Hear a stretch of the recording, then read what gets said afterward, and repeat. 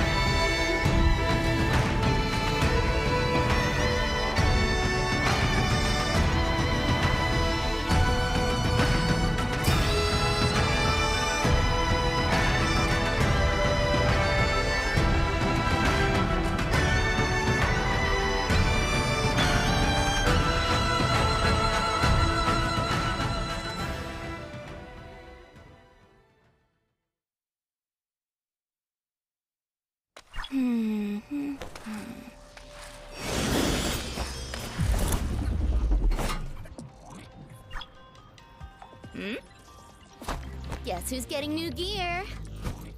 Joke's on you. It's me.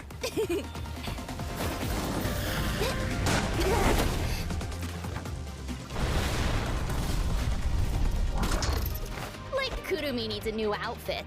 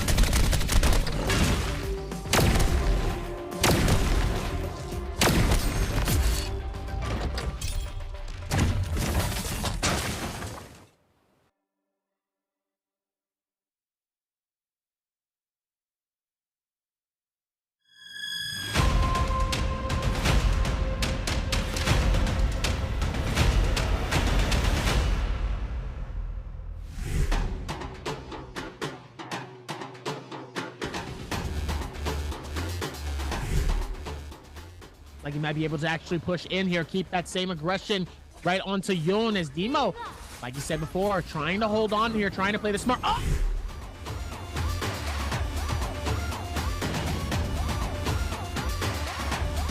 Entire chest filled with stuff, and then actually texts it and then checks the sex person and says, "What's up, Euron? What's going on?" And immediately he's going to be trying to see if they can keep the same attack onto them. But then also AOW's Mike realizes, yo, I have gray shields. I don't think this is a good time for this.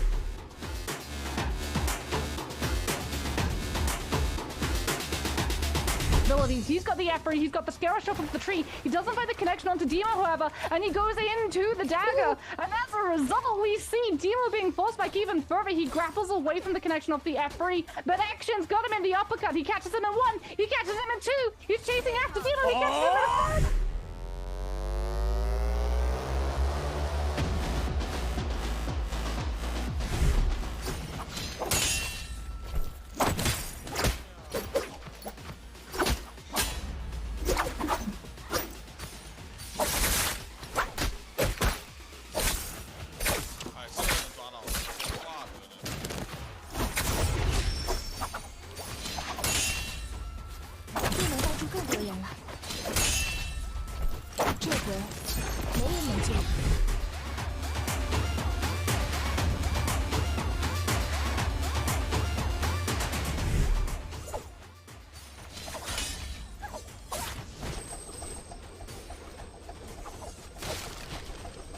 Right onto Panaman here. Yone's gonna make it a lot harder here as Panaman ends up getting struck right into a corner, ends up getting hit on each side here. Beautiful right.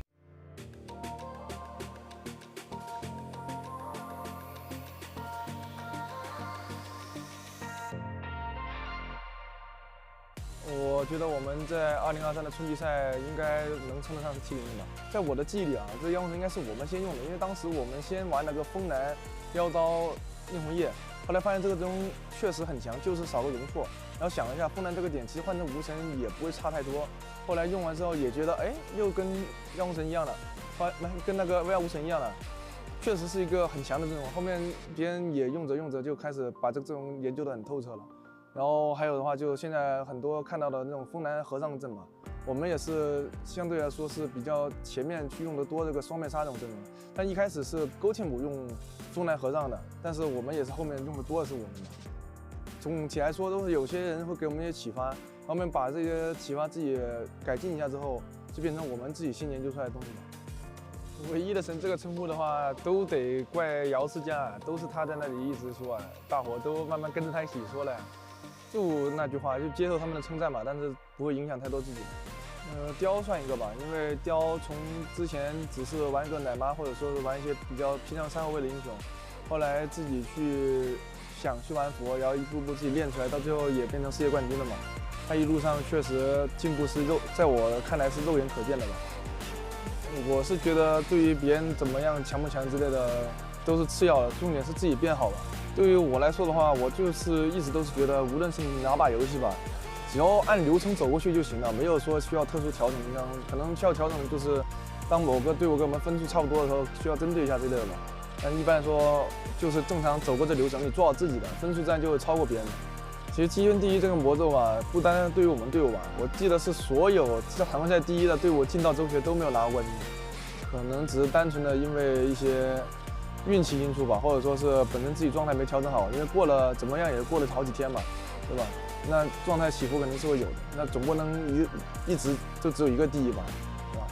而且这个游戏也偏向于大逃杀，所以这个波动肯定是会有的。其实对于我来说，我还感觉还好，因为我也不是说打职业打得少的，虽然我才20岁，但是怎么样也打了4年了，之前输赢都有的，所以这些我是觉得没必要把太多的那些负能量情绪延续太多吧。因为之前刚开始打职业的时候有过这种情况，就一直难受，但是难受并不会改变什么，反而会让情况更糟吧。那我觉得还不如好好调整自己的情绪状态，然后去想到破局的办法就行了，调整一下下周那种打法，或者说找到问题点去改吧，真没必要太多难受吧。队伍里面出现问题是一个很正常的现象，而且不可能不出现。一直在这个队伍一直在打比赛，无论是同一批人还是换一批人，只要版本变更了，或者说某天状态起伏了，就会有摩擦，或者说意见不统一这种。但是我觉得只要能沟通，就是能解决的，除非这个人就有问题。但是如果人有问题，你就不可能打职业了，没有那个强度的话，你就不可能在职业赛场上了。那其实只要肯沟通，所有问题都是能去尝试解决的。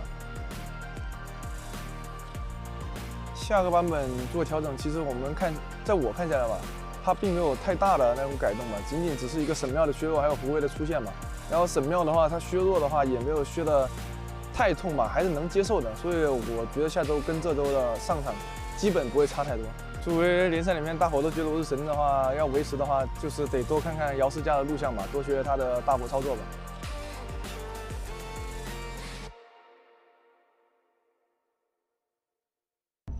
乐哉院中游，周览无穷也。百会吐芳华，重台鸟高枝。林木分交错，悬池系黄柳。清玩必详情，仙轮出战尾。座中发美赞，意气同阴魁。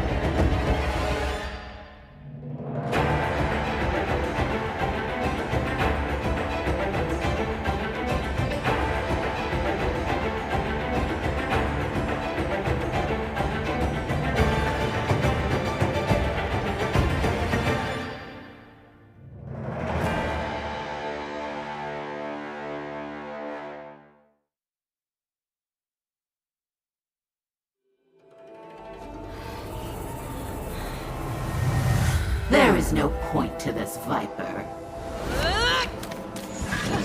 You've spent too long fighting mortals and have forgotten much. But I am no mortal.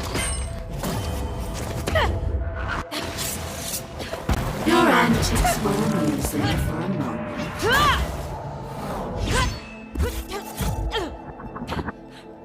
But it is time to accept your fate, sweet daughter. You're not my mother. You're a monster! How ungrateful.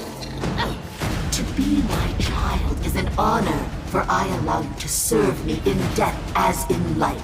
Now kneel. Viper? And who is this pest? Justina Goop, Winter's Grace.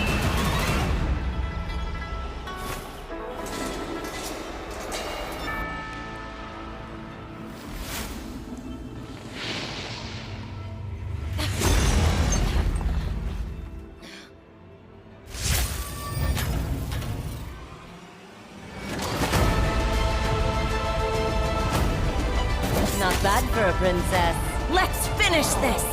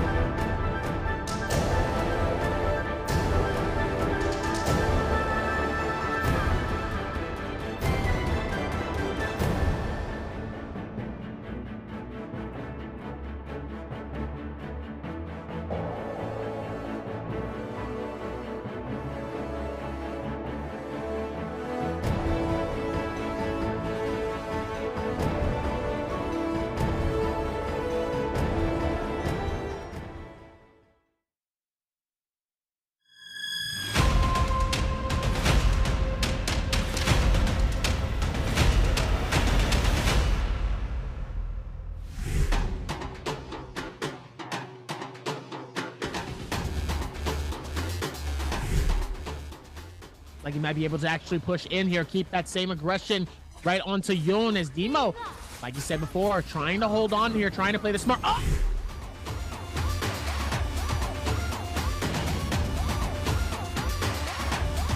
Entire chest filled with stuff, and then actually texts it, and then checks the sex person who says, "What's up, you're on? What's going on?" And immediately he's gonna be trying to see if he can keep the same attack onto them, but then also AOW's Mike realizes, yo, I have gray shields. I don't think this is a good time for this.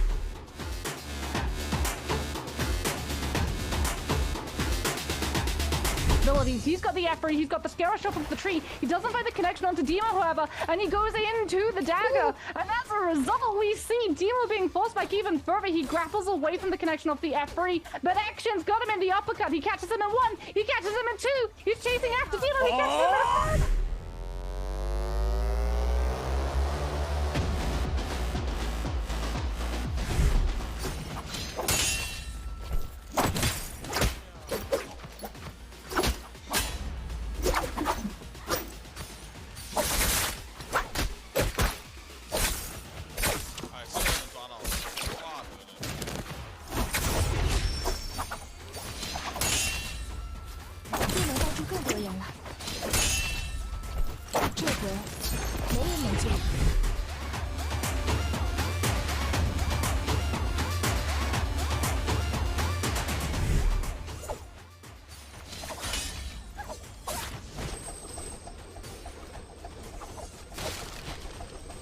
Right onto Panaman here. Yone's gonna make it a lot harder here as Panaman ends up getting struck right into a corner, ends up getting hit on each side here. Beautiful right.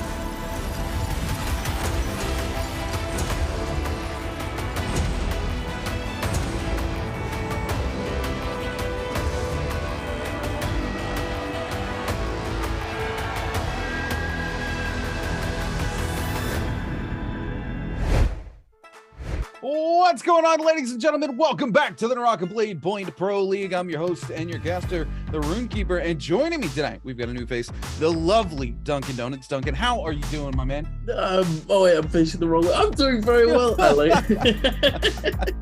I'm doing very well, Rune. Thank you very much for that lovely introduction. Hello, good morning, everybody, or good late night for some of you in the US.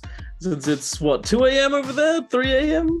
It's 4 a.m. over here on the East Coast. It's gonna be 1 a.m. It's on 9 the West a.m. Coast. over here. It's a lovely day. We're all here. We're all very excited for some NARAKA trios today. As we were saying, ACOS. As you see in the stream title today, ACOS patch. Are we going to see the Tiger Boy today? Are we gonna see him roaring on Morris Isle and Holleroth? Look, we've got some very interesting opinions on that. Obviously, you know, it's going to be a very interesting week.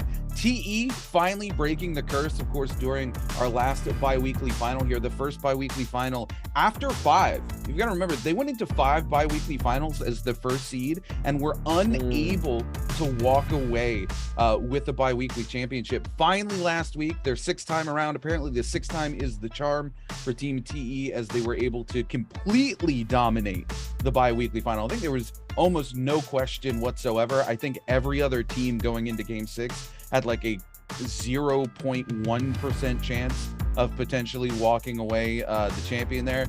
It just didn't go the other team's way. TE came in, they really found the rhythm and had a great weekend showing for the bi-weekly championship. But like you said, it's a new week.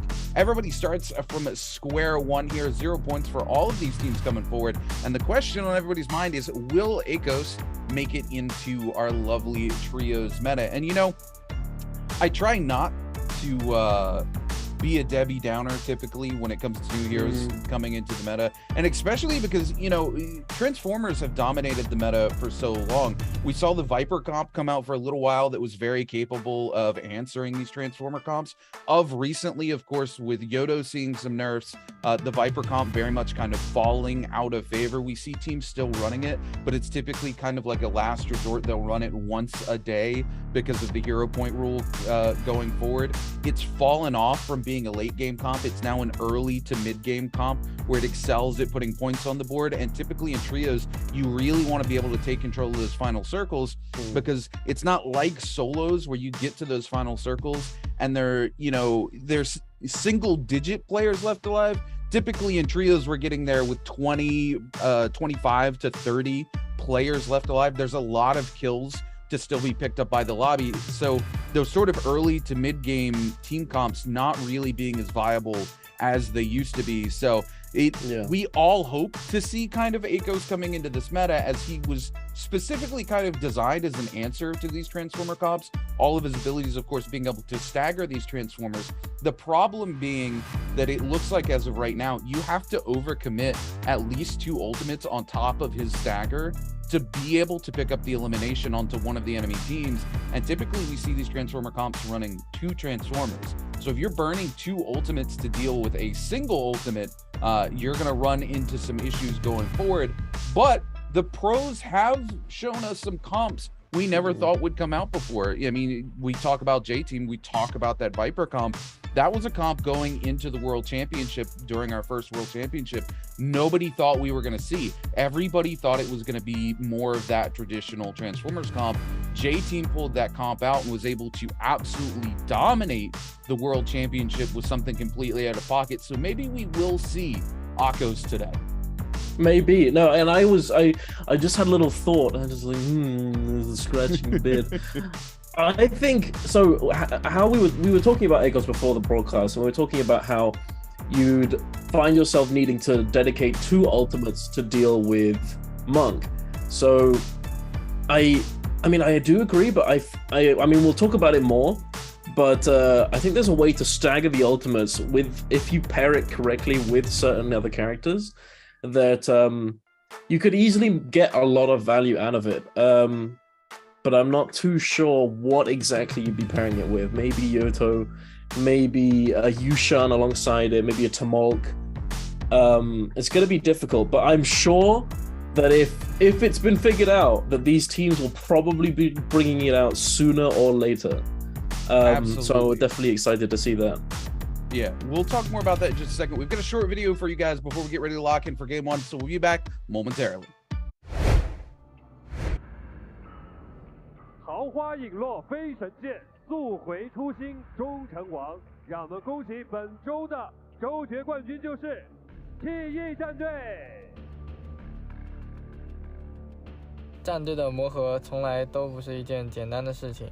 上周的比赛也是暴露我们自身问题的一周，一切都只为总决赛做准备，乘风破浪，带您进燎原。第一次打周决嘛，果然没有很适应比赛的节奏。当务之急是提升我们的运营能力，请继续相信我们。微信酒吧那边奥义直接被迫交了，能晕到，晕到了一个，但是另外一个是风之镜躲掉了，结果还追到这么个刀。哎，这边直接打2个了，但是不知道弄好了，这边直接盖下来，这一波。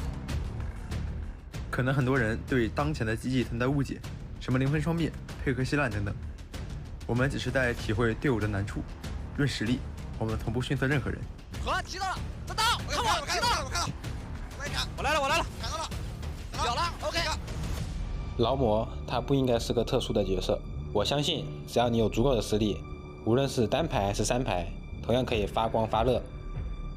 这边传过来的，没事，看我这里，不要连2个，炸死了，叶哥快点说话，作为神的门徒，终于再一次感受到其强大的压迫感。他是当之无愧的万佛之祖，根本打不动他们。我的朝圣之路还没有到达终点。好像奥义都没有开出来，这一波人数占了优势啊，但是好像1/4血没有秒掉，而且身上还有甲。是。高血线也很难受，沐浴着金片地，但是好像双抓，这边直接双抓带走了一个。已经结束了，虽然说有个金戈剑变，但是还是有天马残红啊。魔咒终于打破，这一次周决打出了我们应有的东西。2兄弟倒地只剩谭旭杰，我只能冲了，真得搏一搏啊！对方金如漆，他有点想拿吗？但其实拿不下来了，就看一下能不能多拿一个击败分。队友反了，因为谭旭杰有打金双刀，他拿到了。谭旭杰这个时候还不打算开，来了，带下去直接带走基地中心，有力抗连锁，TE这一波输得盆满钵满。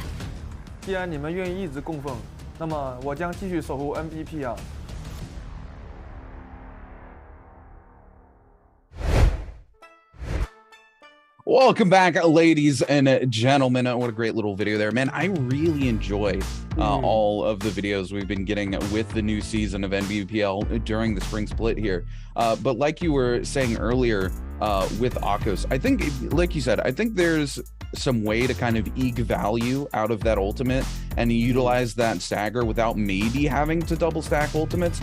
And again, it's really going to come down to these pro players, right? These guys go in, they test all this stuff, and a lot of these teams will keep some of this stuff in the back pocket until they come into the NBPL. And that's typically where we see some of these metas start to form. So one of the things I really enjoy about the NBPL is as the weeks go on, we actually see them creating their own meta and this shift between these team comps and things. Even if we're still playing on a single patch, they will look to eke out every percentage of performance that they can get from these different comps. And it's like the NBPL has its own shifting meta that we see grow over the weeks.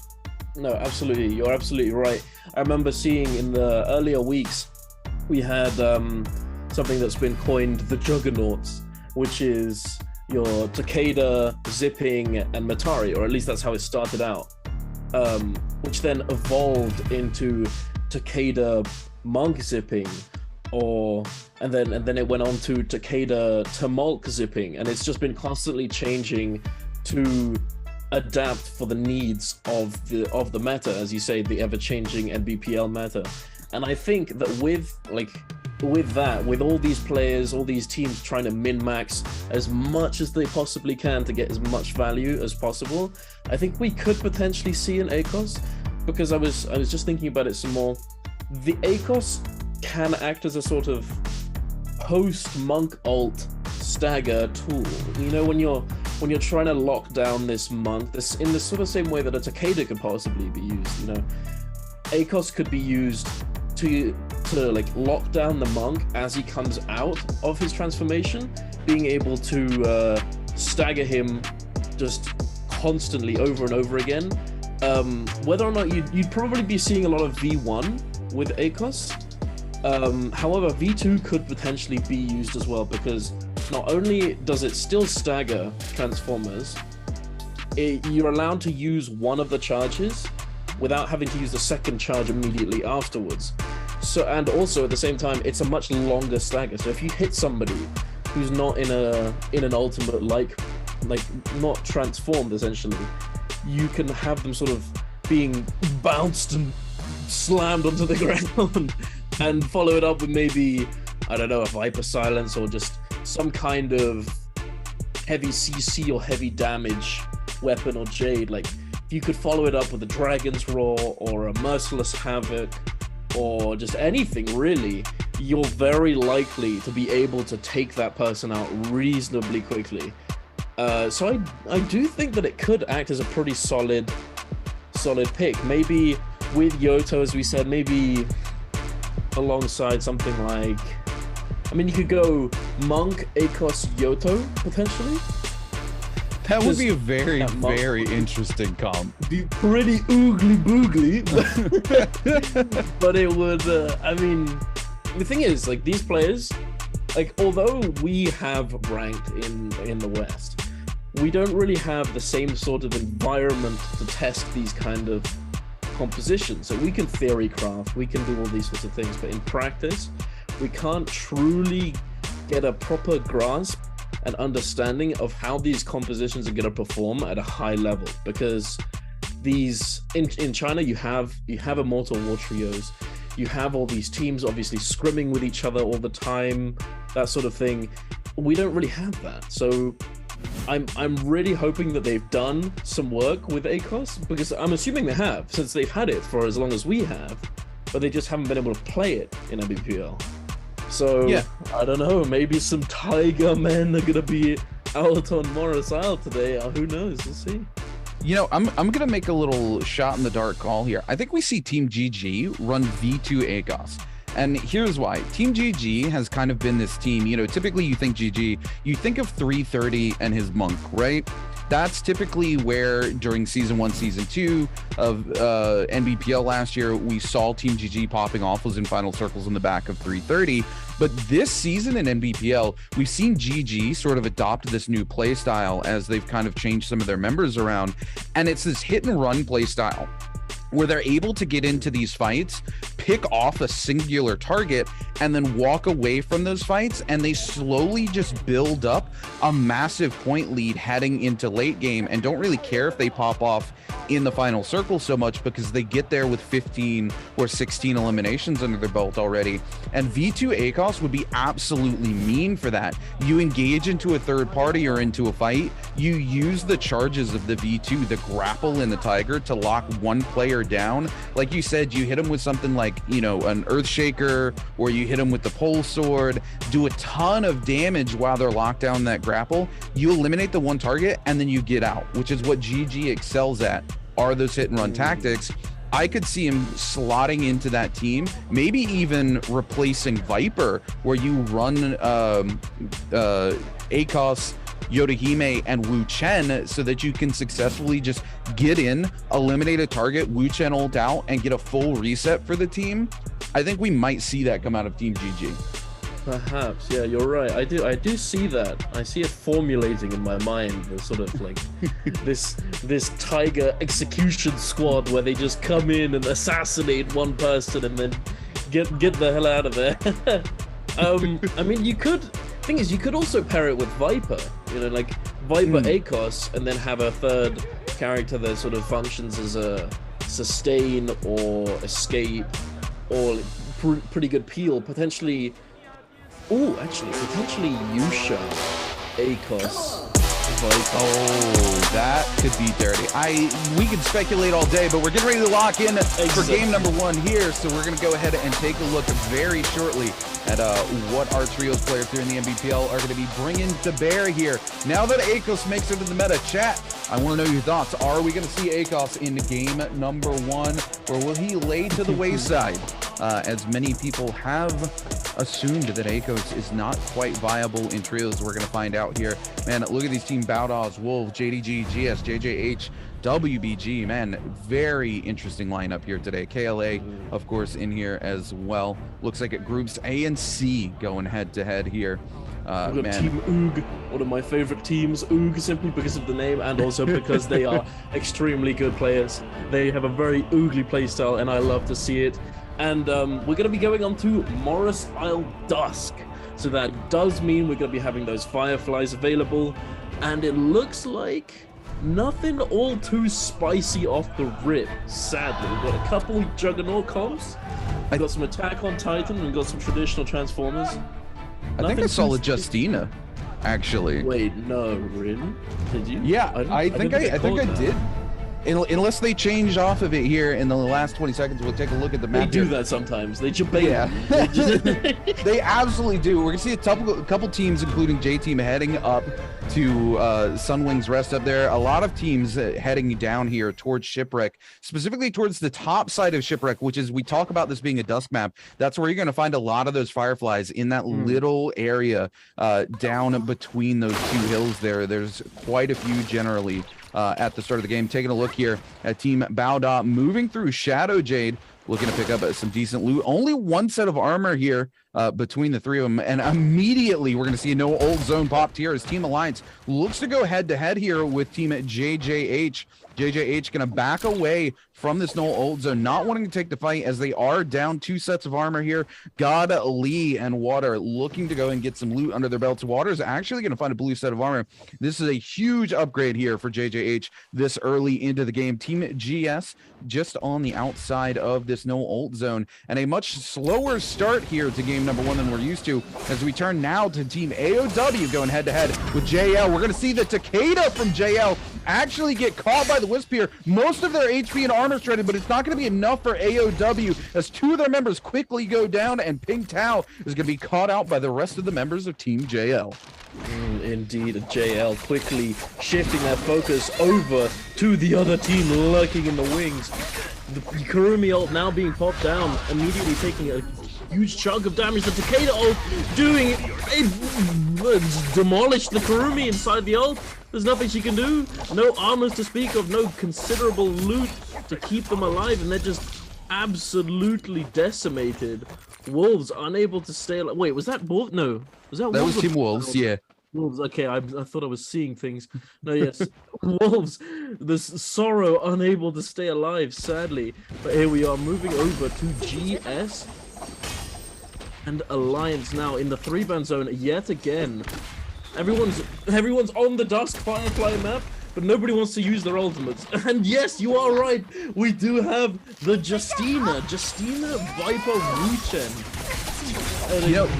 Extremely interesting composition here.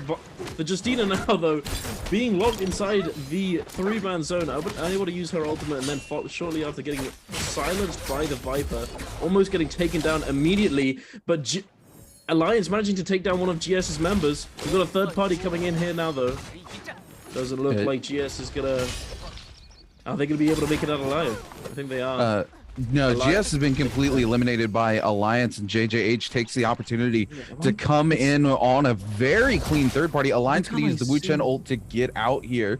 Lin able to get the resurrections. This is huge for Team Alliance being able to stay alive, especially after picking up all 3 eliminations onto Team GS. Alliance survives the third party from JJH, and JJH been waiting for this. JJH immediately left that fight against GS earlier to go look for better gear. They find the better gear, come back, are able to find a very clean third party and keep things moving. We turn now to Team J-Team at KLA going head-to-head here. J-Team, yet again, look, they're holding on to that UA shuttle. This is something we talked about before. And there we go. Eagle immediately going to go down here. KLA now turning his attention to the remaining members of the team. He picks up the UA-Sean. UA-Sean taking a ton of damage here. Will be able to get the shoulder tackle out, but will he get the ultimate off? He finally does find the ultimate. We're seeing the res tether coming through from the Karumi on J-Team. It looks like Eagle might find his way back into this game, and 101 TN finally is able to get a UA-Sean ult off before he dies. Cover for the team, and that's going to be J-Team back into this fight. KLA does pick up an elimination from the fight as they look to come back in yet again here, as they see now they are down both their Monk ultimate and their UA-Sean ultimate, while KLA still has theirs. A huge charge left click coming out from the pole sword here on QGG. Does a ton of damage to all three members of J-Team. QGG needs to find an opportunity to pop that ultimate. He's still holding on, hasn't popped the ultimate here, as they have picked up Eagle. They will find this fight in their favor here. It goes down, and J-Team will be eliminated here from the early stage one. They will have the chance to go back to the Soul Altar here, but KLA cleans up not 1 but 4 kills off the back of J-Team. KLA doing an extremely good job there. But here we are in the Moonbane, WBG versus TK. One of TK's members already being taken down. Monk ults being popped. The Moonbane slamming down. PP and Jing taking a considerable amount of damage, but it doesn't look like they're going to be deterred all that much. Jing probably going to have to deform here. Looks like he opts to do so. PP getting obliterated in that Moonbane. I think that was a triple hit there whilst being grabbed by that Monk.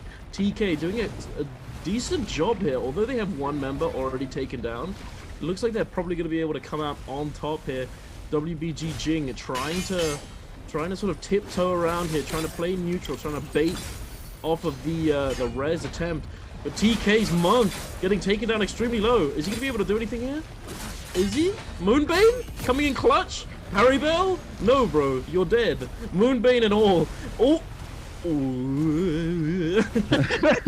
WBG played this so clean. They did extremely well. Holy. Not only does Jing come in and tap the body so that they have the ability to get that resurrection at the end of the fight, he dodges every single hit from the Moonbane and even baits the Monk onto trying to pick up the resurrection so that he can slide in and pick up the Soul Bloom off the body and pressure the Monk now that he was able to get a massive heal up. I love to see that fight break down. Unfortunately, WBG now finds themselves in the back of a massive third party from Team Alliance, but WBG still has that UA-Sean transformation coming through here. Lucky gonna find himself pinned into the corner. The F3 not gonna buy him much safety, but the Wu Chen yet again, Lin, the absolute MVP here for Team Alliance, has saved them from utter defeat twice already within the first zone here during game number 1. And WBG doing an extremely good job of staggering their ultimates, always having at least one available for themselves to use. However, Lucky here, Lucky and his team, Alliance now, going back in, using the Moonbane to try and make up for their lack of resources and armor, or effective health, so to speak. But it doesn't look like all that much is going to come of this. The Monk grab's coming through. Zwan also grabbed now. The Moonbane doing a chunky bit of damage to Slipwalker, but I don't think he's gonna be able to come out on top here. The Monk ult slowly getting ticked down. Slipwalker trying to go for the parry, using up all his stamina, sending out the Dragon Slayer. He's getting chipped down. I feel like he should have disengaged here. He probably should have come out of the Moonbane. Is this Karumi gonna be able to keep him alive? The tether goes down, but he doesn't manage to connect it. Alliance now coming out on top.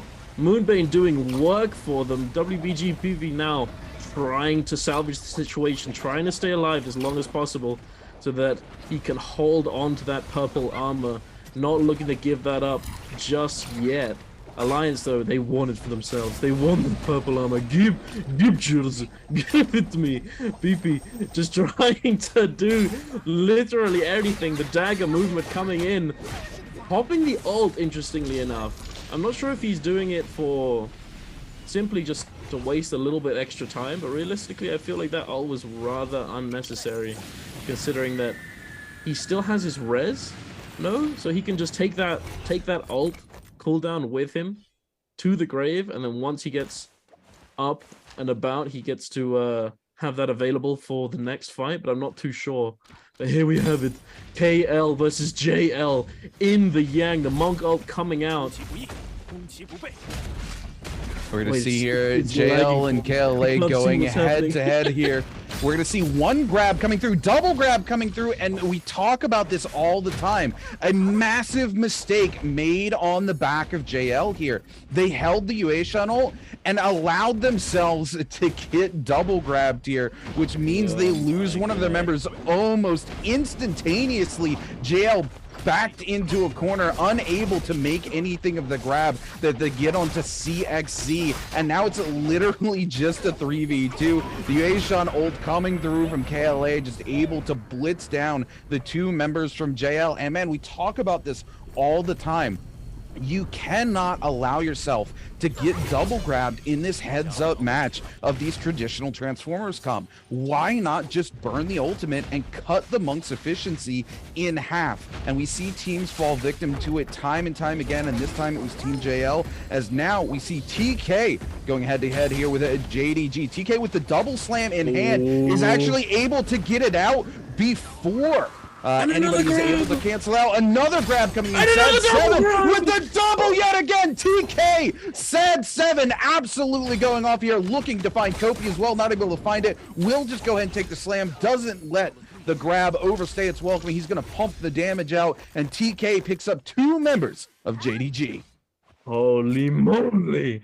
The Sandformers, the Monk, Feria, and Tamok coming in clutch here. The Tamok being able to lock down the enemy team, pop down his ultimate, remove all their stamina. You can't move, boy. Monk, get him, boy.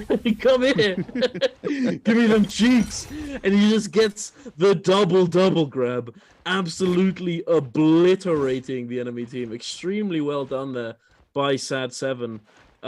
Definitely exactly what you want to be doing here. JDG's final member trying to find some sort of respite in the wings of the map. Although he is playing Zipping, if he does get caught up to by XCG, he's probably going to be taken down. He's being forced back in the direction of the team that he almost just died to. And Morris being extremely close, another sort of site for another point of interest. But he's doing an extremely good job of chunking down Xiaonan. Kopi using the defensive prowess of the Pulsar to try and keep himself alive, popping the ultimate, has no grapples. I think he's stuck, boys. Help me, step JDG's Kopi unable to really do that much here. I think he's doing a really good job, but like, as we all know, especially when it comes to fighting good players, unless they're trolling, you're not winning the 1v3, sadly. I hate to break it to you, but it is what it is, my friend. JL now versus Alliance. JL AS getting taken down extremely low, having that zipping ult to keep him alive.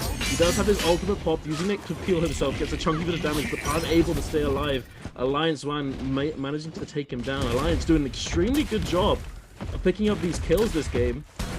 JL doesn't look like they're going to be able to survive all that much longer. They do have 8 kills under their belt, but ZU in the Monk transformation just getting swarmed by the 3 members of Alliance. Uses the bell the moment he comes out of ult, but to no avail. He's just going to get taken down. Alliance now with 10 kills on the board. Extremely good showing for them. Nicely done.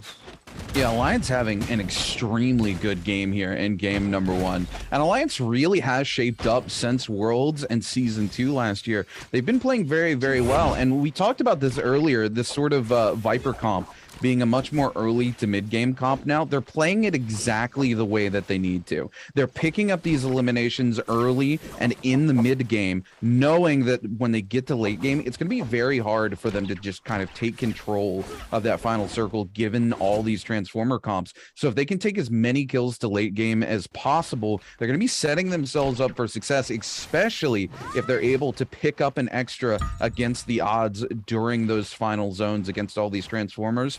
Alliance really doing very, very well for game number 1 here. And, you know, we've got to give it to Lin. Every time we see them use that Wu Chen ult, it immediately not only resets them from a bad situation, they're able to turn that situation around and pick up eliminations off the back of the reset that they take. So Lin really coming in clutch for Team Alliance here as an overall MVP for that team. Taking a look here as Zone 2 collapses onto Zone 3, we're going to see a Draco Storm coming available in the Moore's Blessing, as well as a couple of these portals coming up for the Realm of Yang. And it looks like Team TK, Balda, AOW, and OUG, as well as Alliance, looking to pressure on to some of these Realms of Yang. JJH here pressuring on to Team Wolves. Team Wolves took quite a bit of a fall early on into the game. They were caught out, forced to use a Kurumi ultimate, and they grouped into that Kurumi ultimate and paid the ultimate prices. Takeda loves when teams group together like that and was able to use his ult to just maximize damage onto Team Wolves, and they disappeared very quickly. And since then, they've been very, very quiet. These wolves not howling at the moon today, Duncan. No, indeed.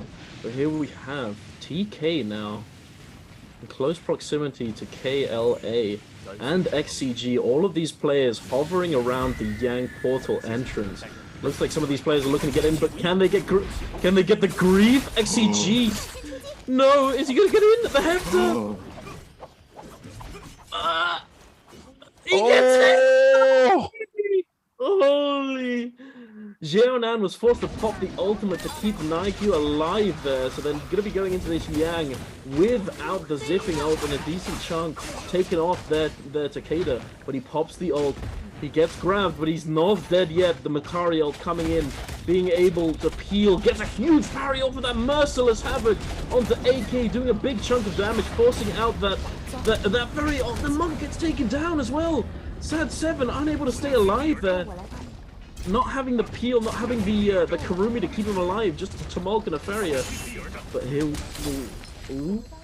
no, I was gonna say, no, Feria getting taken down. Looks like XCG's actually going to come out on top here, even though they're coming into this Yang without that zipping ultimate.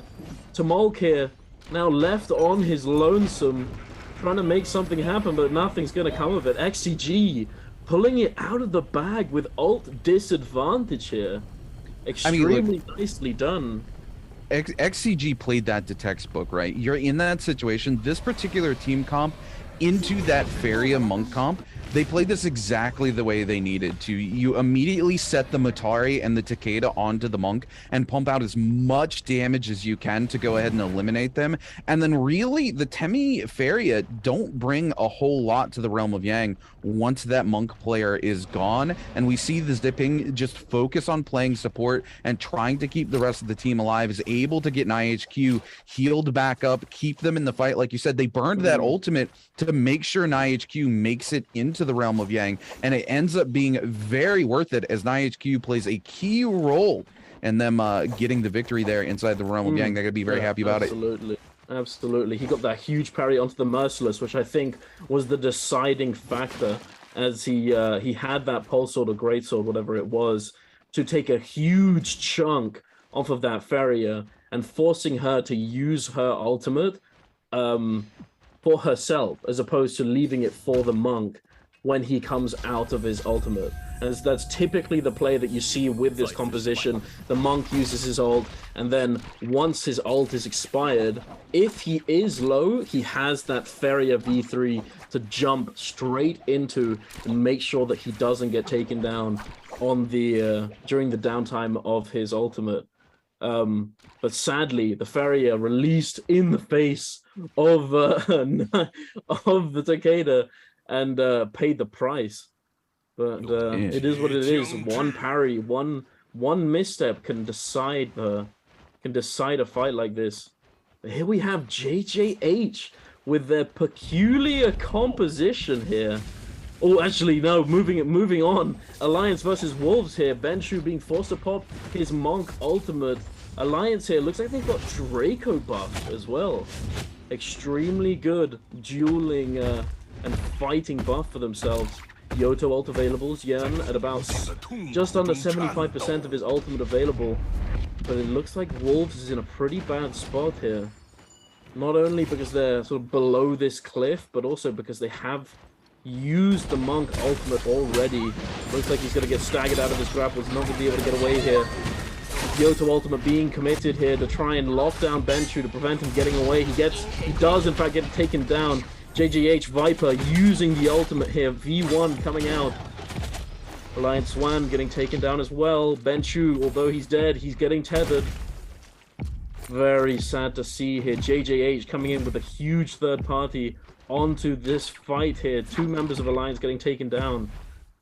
I think 2 members of Wolves actually managed to survive, yeah.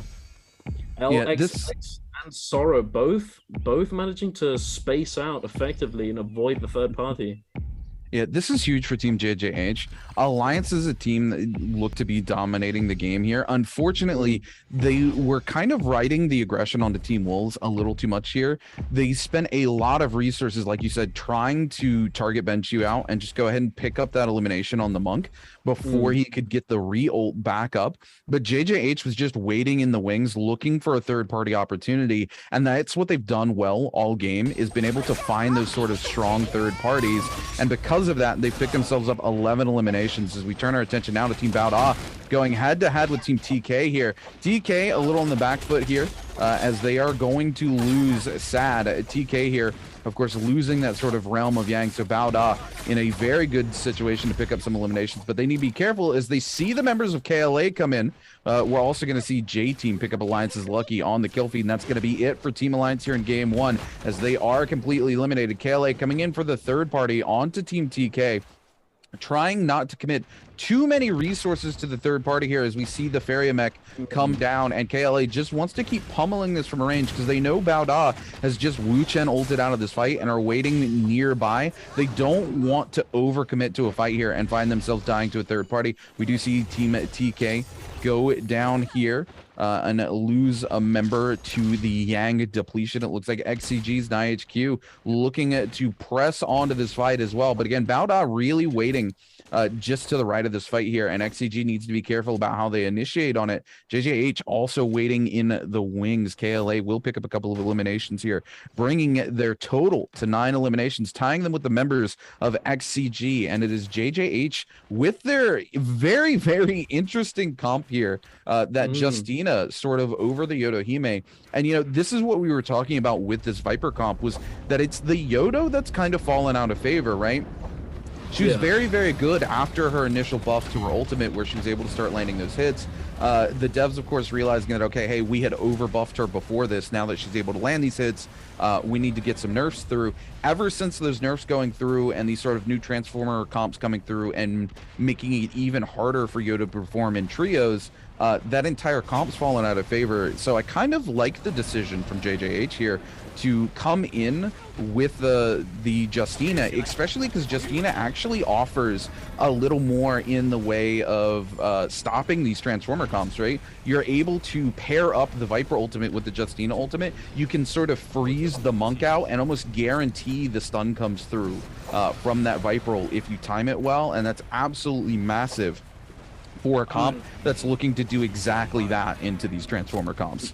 You can, yeah, you definitely can use it very effectively, and I feel like it is also extremely good at dealing with the Kurumi in these traditional Transformer comps, being able to lock her down and use these dashes really well, use the silence, use everything at your disposal to try and lock down the Kurumi, because in these traditional Transformer compositions, if the Kurumi dies, the team falls apart. Like the composition can't really survive without the Kurumi there to potentially tether one of the Transformers to either keep him alive with the healing or the defense buff, which has come into meta now ever since it got buffed. Having that huge amount of damage reduction on that right click and the passive damage reduction on the tether, it's a huge peeling tool for the Transformer team comp, as you're able to essentially mitigate all the damage from bursts such as Yoto and things of the sort.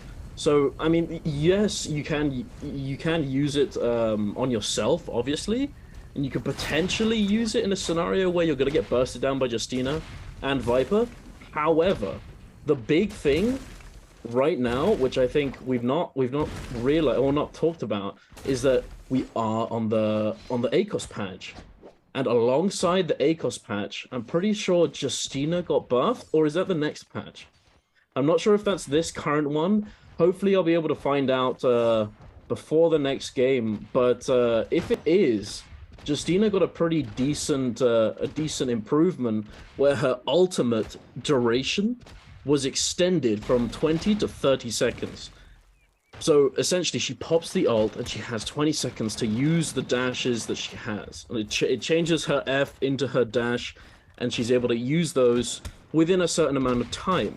So because it's had more time added on top of it, it now gives you more effective uptime on that ultimate, being able to use it around the cooldowns of the enemy team. An extremely useful thing in trios, being able to pop something, apply pressure, but not necessarily use it immediately. But Slipwalker here now going to take him down extremely low, being forced to use the bell and follow up with his own ultimate, but it looks as though he's not really going to be able to get all that much value, I don't think. He might be able to stay alive here. Maybe he can get a grab or two at a distance. It looks like WBG are trying to get this box open. PP now getting taken down extremely low, being forced to pop the Karumi ult as well. Jink getting lit up too. This is not the spot that they want to be in. It doesn't look like they've actually managed to get this box open and have used all of their cooldowns. JJH now having pressured them off the box, trying to get it open for themselves, but KLA is coming in. They're like, nah, bro, nah. If they can't get it, you can't get it, buddy. Nah, it's my ball. They do have the Wuchen F3. Give themselves that wind wall, an extremely powerful tool in these sorts of circles, being able to essentially just mitigate the risk of taking a huge chunks of damage from these Jades, from these range weapons. So your Flame Breath, your Meteor, your Rupture Gale Orb, your Fire Arrows, your Burst Arrow, all of these insanely good trades for endgame and trios. It doesn't look like all that much is going to be happening. Not too many teams are looking to commit, as they know that if they do commit and they're forced to use virtually anything to try and kill the other team, they're going to get jumped on by the other teams surrounding them. XEG though, NiHQ popping that Takeda ult.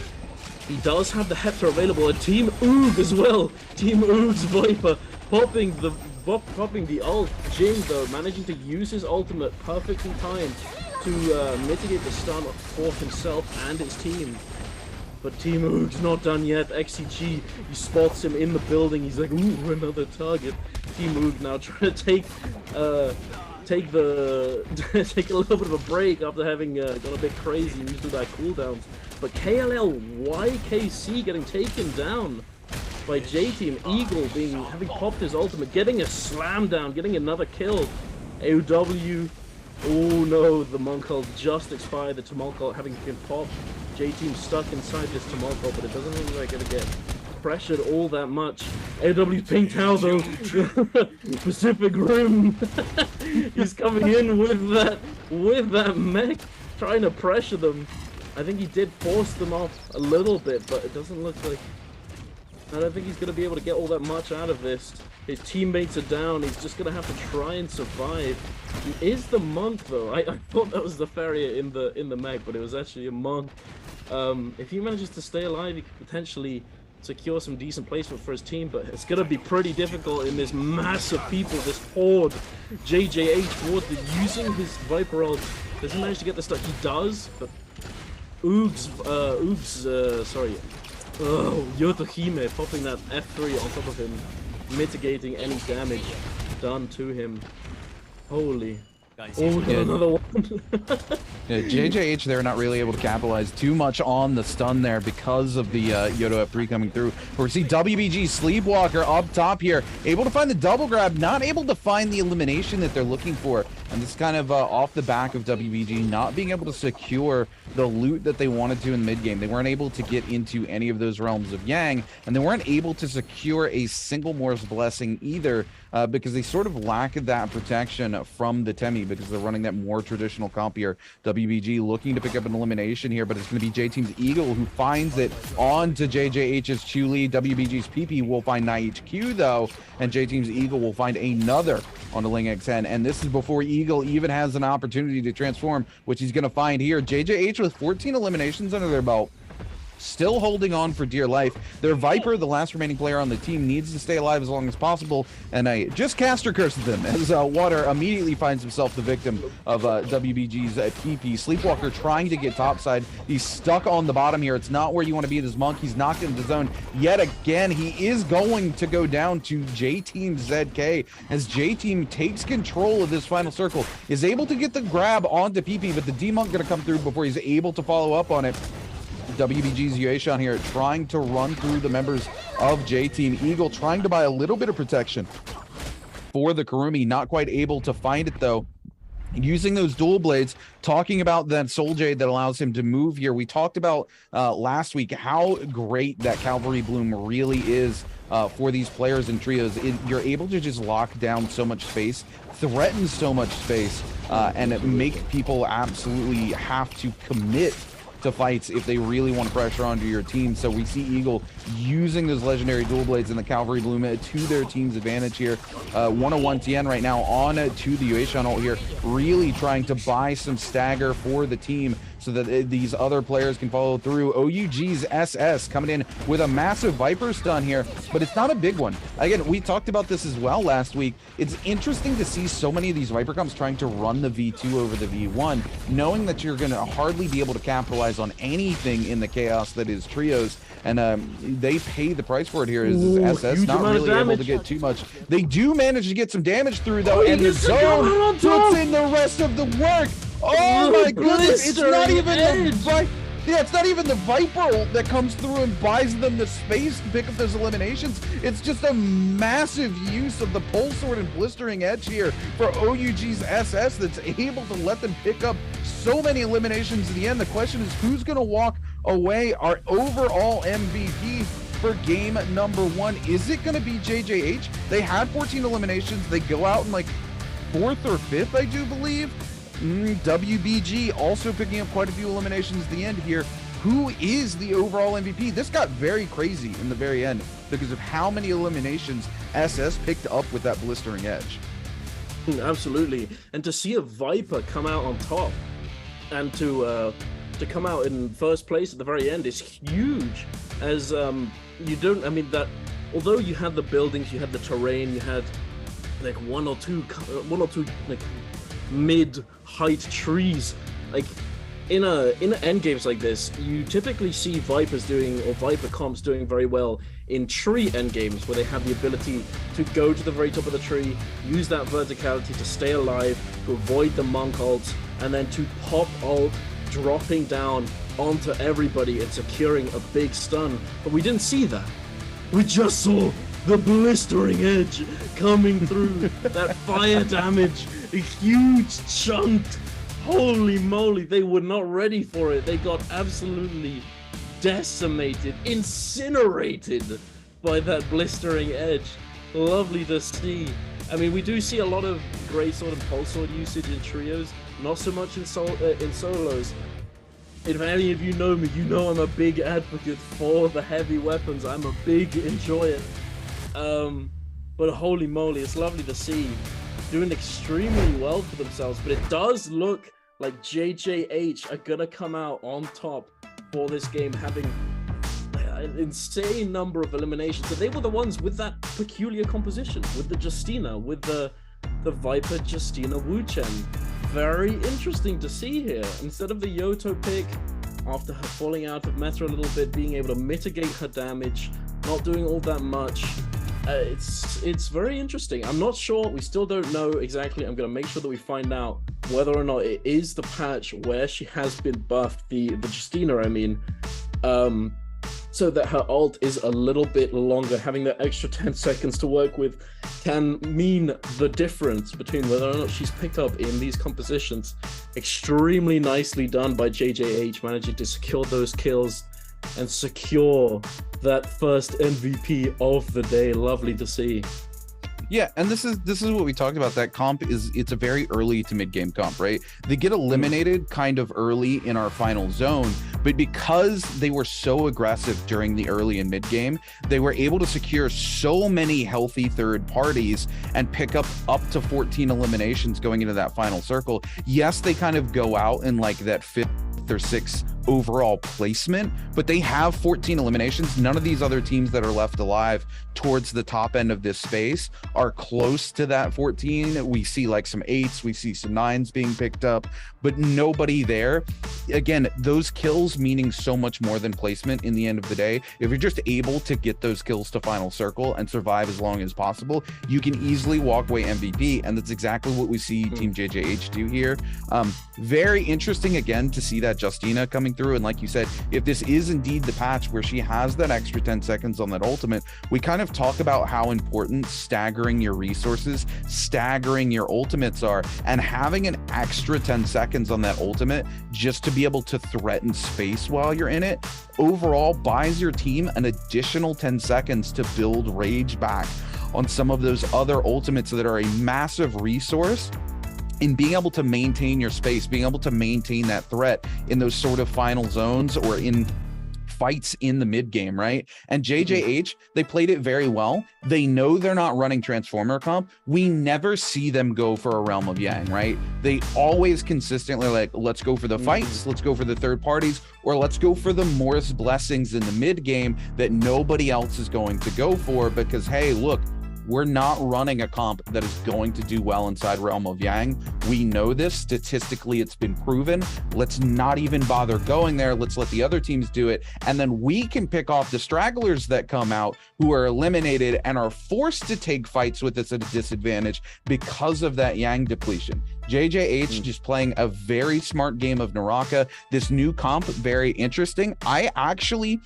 I didn't think about it till obviously we see JJH do it, but it makes so much sense, especially if this is the patch where she does have that buff and has the extended ult, to just go ahead and replace Yodohime with Justina, because the issue with Yodohime being is she's grabbable after that first strike on her ultimate. Yeah, Justina's grabbable, but she can lock down and freeze the monk in place for a long duration multiple times off the back of her ultimate.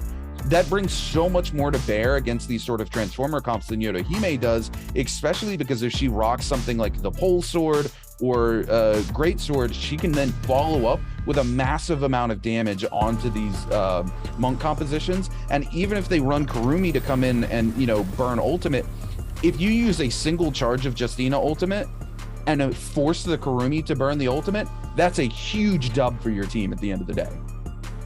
Absolutely, no, you're absolutely right. Having that Justina ult lasting for a considerable amount of time, keeping the pressure on for an extended amount of time, it's so huge. And as you said, being able to lock down these priority targets, you can send the Justina in position 1, use her ultimate off the rip, maybe secure a freeze, maybe not. If you're dashing through a couple people, even if they're armoring through it, they're gonna get staggered. If you manage to zoom, dash through, in and out, back and forth a couple of times, you're gonna get that freeze.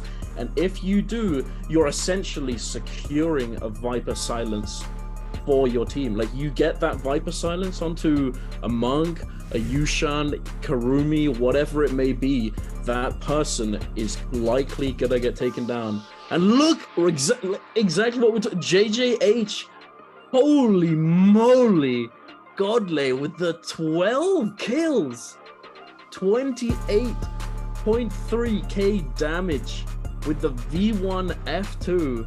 A huge amount of damage coming up from the Viper as well. Although no kills, it doesn't matter, bro. You're playing team game. You got the Wu Chen with a couple kills. That's a huge number of kills just to see on one person. Extremely well done here. We noticed that he's going to be he's using that V1. He's not going for the V2.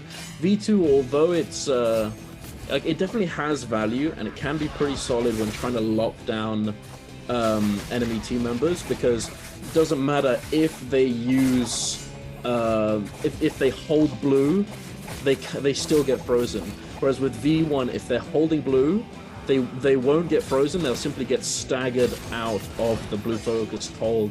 But if used correctly, it can be devastating. Being able to get resets on the dashes, getting multiple dashes. If you dash through more than one person with one of the dashes, then you get another dash in return, essentially. But here we have the highlight. I want to see what happened here at the very end. Ooga SS with that blistering edge just coming in from the side. Huge amount of damage. J-Team just unable to do anything about it. Not seeing it coming and getting absolutely obliterated. Extremely nicely done. But for the MVP of TRIOS-DAY1 to be a Justina is huge. That is absolutely huge. We don't think we've seen that. Have we ever seen that? I mean, obviously, no, I don't think we have. We haven't seen it this season. Absolutely, that's not been seen this season. We haven't seen the Justina MVP since season 1 solos. She's completely fallen out of the meta since last year. As soon as we hit season 2, Justina disappeared from solos. We never really saw her in trios. Here, Godly able to come in and make something happen here for Team JJH. And I mean, the target selection from Godly, absolutely incredible. And it's something that Godly has excelled at on every single comp, is the target selection. He's very good at picking out the proper target and communicating to his team, hey, this is the target that needs to be eliminated first. We need to go ahead and get them out of here. And something else that JJH has been very good at during this season is securing those third parties. And we saw it early on in game 1 here. We saw them actually step away from the no ult zone. They have the same sort of setup as Team GS inside that no ult zone early. And instead of trying to force the fight, they back off to pick up more loot. But they then turn around knowing, okay, hey, that no ult zone typically draws teams in. People see that, they know there's players there. There's an opportunity to pick up a third party here. And sure enough, they show up to Alliance trying to clean up the fight on GS.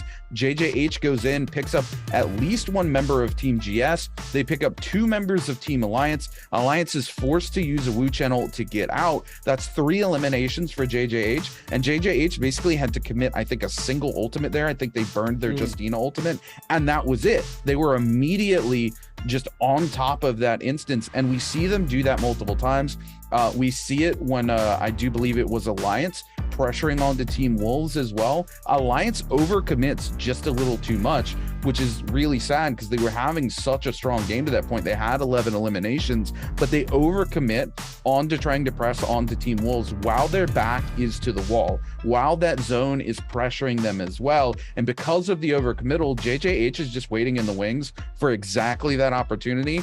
They seize it, they slide in, they pick up an elimination on Wolves, they pick up 2 of the members from Alliance. It's another 3-kill swing for them, and they basically commit nothing. I think they burn maybe 1 ultimate in that fight yet again, and continuing to do that allows them to hold on to ults so that if they get third or fourth partied off the back of their own third party, they're still sitting okay. They still have Wu Chen ult, they still have Viper ult, and they are doing very well. We see them pick up 14 eliminations going into the final circle, which is absolutely massive. It's exactly what that comp wants to do, right? We talked about it with this comp being a much more early to mid-game comp, and this team recognized that. They went ahead and said, hey, we're going to be the team that pioneers bringing this sort of Justina in. Not only are we going to pioneer it, but we're going to know how to play it, and it pays dividends for them here in game 1 as they walk away our MVP with a 20.6 for game 1. I want to see this comp come out from them a second time today. I agree. I'd like to see it. I'd like to see it played on different maps and potentially see it come out on the non-Firefly map. As we had the first game being Firefly map, we saw a lot of Transformers, a lot of the Attack on Titan. We had this one Oogly Boogly comp, and then we had a couple Juggernauts here and there. The Juggernauts did do pretty well for themselves. I'm pretty sure they came out pretty high up on the leaderboard but it's to be expected. You know, the first game, it's very typical to see the Transformers, the safer picks, you know, having the Attack on Titan, although it can be extremely aggressive and do very well in early mid-game, not only being able to pick off these stragglers or just pick off one member of a trio, it is pretty safe because you have that Wu Chen get out of jail free card, so to speak. You pop that Wu Chen ult if one of your teammates gets taken reasonably low. You have no cooldowns other than the Wu Chen ult. You get out of there, you put it somewhere safe, potentially somewhere close to where the Fireflies are, that sort of thing, and you have that safety net for your team. So because there wasn't all that many oogly booglers in the first game, people are looking to play safe in first game. Usually either you play very safe or you play very aggressive, and JJH coming out with an extremely aggressive first game with the Justina pick, just picking off one member of this team, one member of that, maybe two of that, little sprinkle of this, little of that, just freezing everybody and just decimating them and getting a huge number of kills themselves. Absolutely lovely to see, and I hope we see some more sort of meta shifts with this implementation. But now, here we have it. Game 2.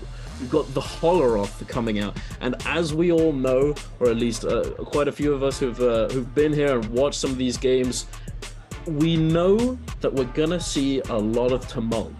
Tumult on Holoroth is extremely valuable. Having that big sand wall, the sand prison, to not only be able to lock down the enemy players, but also to keep yourself protected. Since in Holoroth, you may have noticed there's not all that many trees and buildings in comparison to Morris Isle.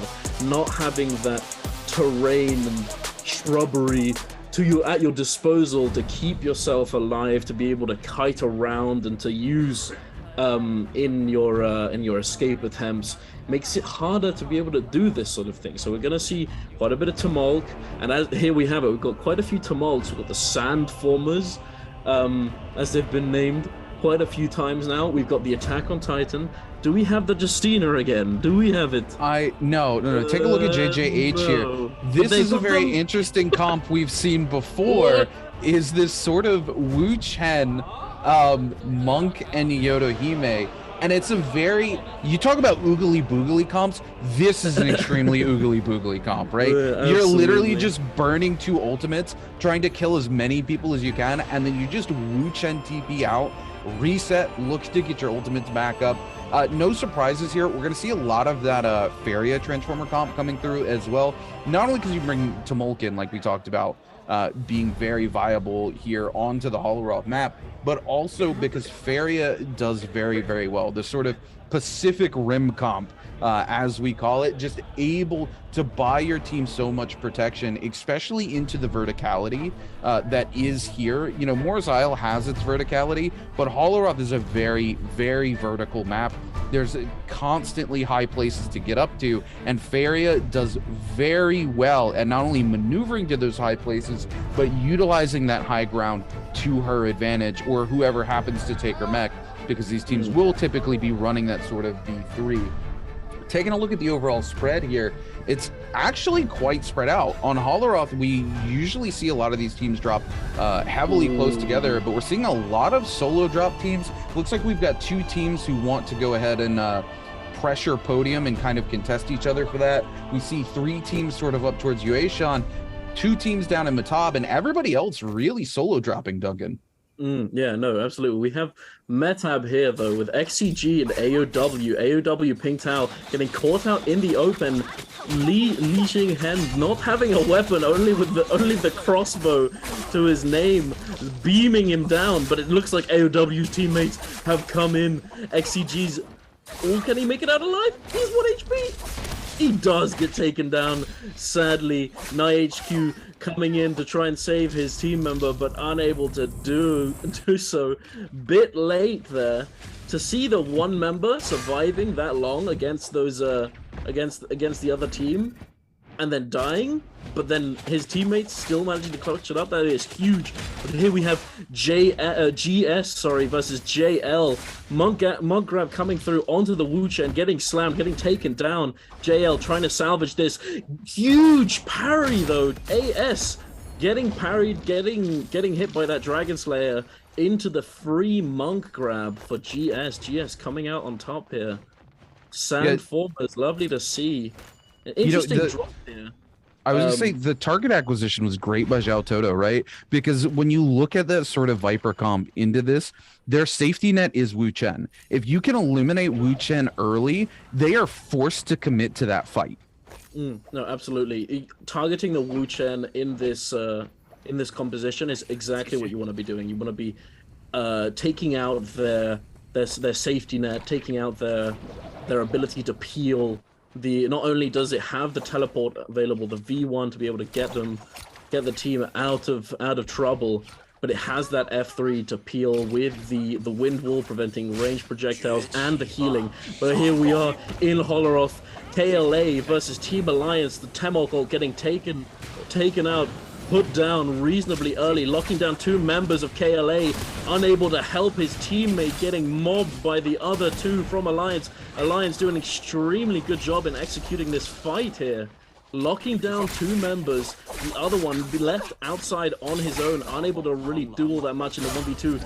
KLA's final member now. He does get the parry, but sadly the Monk Bell comes through, prevents the follow-up, and he gets taken down. Team Oog getting that little cheeky pickup for themselves. And looks like they're going to try and move over onto Team Alliance.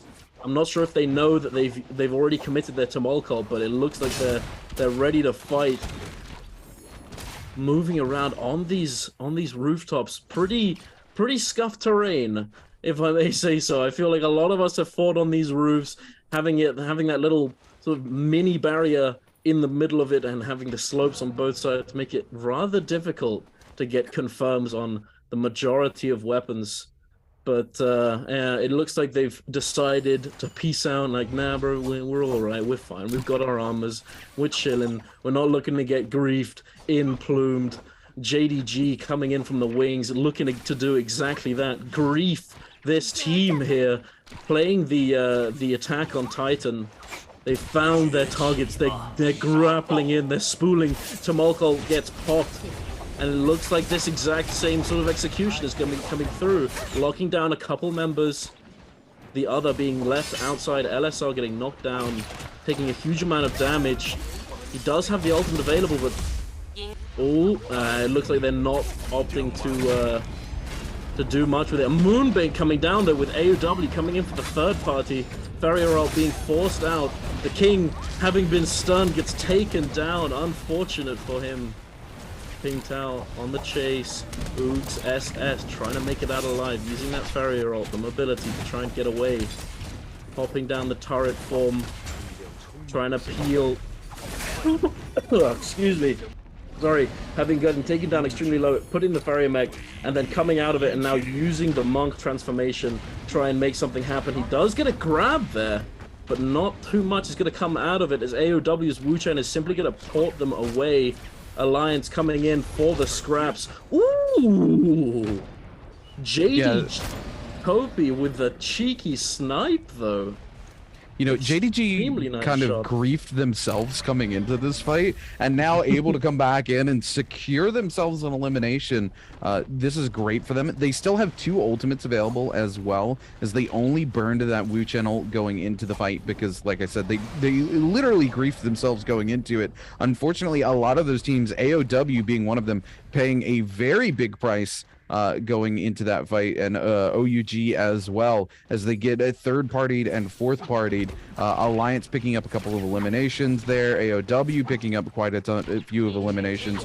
JDG a little on the back foot here, as now Alliance looks to come in for another opportunity, but the Alliance may have just griefed themselves a little bit. We do see the longer stun come through. Unfortunately, LSR misses the opportunity to actually catch some huge damage off of the pole sword here onto the enemy Viper, or sorry, no, that's Feria.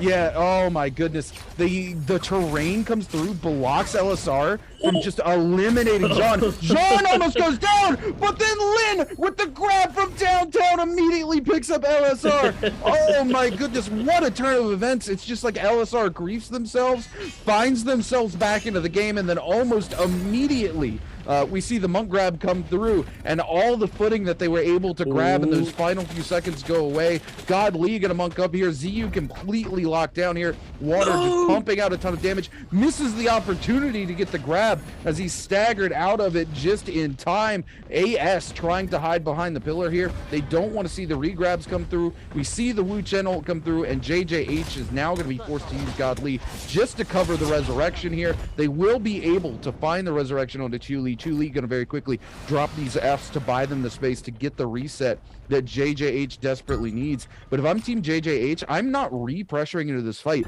We've burnt 2 ultimates. We have no ultimates. There's multiple teams nearby. I think it's time for JJH to back out of this and look for a better opportunity. I would agree. JJH is, although the Yoto does have the ultimate available now, having... Ooh, no, he does get stunned. He doesn't manage to iframe the Viper stun with his teleport, getting stunned once, not only once, but twice. JJH's Water getting double stunned by 2 Vipers. That is not what you want to see. JL now having stunned, being the first Viper to stun, the first team in that fight. Now on the way out, AOW having picked up the kill, trying to find them, hiding away. Fong out, one Fong now getting found, no ultimate, nothing to his name, having just hid in the corner, trying to be as inconspicuous as possible. Sadly, does get picked up by AOW. AOW doing a pretty good job of picking up these kills, these stragglers. 7 kills to their name, extremely nicely done. But I did want to note before that JJH is doing an extremely good job with these team fights, executing them perfectly. We watched that fight before. Even though their Wu Chen got focused down and taken out early on in that fight, the Monk ult coming through, having that Yoto Hime being there, simply just existing, exudes pressure in that if the enemy team does opt to commit, they're not going to be able to necessarily burst down the Monk or do all that much, since the Yoto Hime ult is available, or so they assume. But here we have Alliance versus XCG in the Yang, both Monk ults popping out, as we typically see here. We got the Tumult ult following up though, trying to lock down the enemy team. Alliance lucky getting grabbed. Jianan having gotten the grab, opting to go for the second grab as well. Doesn't manage to get it, but Alliance Lin having already been taken down. It looks like Alliance are at a pretty bad spot here. Lucky trying to do anything he can, but he does get grabbed due to the stagger. XCG doing a really good job there of staggering the enemy team, burning through that Monk's health bar as fast as they possibly can. But here we have a TK versus KLA, traditional Transformers versus the Sandformers. TK Sad 7 having already gone into that Farrier ult. I'm assuming that he's already used his Monk ult and used the Farrier V3 afterwards to try and keep himself alive there. But the traditional Transformers doing a pretty good job, but KLA QGG, excuse me, managing to take down AK, and it looks like, is it gonna be the traditional Transformers coming out on top here? Extremely nicely done. This fight though, this matchup with the Sandformers versus the traditional Transformers, I find that it has to be done, like it has to be executed perfectly, because if you don't do it, if you don't stagger your ults perfectly, then the traditional Transformers are simply going to be able to outlast you, as they have the Kurumi ult to keep themselves topped up, being able to decide where they want to play. They pop the Kurumi ult down, they sit inside of it, they try and maximize the value, maximize the healing, and even though you're getting bounced around by the Farrier, by the trying to avoid the monk grabs with no stamina, with the Tumulcult having been put down. You're still getting topped up. If you wait to use your transformations, you can stay alive for an extremely long time. Having that Yushan V3 to not only give you that CC immunity, prevent you from getting staggered when trying to go through that Tumult wall, you have the damage reduction alongside it. But here we have Alliance versus Bowder. Bowder's Mau Mau popping that Viper ult as soon as he can. Tumulcult being put down in response. We've got the Viper ult coming out now as well. The Yoto ult using the first slash, but seeing the monk transformation, preventing the damage from the first slash, and then essentially not having the immunity from grab afterwards, immediately opted to cancel and trying to get back up on top of that wall. But sadly, Bowder's Moon, the Wu Chen, getting a bit overzealous and getting grabbed and getting slammed and taken down. Bowder forced to disengage, but here we have XCG now versus JDG in the 3-ban zone.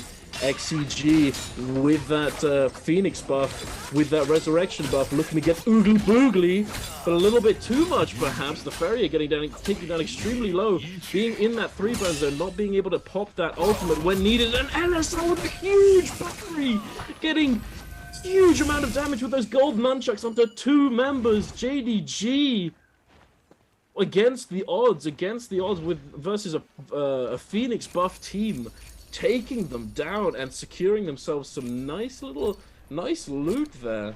I'm pretty sure he had lower grade nunchucks, and then when he parried the nunchucks from the enemy player, having gotten the gold ones from the Yang, he used the gold nunchucks in that parry and did a huge amount of damage here. But we have TK now coming in from the wings. JDG trying to recover, trying to space out, trying to get that reset that they want. They're still in the 3-ban zone. They haven't used their ultimates, but they're trying to get out. They're trying to buy enough time. The Wu Chen has left his 2 teammates to fend for themselves while he goes to place down that port. TK trying to lock them down as fast as possible, trying to potentially get a kill before the Wu Chen manages to port them out. JDG Xiaohui not opting to cancel, trying to use the full time on that Yoto ult. We have LSR still having his Viper ult available. Kopi having probably placed down the Wu Chen ult, ready to press it at any moment. But TK, they're hunting. They're on their heels. Sad7 popping the Monk ult a little preemptively. However, they do manage to secure the grab onto Xiaohui. Kopi, though, popping that Wu Chen ult, as we just said, being able to take themselves to safety. So although TK did manage to pick up that kill for themselves, they do not manage to get the loot or anything of the sword. Sad7, TK now trying to get away here. A third party coming in, pressuring them. But here we have JDG again with TK. TK trying to make something happen. LSR forced to pop his ultimate, applying that pressure. And it does look like Sad7 gets taken down. The Yoto coming in response. LSR getting taken down really low, trying to run away. I'm not sure if he's going to be able to... Is he going to be able to get away? It does look like it. He's trying to save those gold nunchucks. Oh, JJH doing here what they do best, coming in for a massive third party here, looking to pick up quite a few eliminations here. TK, not in the best of situations. If they lose one of their members, then they lose the other to Yang depletion. So TK down to a single member left alive, but because they were able to get that one Soul Bloom from Sad7 monkeying up and grabbing, I do believe it was Xiaohui, they were able to get the elimination on it. They keep one member alive. They might have the ability to buy them back if they can find themselves to a shop and have the Dark Tide coins to keep things going here. But it is JJH who comes through with yet another third party to pick up some eliminations onto the members of JDG. They find themselves with 3 eliminations as we head into our next set of Realm of Yang, and it's going to be WBG going head-to-head with XCG. We're going to see both monks transform here. XCG here, of course, on that Faria Transformer comp, as well as our enemy team here. WBG Sleepwalker gets knocked back immediately. Xiaonan unable to get the slam coming through, and then we're going to see the transformation immediately come out from Jing. This is what you want to do if you're this more traditional Transformers comp. This comp, again, has something like a 76% win rate into every other Transformer comp. The traditional Transformer comp does exceptionally well inside the Realm of Yang. Sleepwalker going to be forced to end the ultimate here. Ling Xen in a bit of a sticky situation here as he only has the one shot left. He's not able to get it off, trying to come in onto WBG. We do see Jin going to be forced to end the ultimate here, and now the Kurumi ult is burned, and WBG actually finds themselves on the back foot. XCG doing exactly what you talked about earlier, able to stagger their ultimates to find the advantage onto WBG, and we're going to see that win rate of the traditional Transformer comp altered just a little bit here as XCG finds the tempo they need to come out on top of WBG in this fight. And this is exactly what you were talking about, Duncan. This particular comp versus the more traditional Transformers comp has a very, very low win rate. It's less than 25%, but there is a gap in where you can win it, and it all comes down to how you stagger those ultimates and target acquisition on the enemy team. No, absolutely, you're absolutely right there. They did a really good job getting the grab onto the Kurumi while she was in the ultimate, and securing that kill for themselves, picking off one of the most important team members of that composition reasonably early. Well, here we have Bowder picking up Ben Chu, a lone wolf, so to speak, out on his lonesome. Bowder doing a pretty good job of picking up some stragglers. Not all that many kills so far. They do have 4 kills to their name. They got some decent loot. I think they're pretty happy going into the end game with this setup. But here we have WBG now, having died in Yang with the Yang depletion, looking to scout around whilst in that soul form. A really useful part of the Yang depletion. So you're running around in soul form. You have this increased mobility. You're stealthed essentially to the players who are alive, and you're able to scout around and try and find a potential weak team lurking in the wings of the edges of the map to try and get yourself those soul blooms to stay alive. Here we have what looks like the end of a fight. AOW, a Tumulcult having been committed. Yeah, AOW Shutong having taken down. I'm not sure if he was on his own or what happened there, or if his team just ditched him. But oh no, yeah, here we have Sad7 having made it out alive, AK already dead, and now 40 IWL also getting taken down. White armor is not what you want at this stage of the game. He's gonna have to do some optimal bush gaming and looting to try and find himself a decent armor so that he can stay alive in the end game. But here we have what happened apparently with Benchu, with the Wolves. Oh, a huge chunk of damage. Huge EG getting taken down there by the pole sword. Being locked in that corner. The Kurumi ult, although it's fighting right on top of it, they're still managing to burst through the healing and stagger them outside of it. Wolves doing a pretty solid job. Benchu looked like he just got left on his own and died, having been left behind. Wolves opting to leave a member of the pack behind to save the pack, so to speak. But now here we have WBG versus GS. A huge grab coming in onto that Tumult, opting to slam reasonably early, not looking for that double grab. He does have to put down that Tumult to try and keep himself alive. Sleepwalker strutting through that Tumult wall as if it's nothing. BP trying to lock down the Tumult, but it doesn't look like he's going to be able to do so. Do I hear a ballista? I feel like I heard a ballista. I do hear a ballista. Alliance Lin on the ballista on the podium doing a chunky bit of damage. Sleepwalker does manage to get that deform. And he is chilling. WBG, though, do pick up that kill. Yeah, this is huge for WBG as they're able to go ahead and get that Yang depletion off of PP. And a great selection of players to go ahead if you're going to get rid of that Yang depletion. PP's got that survivability. He's got the umbrella. Unfortunately, we see the Wisp come through, and as if to curse PP, as I'm talking about their survivability, they get themselves caught out in a Wisp into a Viper ultimate, and it's literally the last place you want to be. Bauda able to pick up a free elimination there off the back of another team's Wisp. I do believe it was WBG who was able to come in with that Wisp. Now trying to pressure onto JJH. Unfortunately, they just find themselves completely eliminated. Sleepwalker and Jing just slide in and pump out so much damage. There's nothing they can do. And again, JJH with the third party. They find themselves with 5 eliminations. And we talk about the importance of knowing how to pilot the team that you're playing. This particular team is a mid to late game team, right? You still have the Monk, you still have the Transformer. In the mid game, you're able to sort of pressure these teams who are finding themselves committing to those mid game fights, pick up those third parties, and then you have huge potential for taking control of the final zone as well and picking up a ton of eliminations. So JJH is going to find themselves with 5 eliminations as we head into zone number 4. XCG going to use the Temi ult here to secure a Morris blessing for themselves, and this is zone 4. They will find themselves a legendary set of armor, which is going to be huge for the likes of Nai HQ. Going to be interesting to see if they swap that off onto Xiaonan or not, or if they opt to keep the survivability onto the Feria so that she can hold that mech for as long as possible before throwing it down for Xiaonan. Yeah, that's exactly what I was going to say.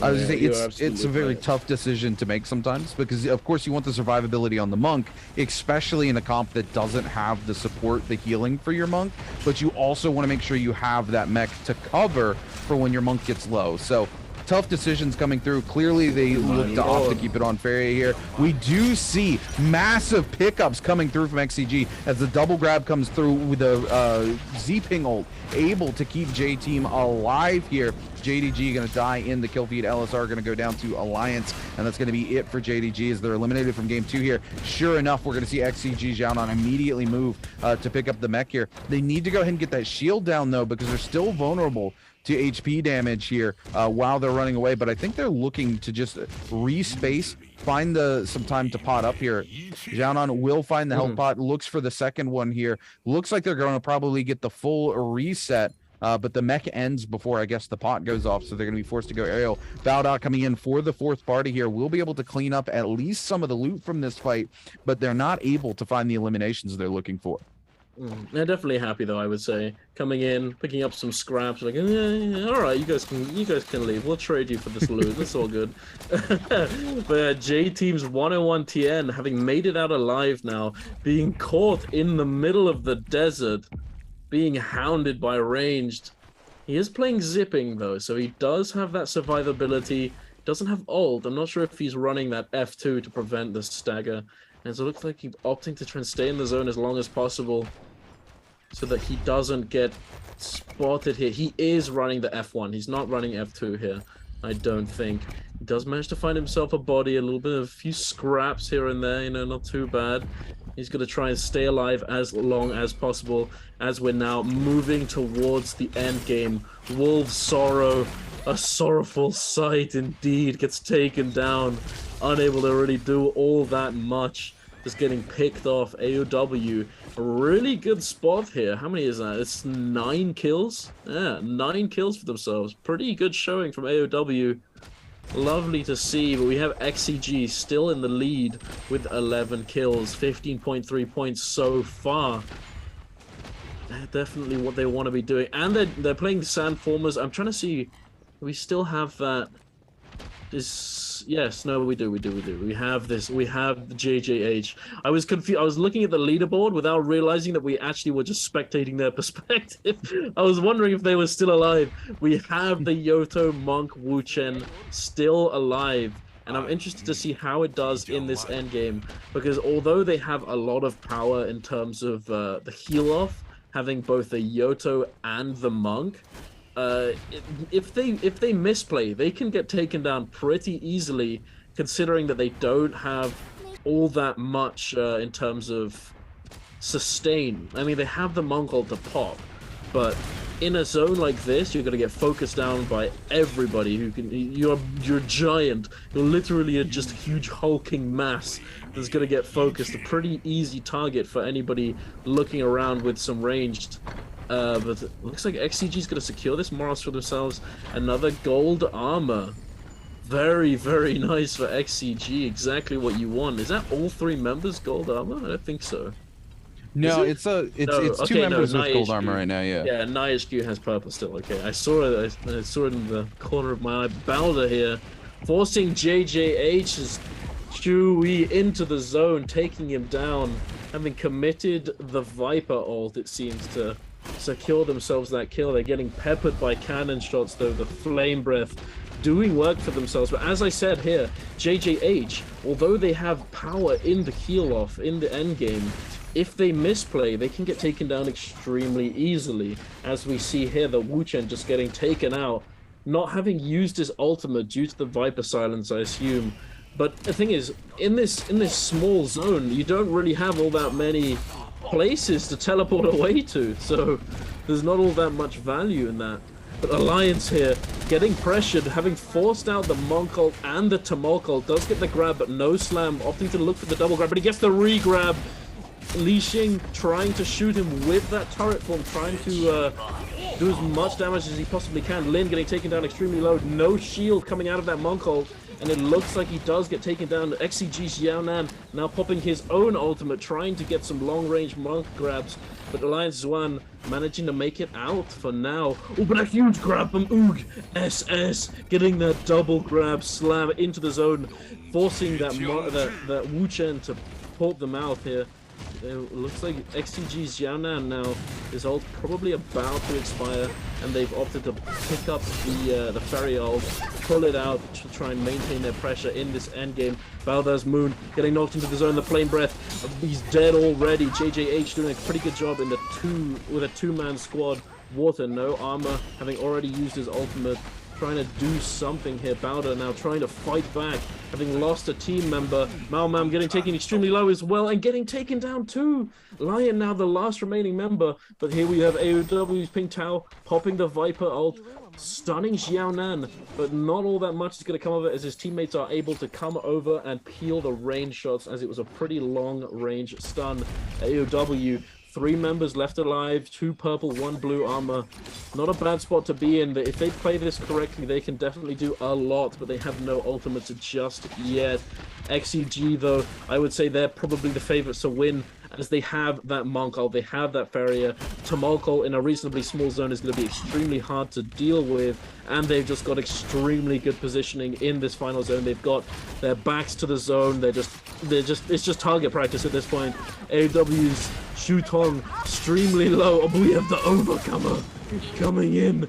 Ping Tao popping that Viper ult. AOW popping that what's it called? Yoda. The Yoda or Ping Tao getting taken down extremely low, but does have the Soul Bloom to pick up and heal himself up, but it doesn't matter. Oh no, okay, sorry. Okay, fair enough. I was about to get really angry. He didn't slam, but he was silenced, and he does get the re-grab. Still, the Ferry and the zipping ult, keeping them alive. J-Teams, the 101 TN still alive. As we said before, he was on his own for so long, but he's managed to stay alive all the way to the very end. We got what is this? 2v1v1. It does get taken down. Jian Wukong, 3rd place. J-Teams 101 TN now getting locked out. There's nothing he can do. XCG, the favorites to win this game, considering the positioning, considering the loot, considering the composition, and that's exactly what they do. Coming out on top in game 2. Extremely nicely done there.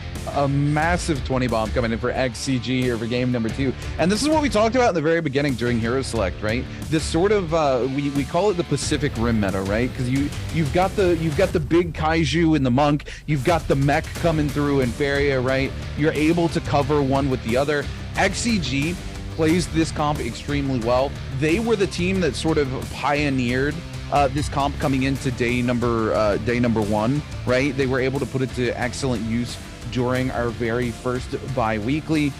They have learned how to pilot it extremely well. They've learned the positioning for it extremely well. And in the end, we see it come through, right? We see Xiaonan not quite having his ultimate. So NiHQ says, here, let me drop the pillar, go ahead and take my ultimate, buy yourself some cover while you're looking to get your ultimate back, and build rage by using my ultimate, which is exactly what we theorized this comp would do, right?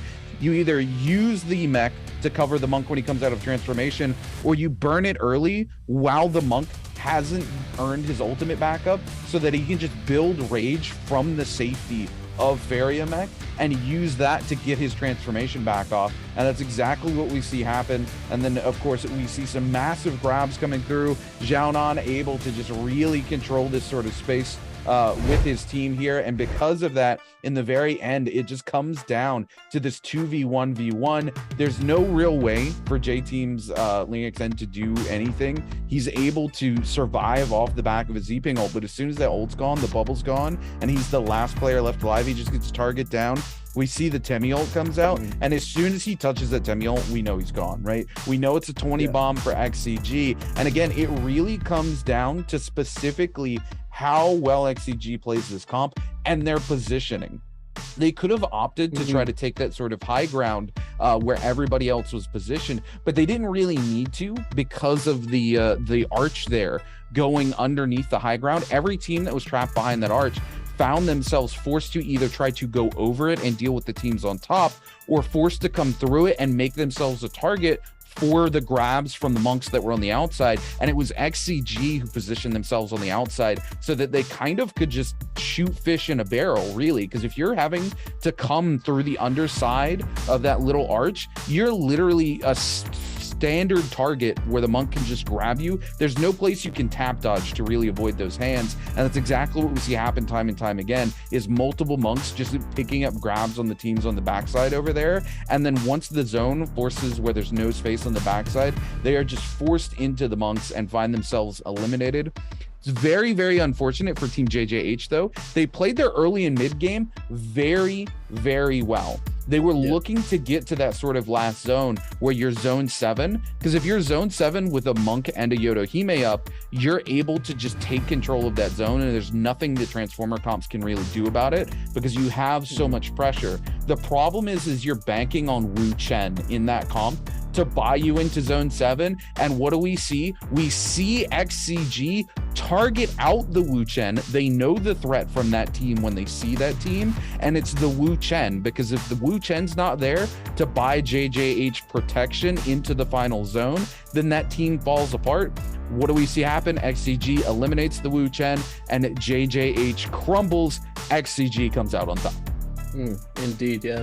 Not having that Wu Chen protection, not having the peel available, it makes it extremely hard to survive in those end games. You're forced to use resources. You're exposed to range projectiles coming from every direction. It becomes extremely difficult to deal with. But here we have the standings. XCG with a huge game for themselves. 37 points, 20 kills on the board, and the first place? Woo-hoo-hoo! Exactly what you want. XCG very happy with themselves, I would say. Game 2, an extremely good performance. AOW, although they're coming as a second, they're still pretty. There's a big point disparity. Although they did get the 14 kills for themselves, they got third place, so not that big of a multiplier. They missed out on a couple ranking points, but still very good showing. Alliance coming in third, JJH fourth, having secured a few kills for themselves, not managed to get the very top placement, but still managing to come out fourth over all Bowder, Wolves, and GS, not too far behind. The points for from third and below were all very, very close. It was just like one or 2 points there. But the second and first place, huge point disparity. Here we have it, 10 kills onto that Tumulk, 4 on the Monk, and 6 on the Farrier. Very nicely done. And here we have GS with that double tap from the beginning. It's very, very cool to see JJH with these interesting comps, and I applaud them. I applaud them for not conforming to meta and trying to be those meta shifters, so to speak, just to try and change it up, trying to do the unexpected. Oh my god. JDG, LSR. Tasty. XCG, if they didn't have the Phoenix buff there, they were screwed. XCG Xiaonan, though, doing a really good job of regrabbing there. having been silenced, I panicked. I thought he'd messed up when and not slammed because he was trying to wait out the. He was trying to get as much damage on them as possible, but he was in fact silent. So my mistake. I'm sorry, buddy. I almost called you out there. Yeah, but you're good. You did a real good job, bro. Getting that double grab as well afterwards. Oh yeah, the redouble grab was absolutely massive for Zhao on there. And you know, amidst the chaos of trios, sometimes it's hard to tell everything that's going on, especially in the heat of the moment. There's so much going on in those final circles. But I mean, he does an incredible job turning around, picking up those double grabs.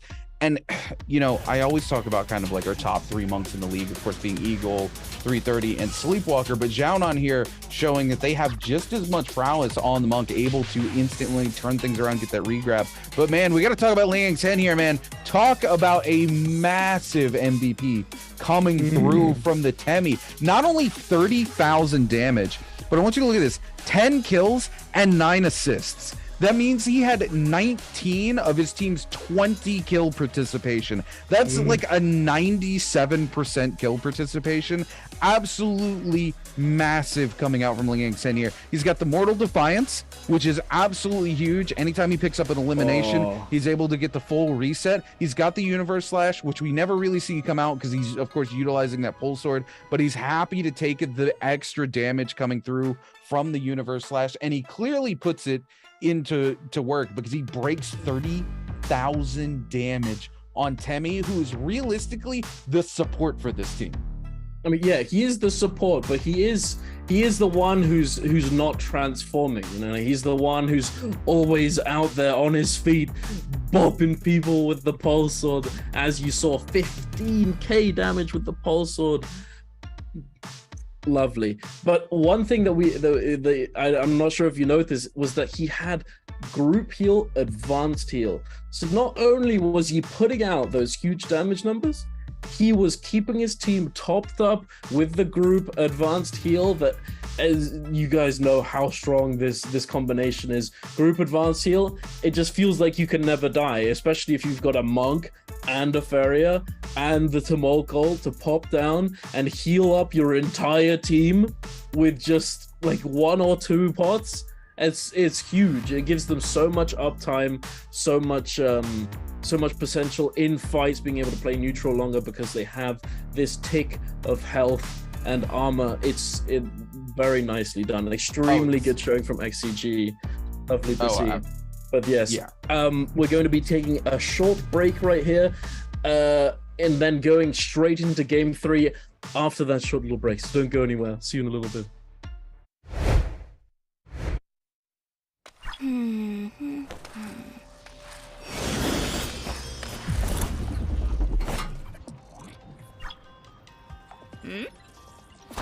Guess who's getting new gear? Joke's on you. It's me.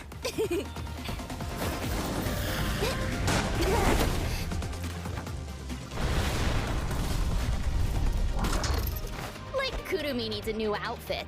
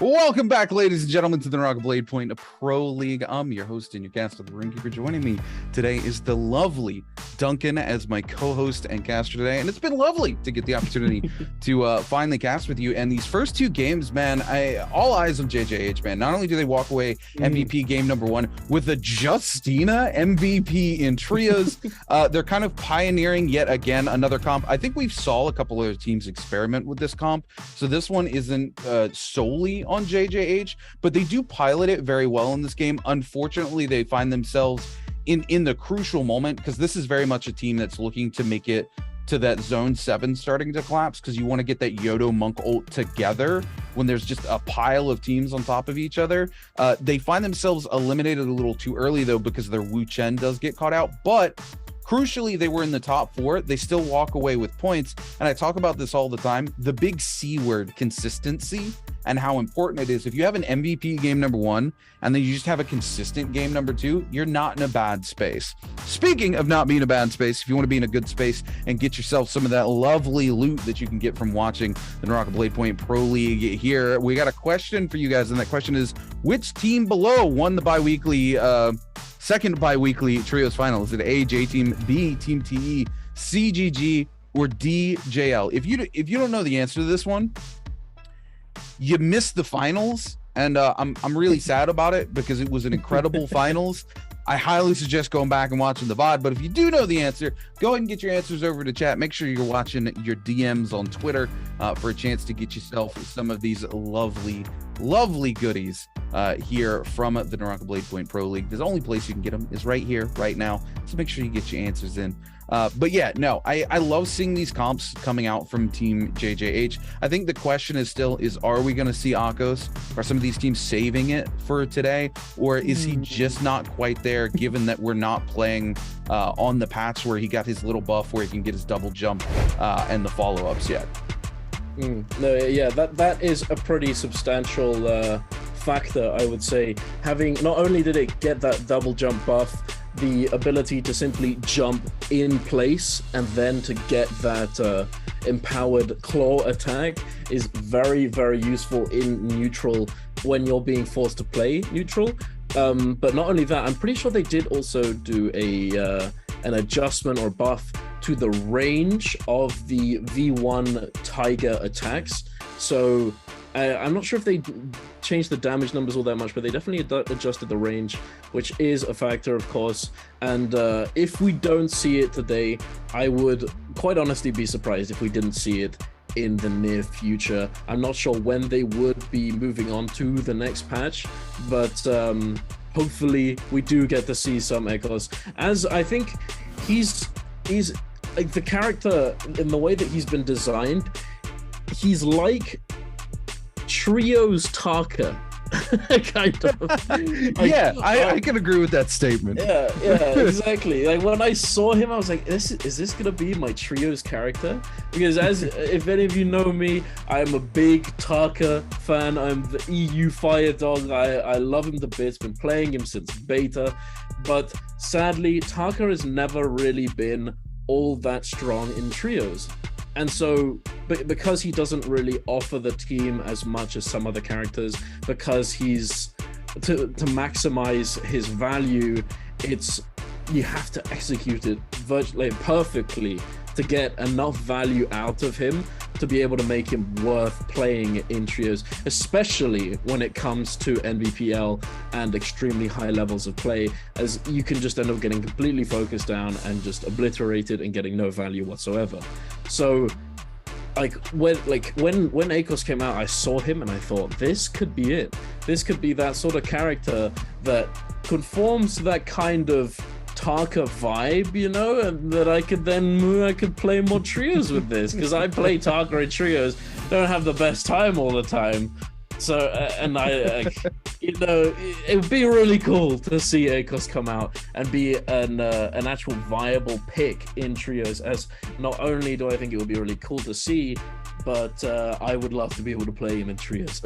Oh, absolutely. Yeah. You know, something else we didn't talk about in terms of his little adjustments and buffs, actually, and one of the reasons he might not be played right now in trios is trios right now, the pole sword and greatsword, very heavily favored. You're able to use that stone form. You're able to lock down somebody and let somebody come in with the greatsword, pole sword, and do a ton of damage.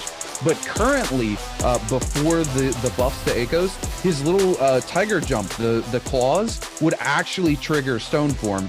With the new buffs and adjustments, they no longer trigger stone form. So maybe some of the players afraid to bring him in, afraid that they might possibly trigger that stone form and end up having their team sort of pay the price as these players let the stone form rip when their team is not expecting it. Taking a look here, though, as we lock in and talking about the hero selection, kind of what we expect to see here from War Style Knight. We're going to see a couple of these cicadas coming through because of the fireflies being so prevalent on the map.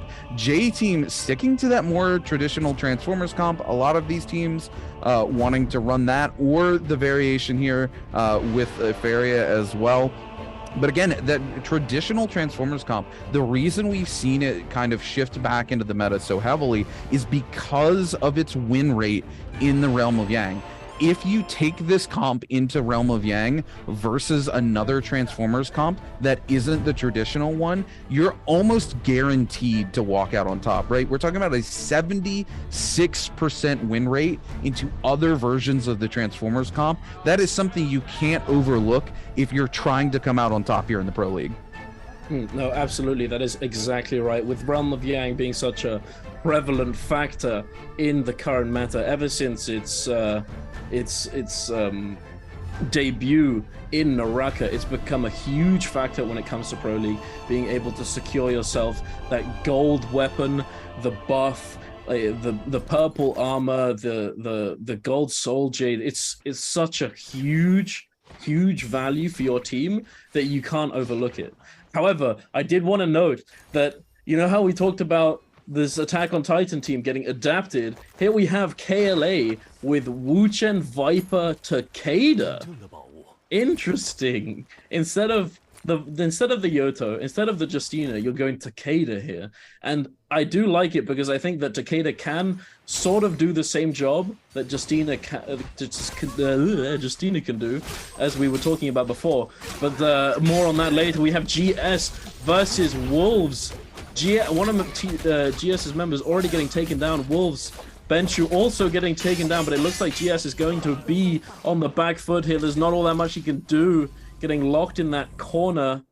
Benchu quickly getting res, but here we have moving over onto AOW versus XCG. And is that a JJH member as well? Is this 3 teams? Yeah, it looks like it. AOW getting a huge amount of damage onto them. Ferial being forced out by JJH Water. Godley already having been taken down. Water trying to make something happen with that turret form, doing the chunky bits of damage, staggering constantly, but it doesn't look like he's going to be able to make a significant difference in the fight. He's probably simply going to be taken down very shortly. Water, hold check. No, he's dead.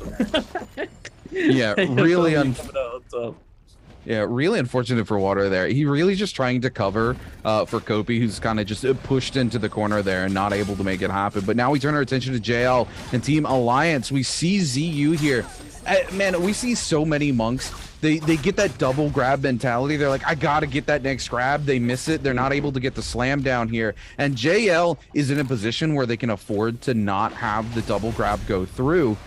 Because they have kind of taken control of that fight. But now that the Wu Chen ult comes through and the resurrections come through, they're going to be regretting not picking up that extra damage as Alliance quickly turns things back around after a quick reset. They're not able to get the resurrection onto AS in time. AS's body's just going to time out here. Lucky going to come through with the massive Yodohime ultimate here.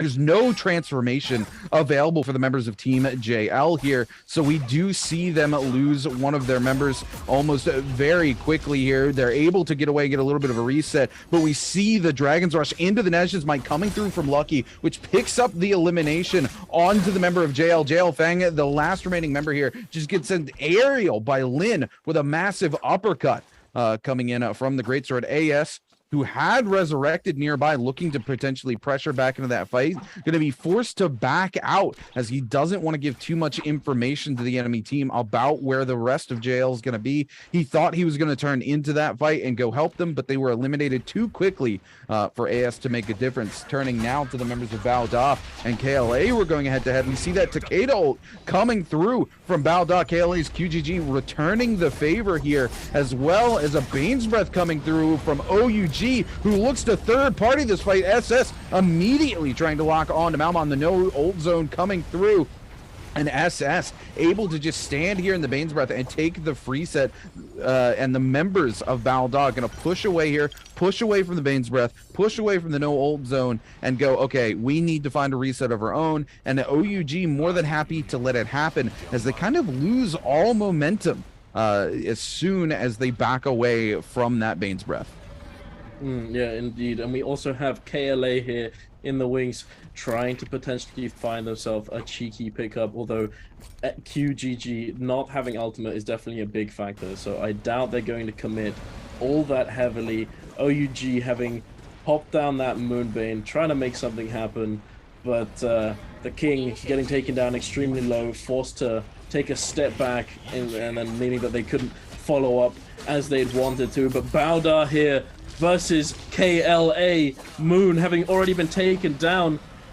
CXZ in the tree trying to get that blue focus scale rush. Mao now being able to pop the ultimate. And it looks like KLA is going to be able to easily mitigate the risk from that Monk ult. However, QGG, he's stuck out here in the open.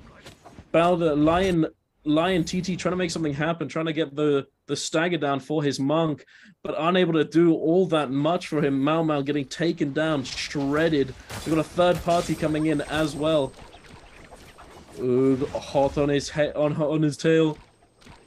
With the Wu Chen port coming in now. Mauda, Lion TT trying to survive. The last remaining member, I think, zipping, trying to space out. SS managing to get the grapple into silence. Not all that much that he can do from here. But here we have Wolves versus WBG. A member, well, looks like WBG's on the defensive. They've already lost a member, PP now, trying to get away. They've lost two. He's the last remaining member, and none of them have res either. WBG PP needs to try and get away if he's to survive to get his team back alive potentially later on into the game. Oh, the longsword bug. No, sad. Are they stuck in the wall? Can he get away? No, he cannot. Sadly, that is WBG eliminated in Game 3 already. They're not doing all that. They're not doing too bad in terms of overall points, although they're in 9th place right now. I mean, it's gonna sting being in 9th place now and then already being eliminated this early on into Game 3. But it's not the end of the world. We've still got plenty more NARAKA to play today, and it is what it is. It's just gonna be up to them to try and come back mentally. That's one thing that I always try and mention, is that the mentality and the strength of your mental is so important when it comes to this level of play. It's if you can't recover mentally, it's over really. Like, you can't come back from being. It's impossible. It's something we talk about. Not get tilted in the first place. Yeah, it's something we talk about all the time in solos, especially, we talk about WBG Spider, and he's sort of this all or nothing player. When he's having great games, he's the top of the league. Nobody can top him. When he starts having bad games, he just kind of completely falls off. In trios, it's just as important though, but in trios, at least you have your team to kind of pat you on the back and go, hey, we didn't have a good game this time, but you know, we're going to do better next game. And that it certainly plays in to these teams being able to reset their mental. And you don't see mental affecting overall teams as bad, just because they do have their team to fall back on and kind of help them with that a little bit more than you see in solos. But XCG here trying to engage onto AOW. AOW trying to break away from the fight though here. Not wanting to commit their Wu-Chen ult here or too terribly much. XCG though wanting to pressure in pretty heavily here. We do see the Soul Slash come out and connect a ton of damage onto NiHQ, but the F3 buying them enough space to survive and get away from that. The healing coming through as NiHQ finds their ability to get a reset, and of course the Wu-Chen apps buying them the safety to get that reset and doing a little bit of healing to their armor as well. XCG finds themselves in an interesting situation as they now are being pressured onto by AOW, but AOW's Ping Tao separated from the rest of the group, takes quite a bit of damage here. Nobody opting for the ballista, interestingly enough. Even though the threat of the Monk's still looming. We do see a Viper ult come through. No Monk ult in response. Nope, there it is. The Monk ult does finally come through, and almost immediately XCG answers with the Wu-Chen ult of their own, which is very smart. Turning now to the realm of Yang, we're going to see J-Team going head-to-head here with JDG. Eagle going extremely low. No place really for Eagle to go. He's able to get back into the ultimate with some fancy footwork here. Gets a grab, doesn't want to overcommit, wants to get the damage out if he can. Knows the ult's going to be ending very soon. Smart plays from J-Team's Eagle here to just go ahead and pump some damage out instead of overstaying their welcome in the ultimate. We're going to see both of the Yueshans opt to go ahead and transform now. So Yueshan trading with Yueshan here. JDG's LSR taking quite a bit of damage. Zhao Hui here for JDG as well, just getting shoved back by the enemy Yueshan here from J-Team, and JDG down to just Kofi is going to be landed onto by 101 TN, and that's going to be it for the members of JDG, as J-Team will walk away your winner here inside the realm of Yang. And it looks like JL or Bao Da were also able to win in the realm of Yang, pick themselves up for Million Birds Mite, as well as the first Morris Blessing of the game, containing over millions, which is very rare to see. Well, but here we are. Both of the teams having lost in Yang, opting to res on the same soul altar, just getting oogly boogly, getting right back into it. TK versus JDG, both Monk ults coming out here, but Zhao Hui getting taken down extremely low, but he does manage to get that Yueshan ult off, having literally survived on virtually 1 HP. Both Karumi ults now getting put down. TK's Karumi ult did get put down second, so they are going to have that little bit of health over JDG in the end of this fight. But JDG are doing a pretty good job of staying alive. TK also, the Yueshan slams doing work here. Huge amount of damage, and they have that merciless havoc. Although they're not managing to get the full value, it is a huge threat in a fight like this. 40 IWL getting taken down already. TK trying to salvage the situation, trying to take down LSR. LSR doing a really good job of maneuvering around this building. Sad7 managing to take him down though, using that stuff. Aerial LMB to catch him on the ground. Zhao Hui also getting taken down. Sadly, although 40 IWL didn't manage to pick up a Soul Bloom before he went down, so he did die for good, but it does look like they managed to get that rebirth charm for themselves, and he is going to be quickly rezzed. But very good fight there. It's quite funny to see both teams that lost the Yang just spawn right on top of each other. You know, you see another...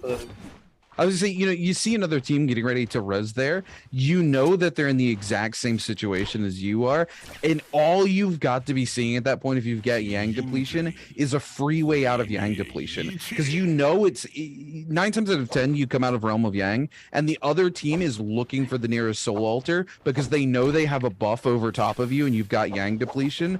They are gonna force you into a fight, right? That's where you usually end up, on the back foot in those fights. If you can take an equal fight while you've got Yang depletion into a team that equally doesn't want to run away from you and just bait your Yang depletion down, you 100% take that fight every single day of the week.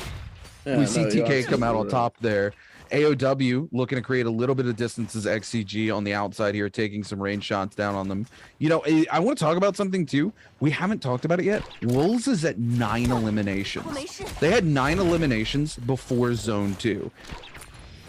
Damn. That's pretty good. Yeah, great coming in from the Wolfpack. And here's the thing, though.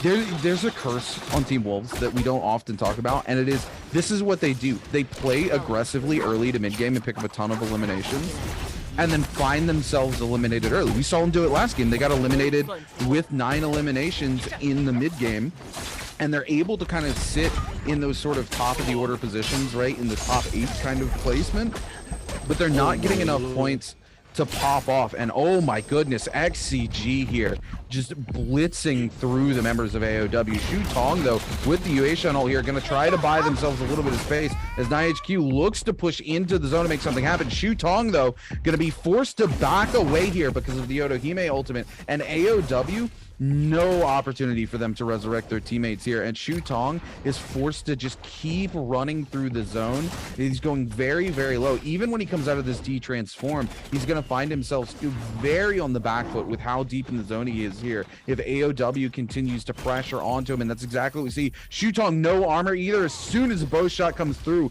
from Ling XN, that's going to be it as AOW and finds themselves eliminated here. Shu Tong gets sent back as XCG is able to pick up all 3 eliminations.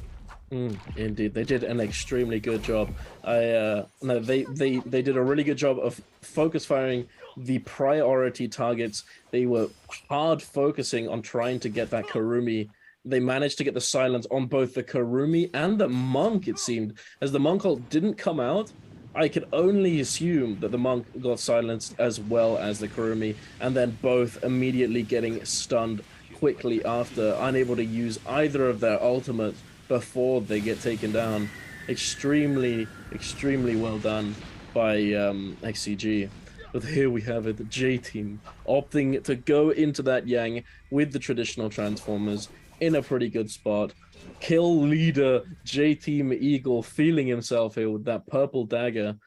Are we going to see a fight, though? I don't know if we will. I mean, I find that a lot of teams opt to not go for the secondary, the Yang portal, as there's obviously a lot fewer people left in the lobby. It makes it slightly harder to pick up those potential souls. Oh my lord, that's a huge amount of damage.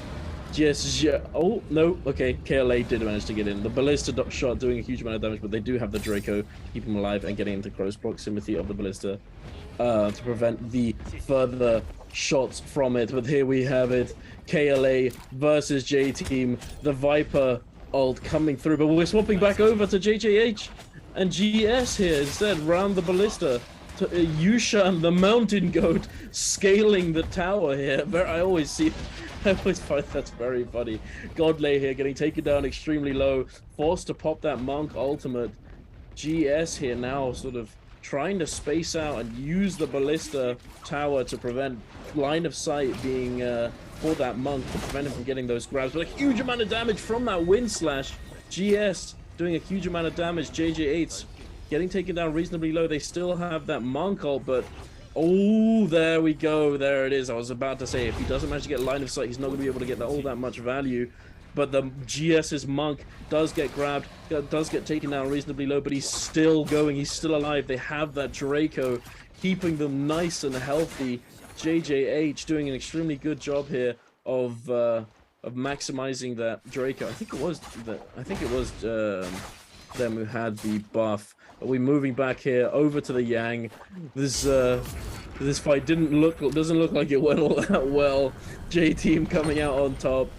KLA's QGG, the last remaining member, trying to make something happen in the 1v3, but to no avail. And now securing themselves that juicy buff for the this is exactly the kind of buff that you want when you're in this kind of position, going into endgame, being able to keep that damage reduction up and to try and find the stragglers in this endgame. But this fight is still going on at this Ballista Tower. JJ Ace and GS neither team wants to go down, both managing to stay alive. It looks like all the cooldowns have been used, and it's now moved back into the sort of ranged neutral state of the fight. But here we have Water doing a chunky bit of damage with that pulse sword. GS's Monk getting taken down pretty low, forced to try and get a reset, but KLA here, having just died in the Yang, looking to try and get those soul blooms for themselves, try and get rid of that Yang depletion. Do manage to get one soul bloom onto their Viper. Do they manage to get more? They get another one as well. 2 soul blooms to their name now.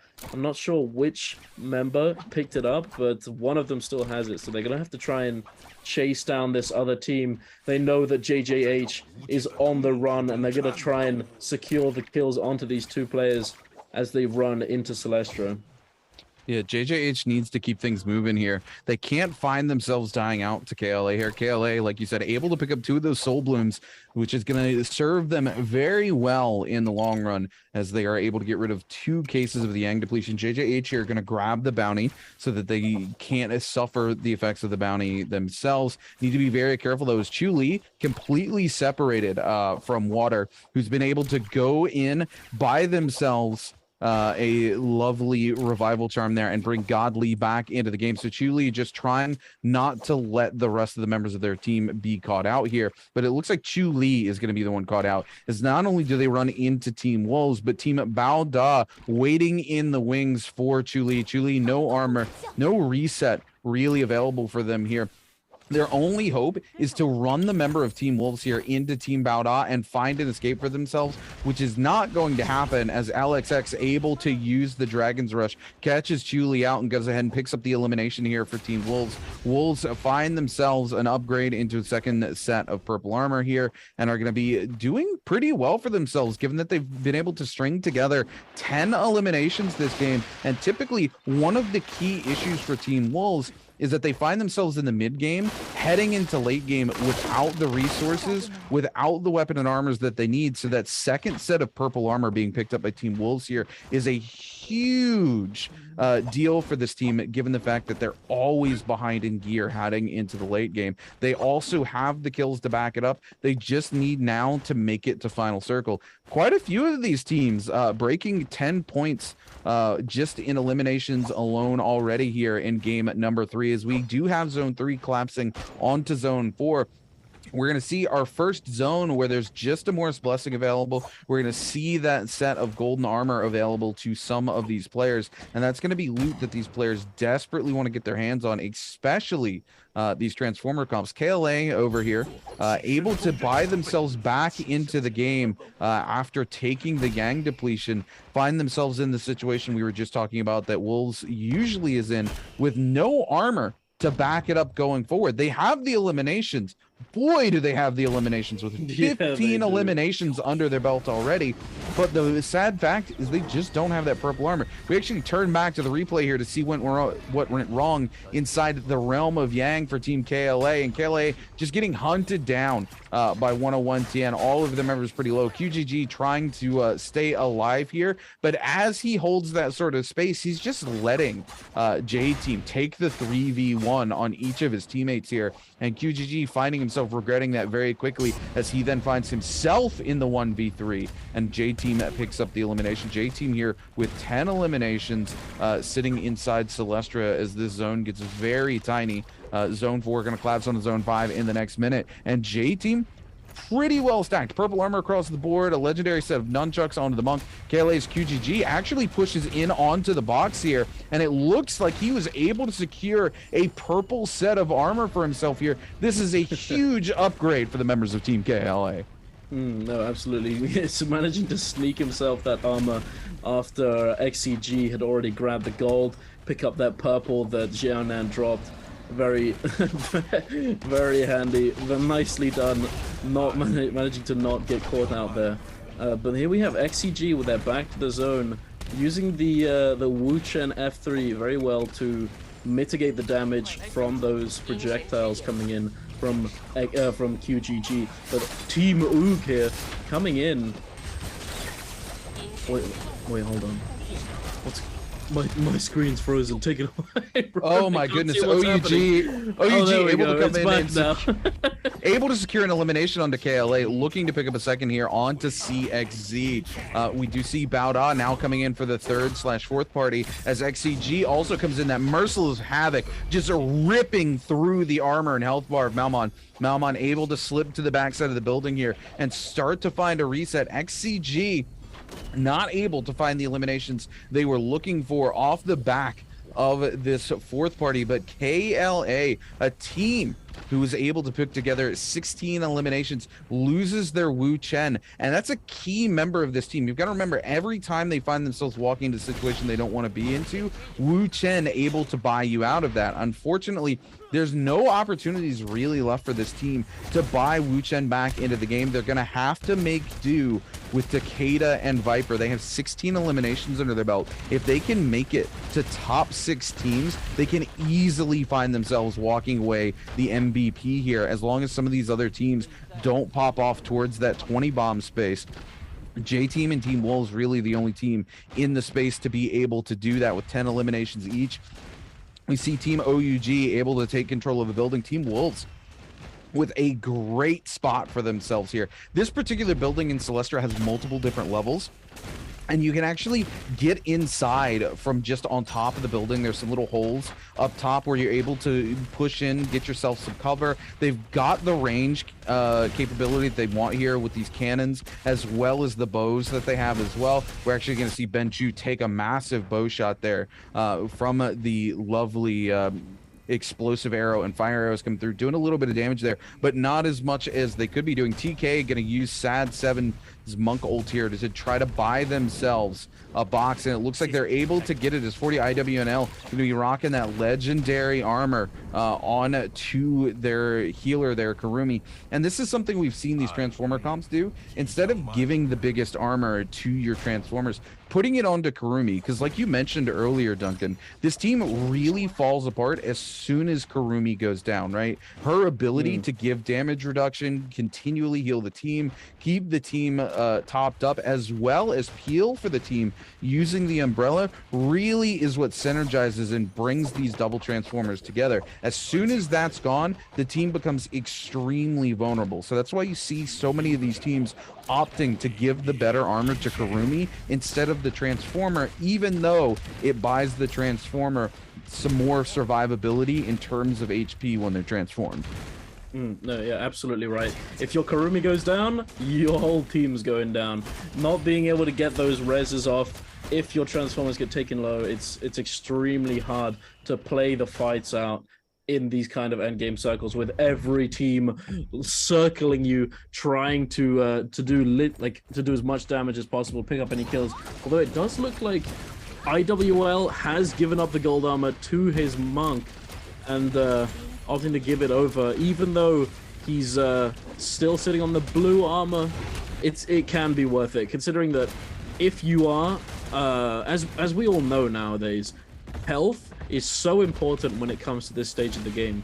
So as we've seen in solos, in trios, people are opting for the health Jades over the melee resist, as going into the end game in the final zone, having that extra bit of health might mean life or death when you're faced with the zone damage. But huge amount of damage onto KLA there.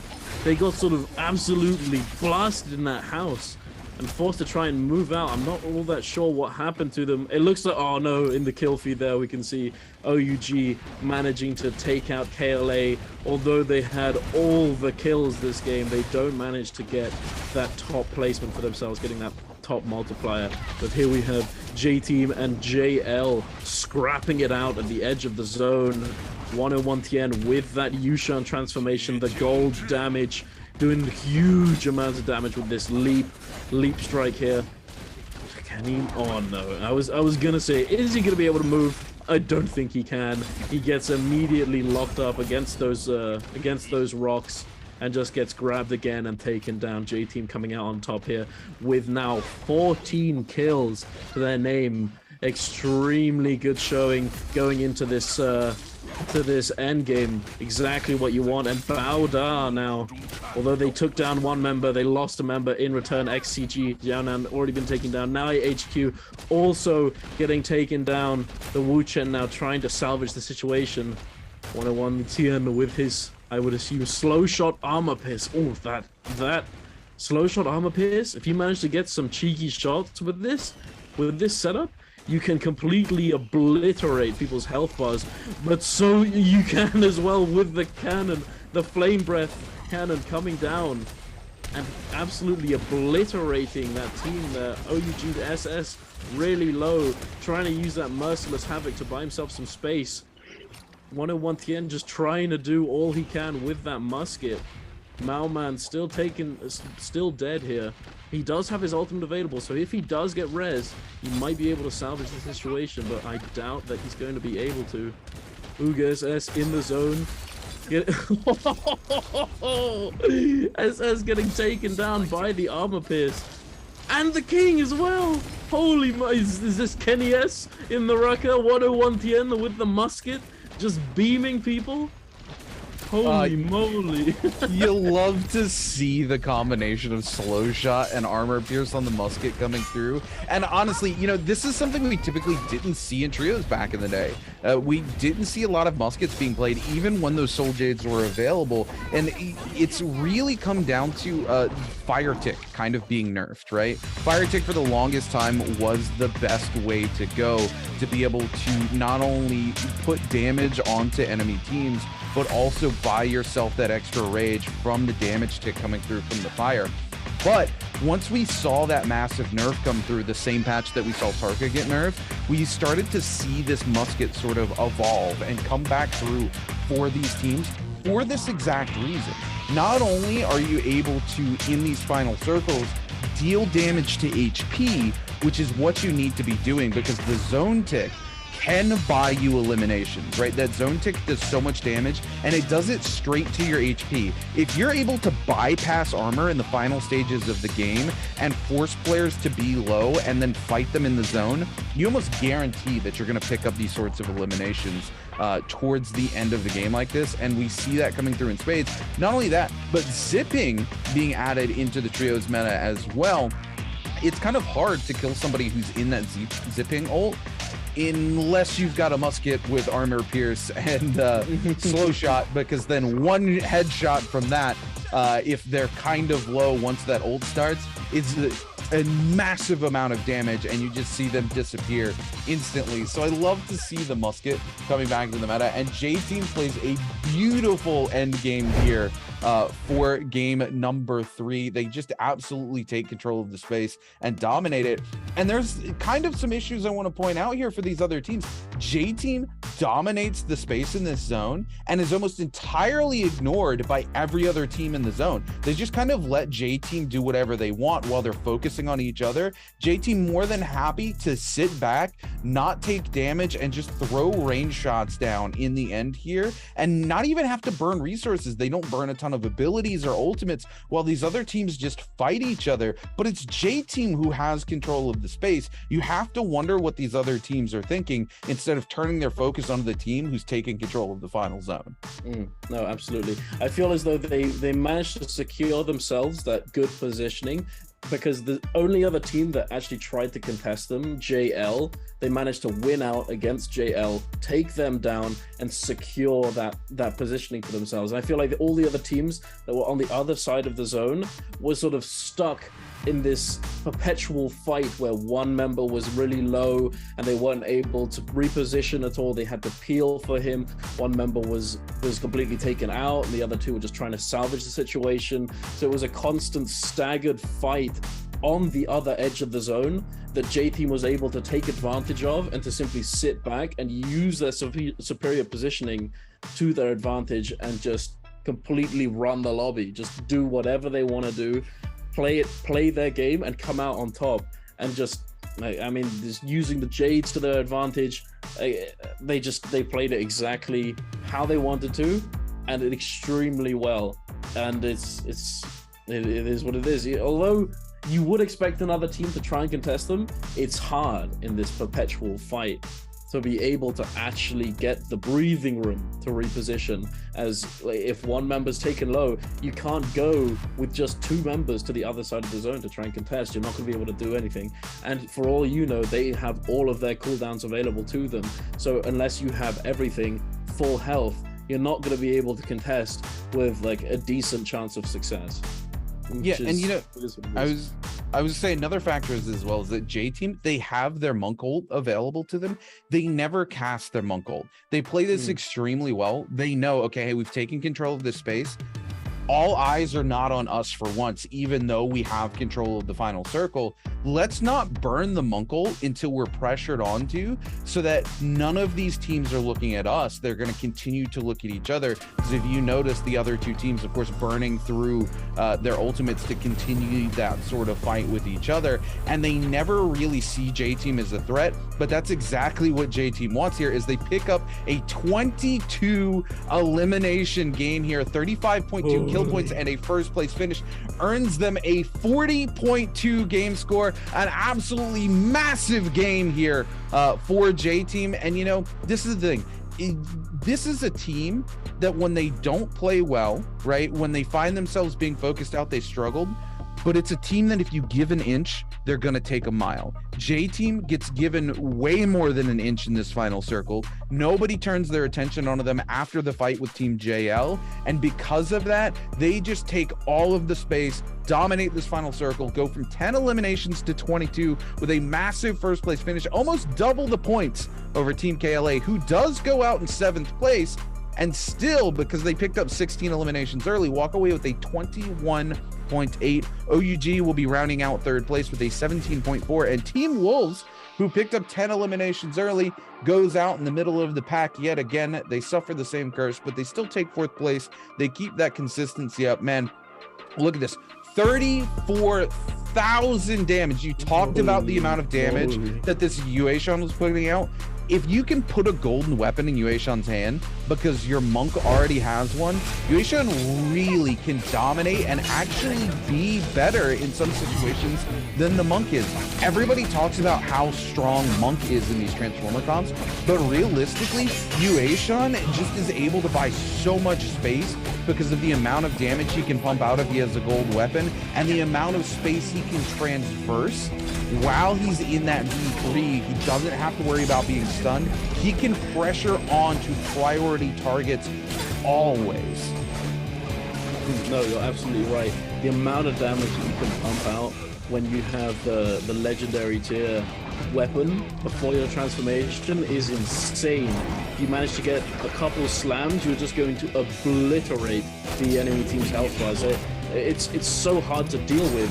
And as you see here, not only was he able to do a chunk of damage with his ultimate, look at these little musket shots. Ooh, ooh, baby. I wish I wasn't like I can't use slow shot, bro. I can't. I try. I'm just sat there just trying to reset, just like pull that bolt. It just feels so slow for me, and I can't do it. It's for me, I can't do it. I applaud anyone who can, because slow shot for me feels so, I feel like I'm stuck in the mud and I just can't move.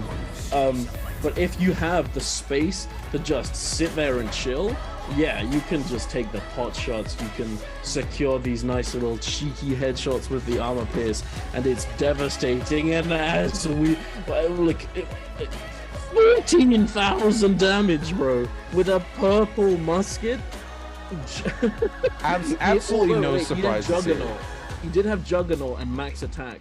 He had plus 32% attack. So I'm assuming that he had the Juggernaut for like a decent amount of time, because he has 9 kills. So that means he's probably got the maximum amount of attack and slow shot with a purple musket.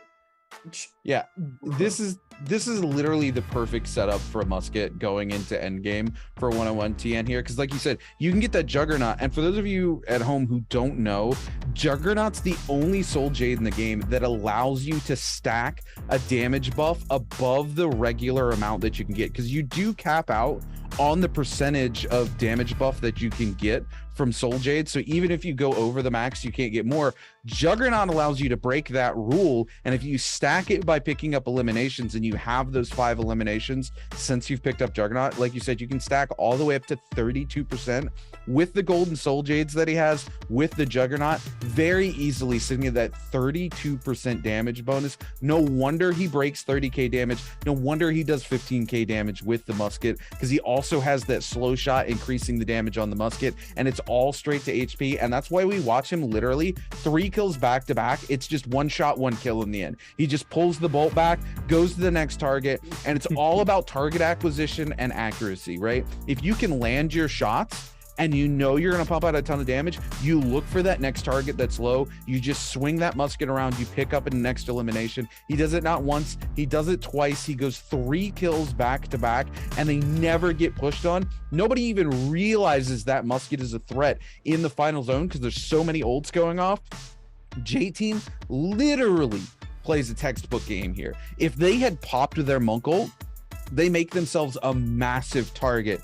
Instead, they just throw to 101 TN and let him go ham with the musket. Love to see it coming out from J-Team. But speaking of throwing, we're going to throw things over to Leah, who's going to take it away with a lovely interview. We'll be back for game number 4. Hi everyone, welcome to the post-game interview. I'm Leah. So this time we have Xinyu from the team OUG to our interview. So first, let him say hello to us. 那也是先请Xinyu跟我们大家打个招呼吧。Hello 大家好，我是 OUG 的新宇。Okay, welcome. You know, recently we invite several players come to our casters table in Chinese channel. And if I give you this opportunity, maybe if you have a try, can be a caster or a host, which player you want to give him an interview? 那其实最近我们也是邀请到了一些选手来到我们的中文解说席。假如说这个机会给到新宇去做这个解说或者做这个主持，有没有哪一个选手你很想去采访他？应该是 Z Team 的昊天吧。就我想问他为什么就是之前打了一个赛季拿了一个无偿阎罗之后，后面没打了之后回来了，就打 Nbpl， 现在又回来了之后还这么猛，还能这么猛。Oh, okay. So I really want to interview 101 NT from the team J Team because everyone knows like last season he didn't come to our game, but this season he's back and he's really strong in this season. So I really want to know the reason why. Well, you know, this time we have a new party. It's called like Answer for Treasure. And this time our question is, which team below isn't top 3 so far? 那这一次我们这个题目是哪一个队伍没有在前3当中啊？这个问题不用你答，是给我们的观众朋友们答的。但是 I also have a question. Like we all know in the last seasons, OUG really have a like outstanding performance, and your team got one of the BIWEEK3 champions of TRIOS. But what's the problem this season? 那其实也同样有一个问题，就是在上一个赛季的时候，其实我们都知道 OUG 表现得非常出色，也拿了一个周冠。那这一次是有没有什么问题在队伍当中，觉得成绩好像没有那么理想呢？因为新赛季嘛，然后很多队伍都调整了，换了很多队伍嘛，对吧？然后，我们队的话就是走了一个人，就磨合很久的韦德走了嘛，然后路人王。他是单排过来转的，转3排的，就他需要调节很久，然后我觉得才会高开低走，就慢慢调节的话，我觉得会变好了，差不多。Okay, so because in this season so we have more new team, new club, and new players come to our Nbpl. Also in our team, Wade is gone, and Lu Renking come to our team.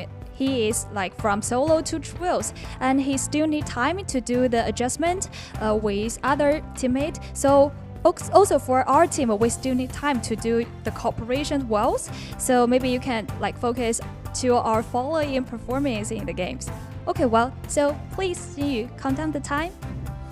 3, 2, 1. Screenshot. And who is the lucky guy? Do not forget to check your mailbox. Well, you know, your team have a really like a lot of fans overseas, but do you have a kind of worried maybe all the fans are more focused on your face but not your ability in the game? 那其实我们也知道 OUG 有很多的粉丝，很多的颜值粉，会不会有一点点就是苦恼，可能觉得他们会更加关注到颜值，而不是你们的实力的？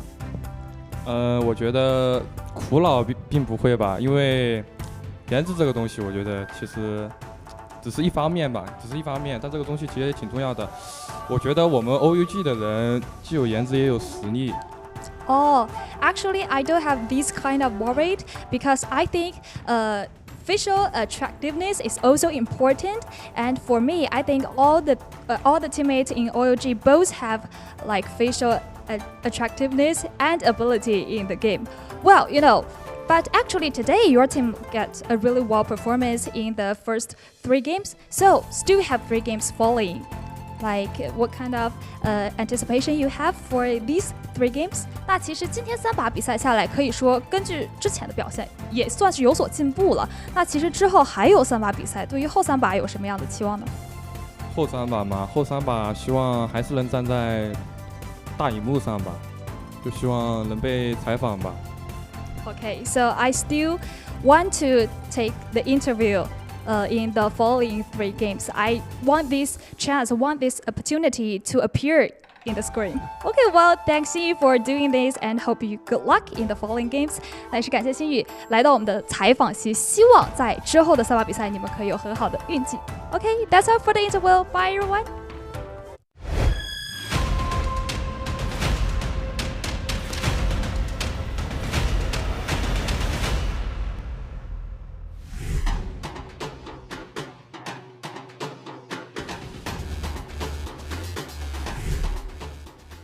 Like he might be able to actually push in here, keep that same aggression right onto Yoon as Demo, like you said before, trying to hold on here, trying to play the smart. Oh!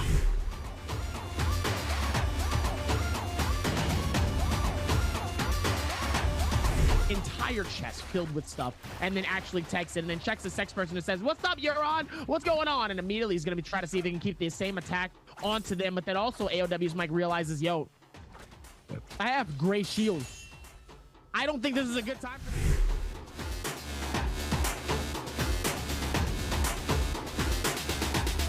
Abilities. He's got the Efri, he's got the Scarab Shop of the tree. He doesn't find the connection onto Demo, however, and he goes into the dagger. And as a result, we see Demo being forced back even further. He grapples away from the connection of the Efri, but Action's got him in the uppercut. He catches him in 1, he catches him in 2. He's chasing after Demo, he catches him in 3.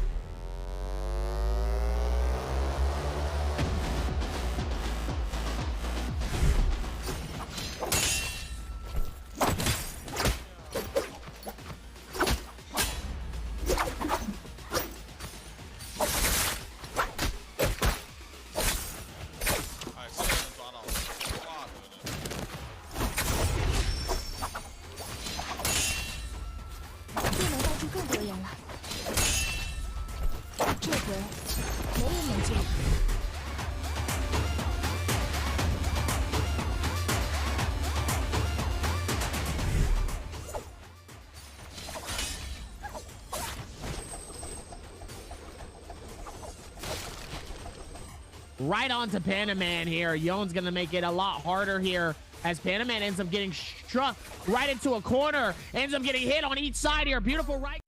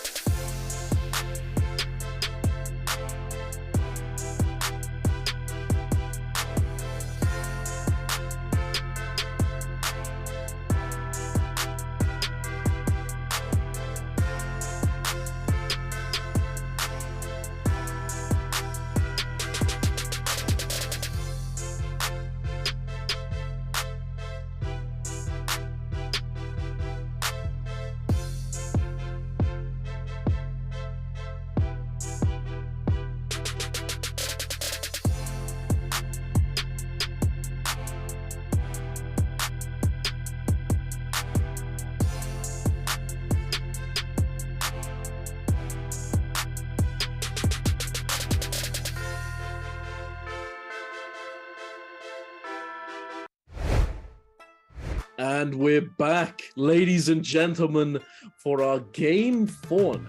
And one thing I'd like to point out, we've had 3 Firefly maps back to back.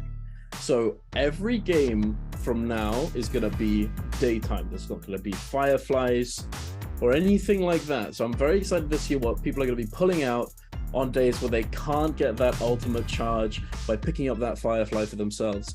We are going to be having one more game of Poloroth. Not just yet. It's going to be game 5. We've got Morrisile, Poloroth, and then another Morrisile to end off the day. But yeah, no, I'm pretty interested to see what we're going to see. Maybe some more of that funky Justina attack on Titan with Yoto Wu-Chen, as I'm pretty sure that could work pretty well without the Fireflies being able to roam around the map, and because you have that safety net of Wu-Chen being able to get out and then essentially just buy time until you have your ultimates back up. As long as you're like using like good looting and hunting paths, being able to manage your ultimates uptime, you're going to be able to maximize the efficiency on your composition and on your cooldowns to be able to get as many kills as possible. So I'm very interested to see what we see in the following 3 games, but I really hope there's something interesting. But as we all know, first day, people don't always just step out of their comfort zone. But yeah, I don't know. What do you think? I mean, look, JJH clearly stepping out of their comfort zone. They're running 2 comps that typically aren't run. Of course, they walked away game number 1. Justina MVP, absolutely massive for them. JJH also, like you said, being able to use that Wu-Chen to get out, and also that particular comp, JJH, running into the third parties, playing aggressive into the early mid game to take those kills to late game. We see them try to do that in the last couple of games as well. They're not running that specific comp, but they're trying to take a lot of kills into late game. Unfortunately, they go out early, but they do have 2 consistency games. They should still be top 3, top 4 in terms of overall teams right now. J Team having a massive game here, obviously XCG having a massive game the game before. But they should still be riding in a pretty decent position. They just need to find another pop-off game like they had in game number 1. And I think the big thing we all want to see some Akos come out. Will we see it?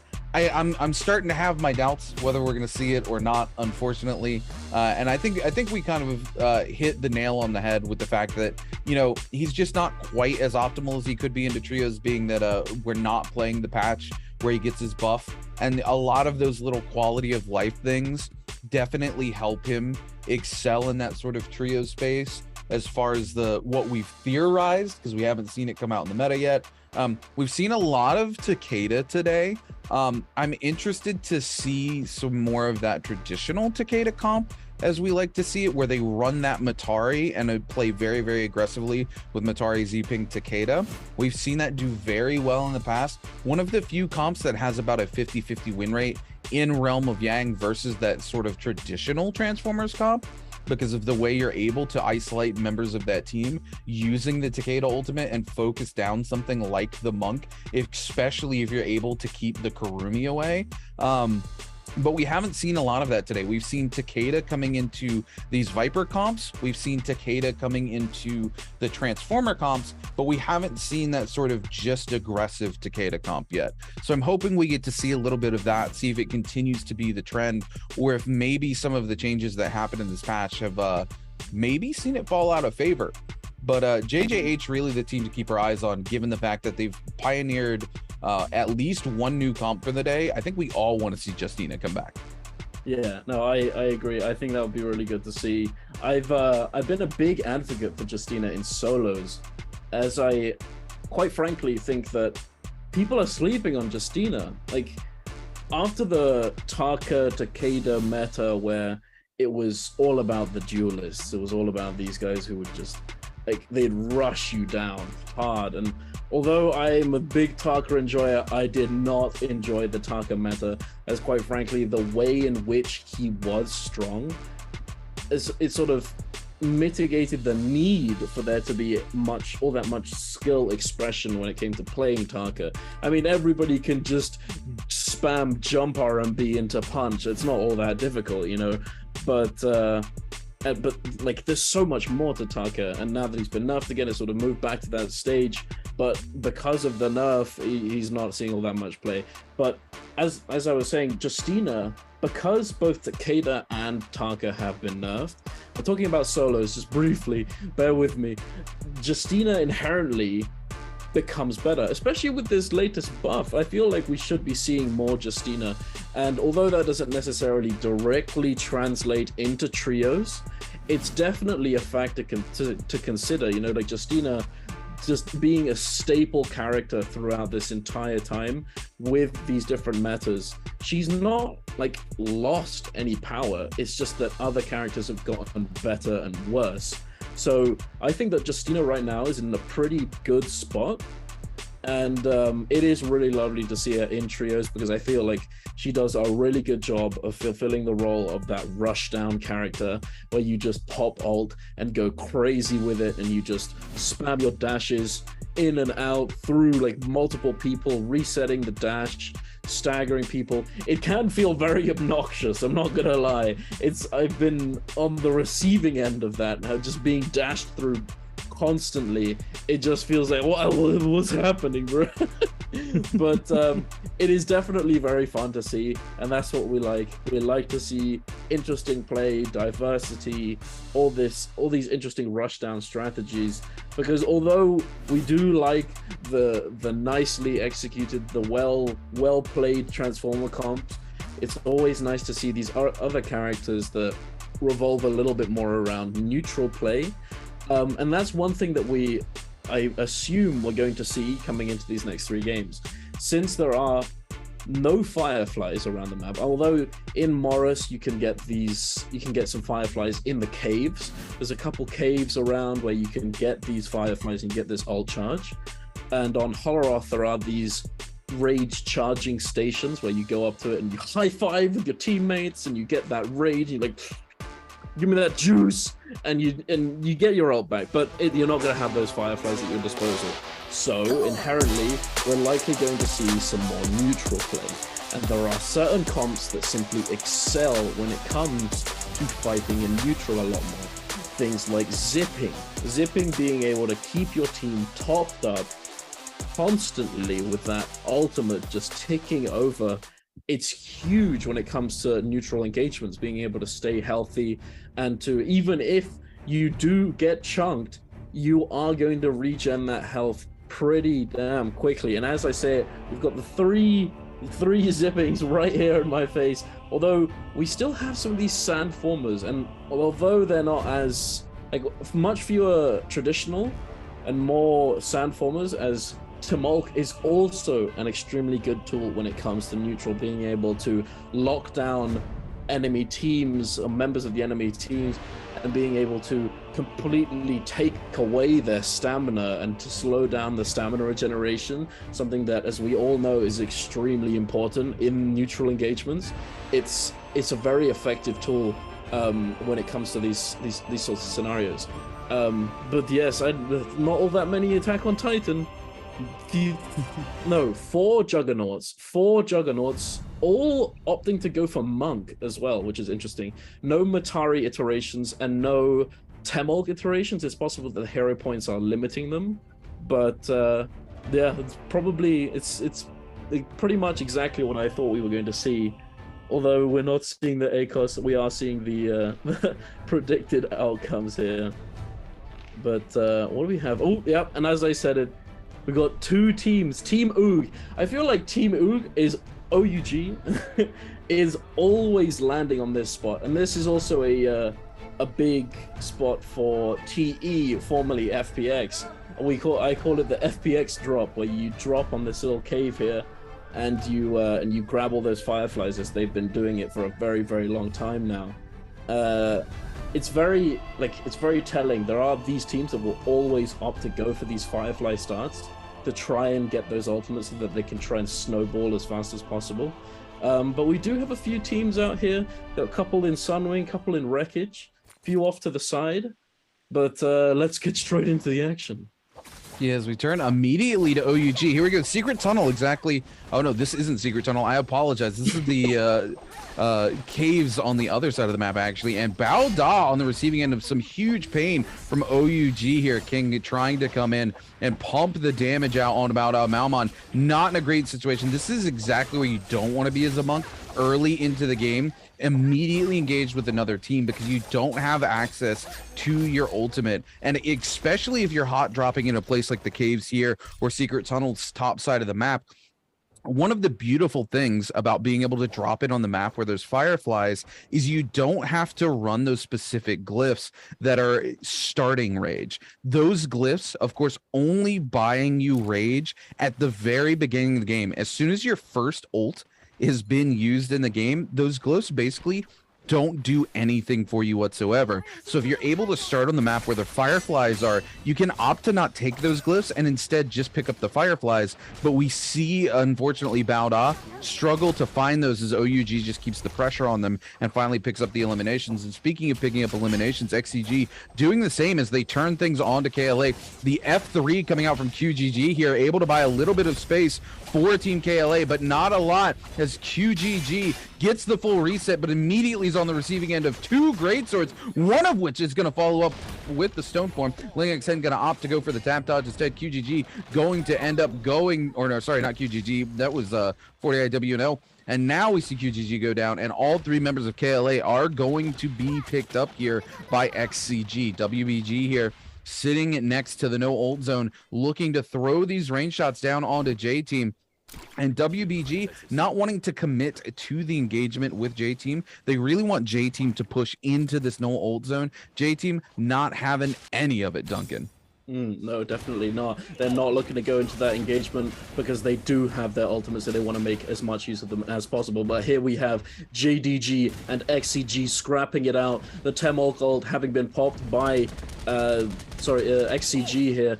JDG's Xiao Hui already been taken down. He did not have his ultimate available, getting locked down with the Monk ult right next to him. Sadly unable to buy him enough peel there. LSR also getting taken down. It looks like XCG is simply just going to clean up this fight, taking down to the final one. I think he did manage to grapple away there. I'm not too. I thought I saw him grapple away, but it doesn't look like they're going to go for the chase. But yeah, a few kills for XCG. Definitely a solid start for them. 5 kills on the board already. Although they don't have much in terms of armor or resources, they only got the blue weapons and the blue armors. Definitely a solid start for their game. Moonbane here coming down for AOW. I feel like AOW has been a Moonbane enjoyer team. I feel like I always see them opting to go for these Moonbanes early on to try and secure some kills, and I think they've basically just done that. They've used the Moonbane, gotten themselves 3 kills, haven't needed to commit their ultimates, running this Monk Juggernaut team. And looks like they're on the hunt, trying to they're breaking all of these boxes, getting all the money they can, and it looks like they're going shopping. But yeah, definitely a good strategy. There are certain teams that have these specific strategies for going for money as early as possible into the game to try and secure these Moonbanes or to try and secure some Jades or purple weapons from the shop. As we know that in Immortal War, the shop allows you to buy a random epic melee or range weapon. So although it's random, you know it's going to be epic. You know it's going to be purple, and it's exactly what you want, especially when it comes to characters like Yushan and Monk, being able to scale the damage on your ultimate.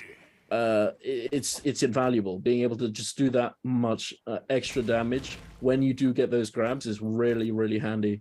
But it doesn't look like we're seeing all that much action right now. And I think it's mainly due to the fact that there aren't all that many Fireflies. People just have less uptime on their cooldowns, and you're not going to fight without your cooldowns. There's no point. We had a much more spread out map. Generally, we see a lot of teams kind of spawn towards the middle of the map, but still relatively spread out. This time around, it was like the entire middle of the map has been avoided by everybody. There wasn't a big gold zone there in the middle of Celestra, so a lot of these teams have opted to just go to the other side of the maps. And the early engagements that we did see We saw those fights go ahead and end, and the teams pick up eliminations as we turn to JLA here, going into GS, and it looks like Fang is able to turn this engagement on GS in the 1v2, and will be able to resurrect both of their teammates. It's huge for Team JL. But like we were talking about, they were fairly spread out. But I want to talk about another reason why some of these teams actually go after Darktide coins as well, super early on. Not only the reasons that you mentioned, but also this very first Realm of Yang. We talked about it earlier, how many of the teams kind of opting to not go for the second one, the first one being the most important. And you have an extra room of safety net if you go in with enough Darktide coins to have resurrections for your team. OUG here absolutely dumpstering through the members of GS again, and this could spell disaster for GS as well, because they do not have resurrections. We literally just watched the replay where they lost to the members of JL. They're going to lose their Monk's transformation now. It's a 3v1. This is a done deal. GS is going to go down to OUG.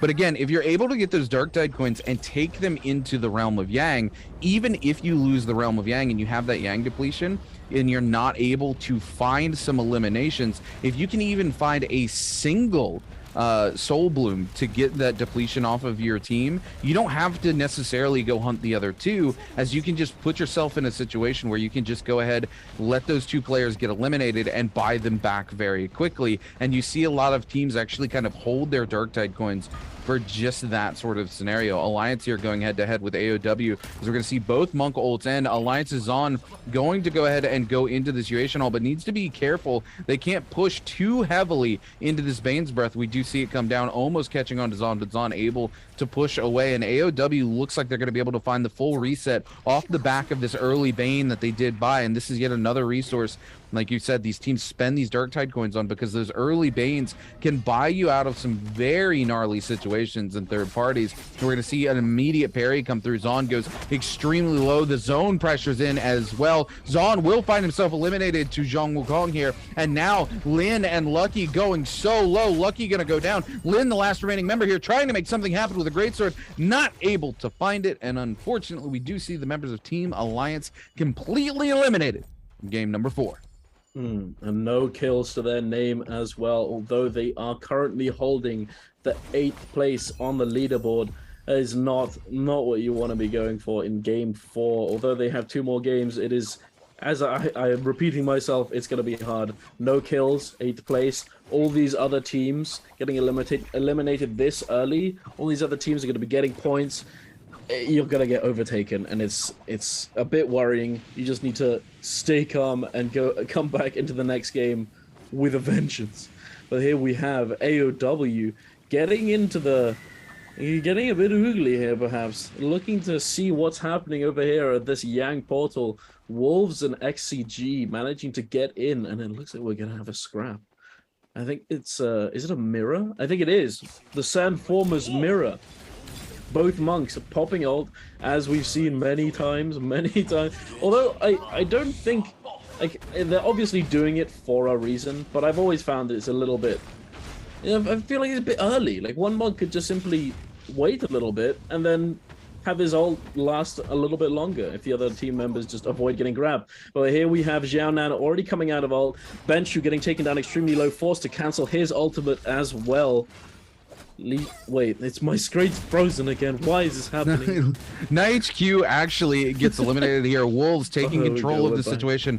LXX here gonna go ahead and mech up the last remaining member for Team Wolves here, and it's all on these members, right? It's Xiaonan versus LXX. LXX trying to keep the pressure onto Xiaonan. Xiaonan just on the backside here, trying to get as many pots and resets off as they possibly can. LXX needs to find some damage onto Xiaonan. Unfortunately, Xiaonan finally able to take the lead in terms of resets here, and LXX doesn't get any pots off of their own. They do catch a massive parry. They're able to get the repost, but not the follow-up. Xiaonan able to use the bell here to buy themselves some massive space. Going to come topside. These wisps not going to do anything to protect LXX right now. Xiaonan knows it. They're going to throw the wisp out. Unfortunately, the clank is all that they need, and XCG will come out on top. Indeed, he gets the parry, and then he sends the blue himself. Getting parried is just not what you want to be doing. Both players running single hit riposte weapons where if you get that parry, even if you have a combo break ability, you're not avoiding the damage. If you will get hit by the full damage of that attack, even if you combo break. But here we have JJH versus AOW, both monks popping their ults virtually instantaneously on the engage. We got the Venom tip here though, chipping Godley just a little bit. The monk getting the grab onto Chuiwei though, he's getting beamed, but he doesn't get the slam. He does manage to get the Karumi ult off now, but he gets re-grabbed instantly as he's pretty much just standing still. Still no grab though. I'm not sure why they're waiting all that long. They're trying to make a lot of use out of this Venom tip, but if the Venom tip is going to take them down a decent chunk, but if you don't get the slam, you might not get the kill. AUW now being forced to disengage as Wolves is coming into the fight, but they do manage to pick up that Karumi eventually. AOW coming out with a kill for themselves, but Shutong getting taken down reasonably low. No armor, but he does have that zipping ult ticking away, it seems. The Ferrier turret doing work with the Temol ult being placed down on top of them, unable to really do all that much about it. This is just you're just eating those turret hits. KLA here waiting in the wings to try and find the opportune moment to engage and try and pick up those low effort kills. Wolves now Benchu having popped his ultimate, trying to get those grabs. His teammates trying to secure the stagger for him so that he can secure the big damage. But I'm not sure we're going to get all that much as he's taken down reasonably low. Benchu having been forced to go into the Farrier ult. Oh, he does. Wait, what happened there? I think he got grabbed, but I think oh yeah, he got armor pierced. He got armor pierced by KLA. KLA came in with the musket armor pierce and killed him through his armor, bypassing it. Very nicely done there by KLA. Exactly what I was talking about, finding the opportune moment to engage and get those low effort kills. Although AOW Shutong does get the parry, he's just going to get bursted right through that gold focus. Sadly, he does lose the weapon. Oh no, he doesn't lose the weapon, sorry. He had the Phoenix buff. Although he did get that parry, he's not going to get much out of it. Wolves LXX trying to run away here. The Tumult on his lonesome. I'm not sure if Wolves has all that many members left, but he's definitely been taken down. That's actually it for Team Wolves, unfortunately. They do find themselves eliminated here as we turn our attention to OUG. The King gonna go ahead and use that Wu Chen ult to buy them out of this fight with the members of Team TK as they look for the reset. Shengren just trying to continue the pursuit here, but it looks like the members of OUG will be able to get away. XCG, like I said, unfortunately able to close in onto that last member of Team Wolves, and Wolves in a very bad situation there. Anyway, they still had Yang depletion on top of them as well. As a solo member, it's very, very hard to do anything about that, and we do see XCG clean that up. OUG here off to a decent start here with 7 eliminations to their name. We're going to see them able to find that full reset off the back of the King using that ultimate to buy them out of that fight as well. Turning our attention now to J-Team, we see a couple of members over here, WBG, who are waiting to go for a resurrection here. It looks like they had that Vermilion Bird's Might, and they're just waiting to see if J-Team clears out. Now that they see the coast is most clear, all 3 of them going to come resurrect at the same time to buy them a little bit of safety, maybe? Or they're just waiting it out for as long as possible.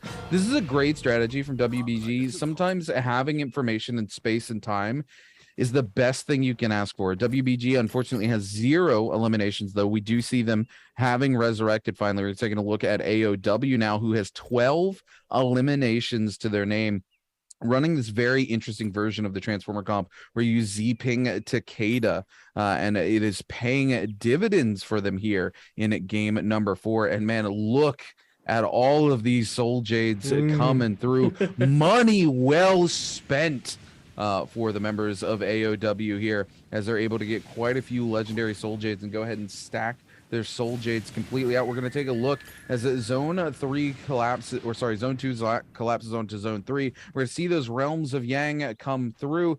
XCG out in the zone fighting somebody. I'm not quite sure who they're fighting there. Nobody opting to go to the realms of Yang here. This is what we talked about. Many players only looking to get that first buff, right? Mystic Might, a very good buff. The 25% damage reduction, also very good, but it invites you to go make some mistakes sometimes. You don't have quite the safety net with Mystic Might that you do going in with the Vermilion Bird's Might, as you have that free resurrection, and sometimes you might go into a fight thinking, oh, we have the advantage here because we have the Mystic Might and we have that 25% damage reduction, and it's just not the case, especially when you end up going down to a third party. We see KLA here coming in, trying to pressure J-Team off of the box. Unfortunately, they're not able to get the pressure on that they want, and it looks like the members of J-Team will be able to secure that Morris blessing. XCG at the top of the order right now, not only in first place overall for today's games, but with 9 eliminations to their name, a 0.2 point lead over the members of J-Team. J-Team, of course, having an extremely good game, over a 40-point game in game number 3, looking to have a repeat performance here. They're rocking those sort of traditional transformer comp that we always talk about with the Kurumi and the Yueishan for the Monk, and it always serves them very well, especially because the Eagle, again, one of the best Monk players in the league.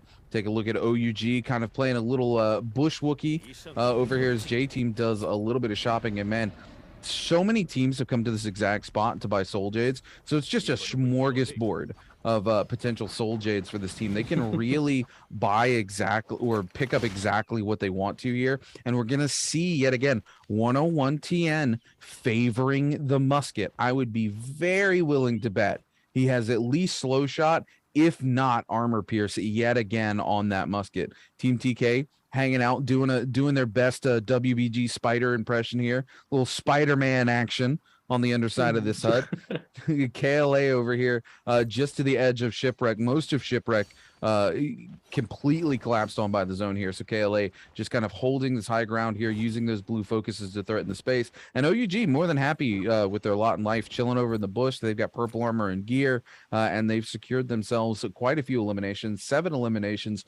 Doesn't seem like a lot, but going into the late game, it's quite significant. We are zone 3, getting ready to collapse onto zone 4 in the next 45 seconds here. And we're going to see XCG start to push onto KLA, as they do have, I do believe, a bounty onto one of KLA's members.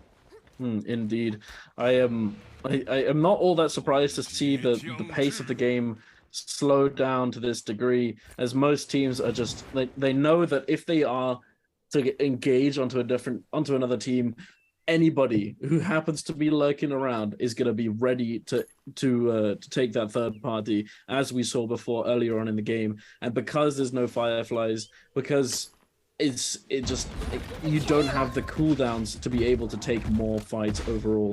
We have this quick replay here with AOW versus J-Team getting that big grab, although ZK managing to stay alive, managing to make it back to the Kurumi ultimate.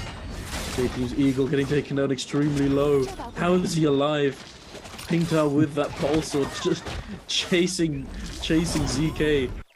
ZK unable to make it out alive. AOW pulling it out of the bag, winning that Yang for themselves. And they're sitting on a considerable amount of kills as well. 12 kills. This is huge for them. All they want to do is just make it to the end game, get first, second, maybe third place if they can, and they're going to be coming away from this game with like 30, 40 points. Easy. It's going to be huge for them. But yeah, it looks like we're just going to have a decent amount of downtime here. It does look as though we're going to be heading towards a bit more tree endgame. On this side of the map, we typically have quite a few more tall trees. So we might see some Viper AC 130 action dropping down from the top of the trees, although I'm not all that sure how many Vipers are left in the game. It looks like it's mostly the Juggernauts and Sandformers. I think there's maybe one team with Viper left alive here, and Viper, like you said, that AC 130 dropping in can be pretty gnarly for some of these Transformer teams if their team is live to follow up on it. Typically what we end up seeing in these final circles is Viper ends up being the last remaining player left alive. They drop in and they stun the whole lobby, but they can't really follow up on anything because their team's gone. So they're just forced to walk away. But it's very interesting. You talk about things slowing down here, and this is very much a consequence of these teams trying to avoid that second set of the Realms of Yang, knowing that they don't have that big safety net like we were talking about earlier from Vermilion Bird's Might like they do from the first one. They also don't have a safety net in terms of being able to buy teammates back, right? Because after that set of Realms of Yang comes forward, typically if you're going to die after that for some reason, you've hit zone 4 and you're not able to go buy your team back from boxes, and there's no more free tickets available in this Morris Blessings either as soon as you hit zone 4, and that can really make it pretty hard for some of these teams, because if you end up losing even a single member of your team, you're forced to play the rest of the game a man down, and basically whatever kills you've put together for yourself, that's kind of it. You may be lucky and pick up 1 or 2 eliminations going into the late game, but typically if you're down a man, you're going to find yourself just kind of trying to rat for position for the rest of the game. Yeah, no, absolutely. And the thing is, another reason why they're not opting to go for these Yangs is that because of the general tone of the game being really slow, they know that they're going to be forced to try and take a head-on fight with another team. And it's always a big risk unless you're pretty scaled to actually try and take a big head-on fight. But here we have WBG committing their Tumult ultimate to try and secure this Morris for themselves, get that gold armor, get all the resources they can. We did see ACG's 9HQ drop the V3 on top of the enemy players to try and slow them down, and it looks like something's come of it. We have WBG Jing getting taken down by this Moonbane alongside KLA's QGG. Sleepwalker having been silenced and then immediately stunned into death. There's nothing he can really do.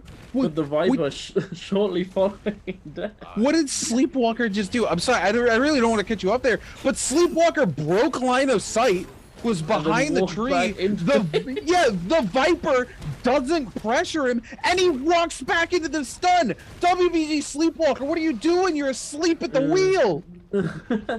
I mean, he may have tried to predict the dodge from the Viper, because some Vipers they opt to sort of save up their stam until till the end of their ultimate, just before it's gonna pop, so that they can close the distance between them and the target. So if he was behind the tree, like out of line of sight, he may have tried to predict that the Viper would dodge forwards at the last second so that she could secure the stun, and he dodged in the opposite direction.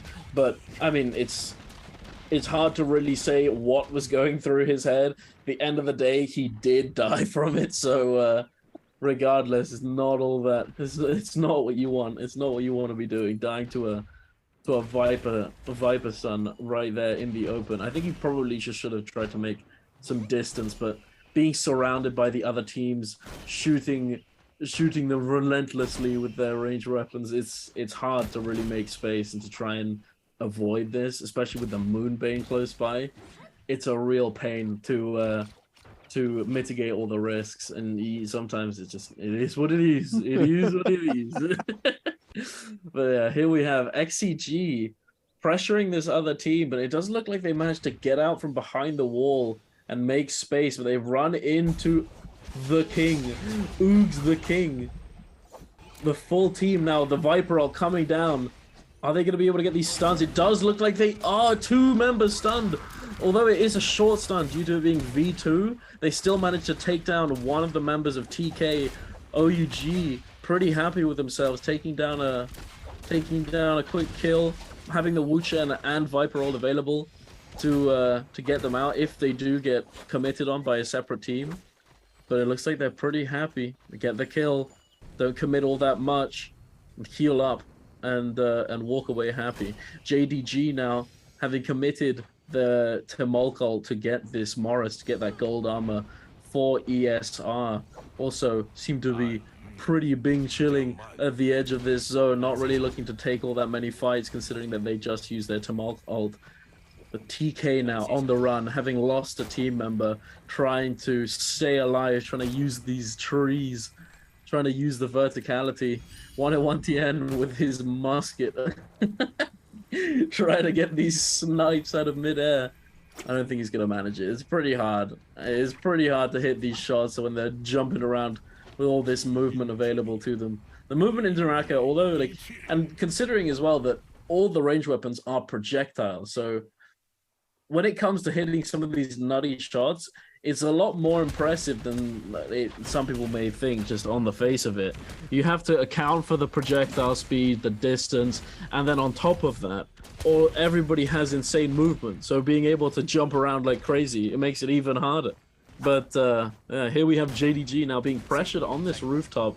Feria being forced to drop her ultimate down as a sort of shield to avoid damage, but he's taking a huge amount though. That armor pierce doing work, forced to pop the ult there as well, and now the monk being forced to use his ultimate in return. He's gonna try and apply some pressure, maybe get some long range grabs for himself. Maybe I was about to say this other monk's looking to do exactly the same, and he snipes him from the roof from a mile away, pulling him right into his team, slamming him immediately. JDG just getting decimated here. XCG doing a really good job of trying to apply some pressure, even though they have a teammate having been taken down. But this direct health damage is huge. I love this. JDG pulls up a member of XCG with a long-range monk grab, picks up an elimination. XCG at this point turns around and goes, look, if we're going to be down a team member, you're going to be down a team member. Immediately turns around, grabs up a member of JDG, and just puts the brakes on him. Unfortunately, it's XCG who pays the price, though, because off the back of their monk ultimate going down, we see the members of J-Team coming in here and starting to clean up that fight and eliminate the members of XCG. Now, here we go. We talked about it before. We're going to see that huge AC-130, the Viper stun coming in from up top, the tactical nuke. But unfortunately, they're able to connect a couple of stuns onto some distant players, but their team not in a position to follow up as another team starts to pressure CXZ, and they're forced to come in and cover CXZ to keep them alive. But speaking of covering, Ping Tao comes in with a massive Takeda ult and starts pumping damage out onto CXZ. The team able to come in and cover, though, for KLA's CXZ, and CXZ turns around with Merciful Havoc and sends Ping Tao back to our lovely spawn here, because that is going to be it for Ping Tao for AOW. AOW down to just their monk player, trying to survive, waiting to get an opportunity to transform yet again here, trying to pick up some more eliminations. And look at this, we see J-Team's 101 TN trying to keep that from happening. They don't want to see Ping Tao able to come through with those transformations. We can see TK be picked up by J-Team's Eagle here with the cannon shot. This is, again, we see J-Team doing exactly what they did before.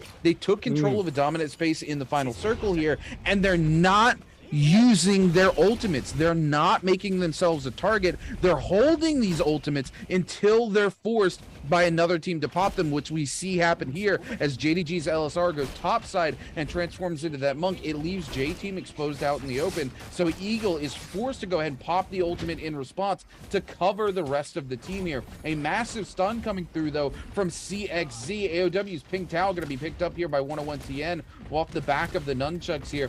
Eagle takes a lot of damage here, but they're able to keep them alive and in the running. ZK gone, though. The healing not available for J-Team. J-Team needs to find something here. They're trying to get this resurrection onto ZK. The other team's just not allowing it to happen. They were so close. Literally one tick. The Yuesha shoulder tackle comes through, but it's not enough. KLA able to pick up Yuesha. Now it's just Eagle. Eagle goes down as well to KLA's CXZ. KLA just taking complete control of this final circle. JDG's LSR with no monk ult available as well.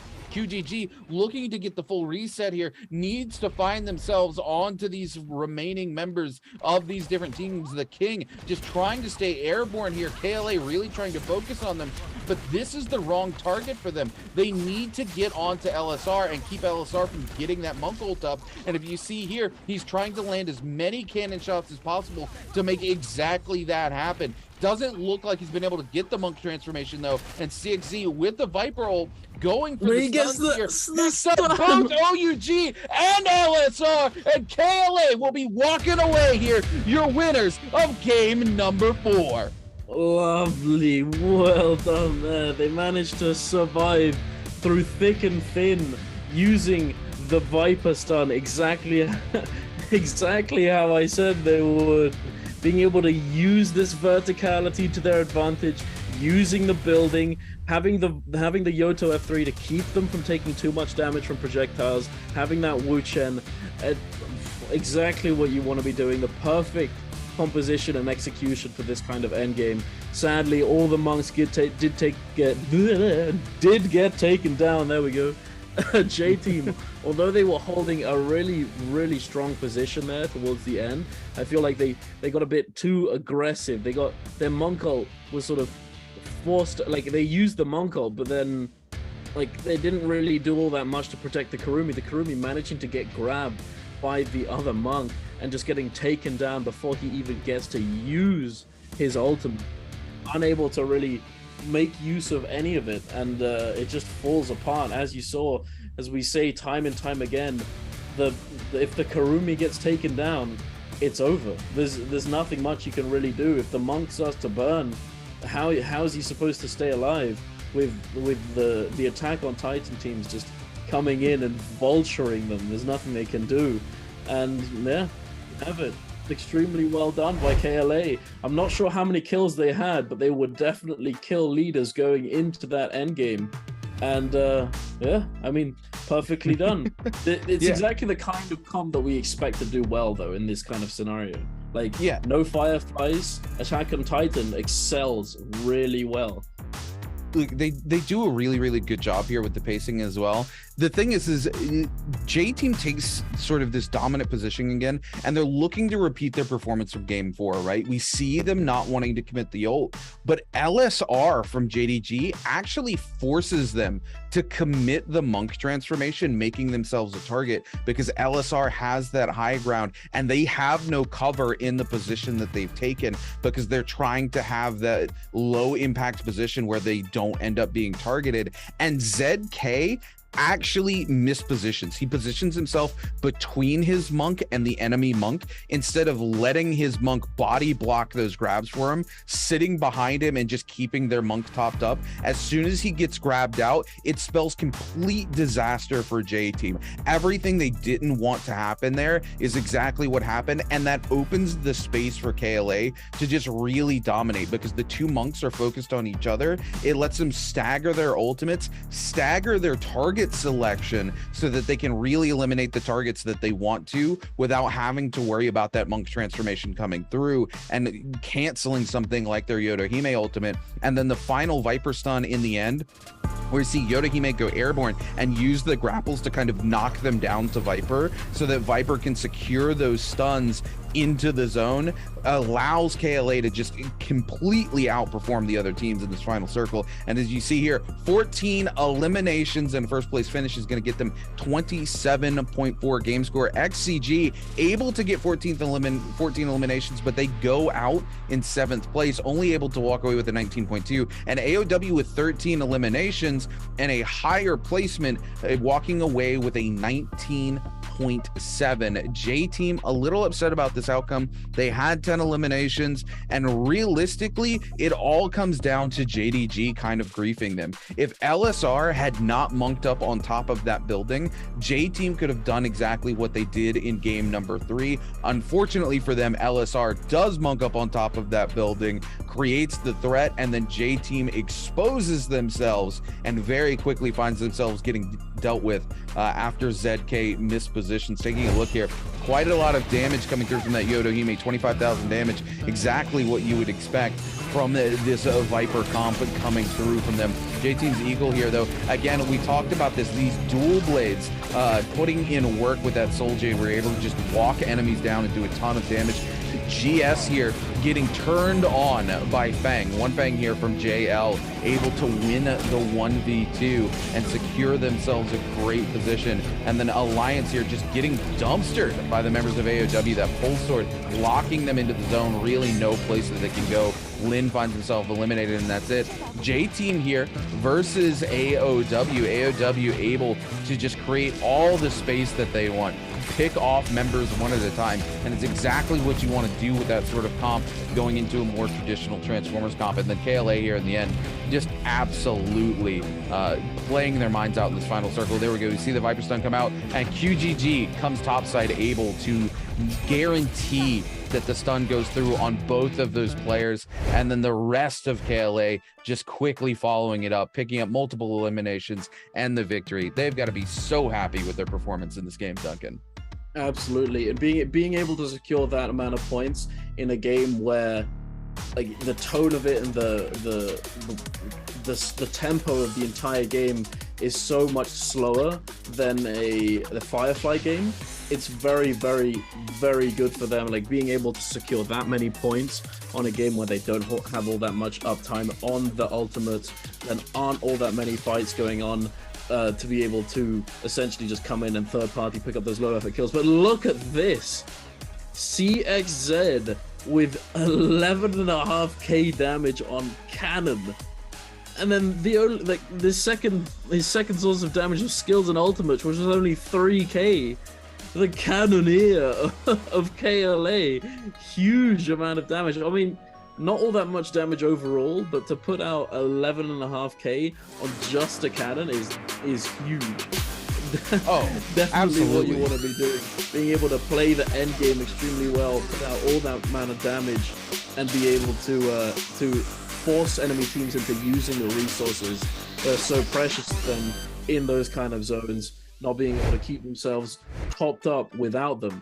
And it just goes to show Cannon is top tier. We all love Cannon. I love Cannon. Flame Breath, Rupture Gale. We're just burning people. Incinerate.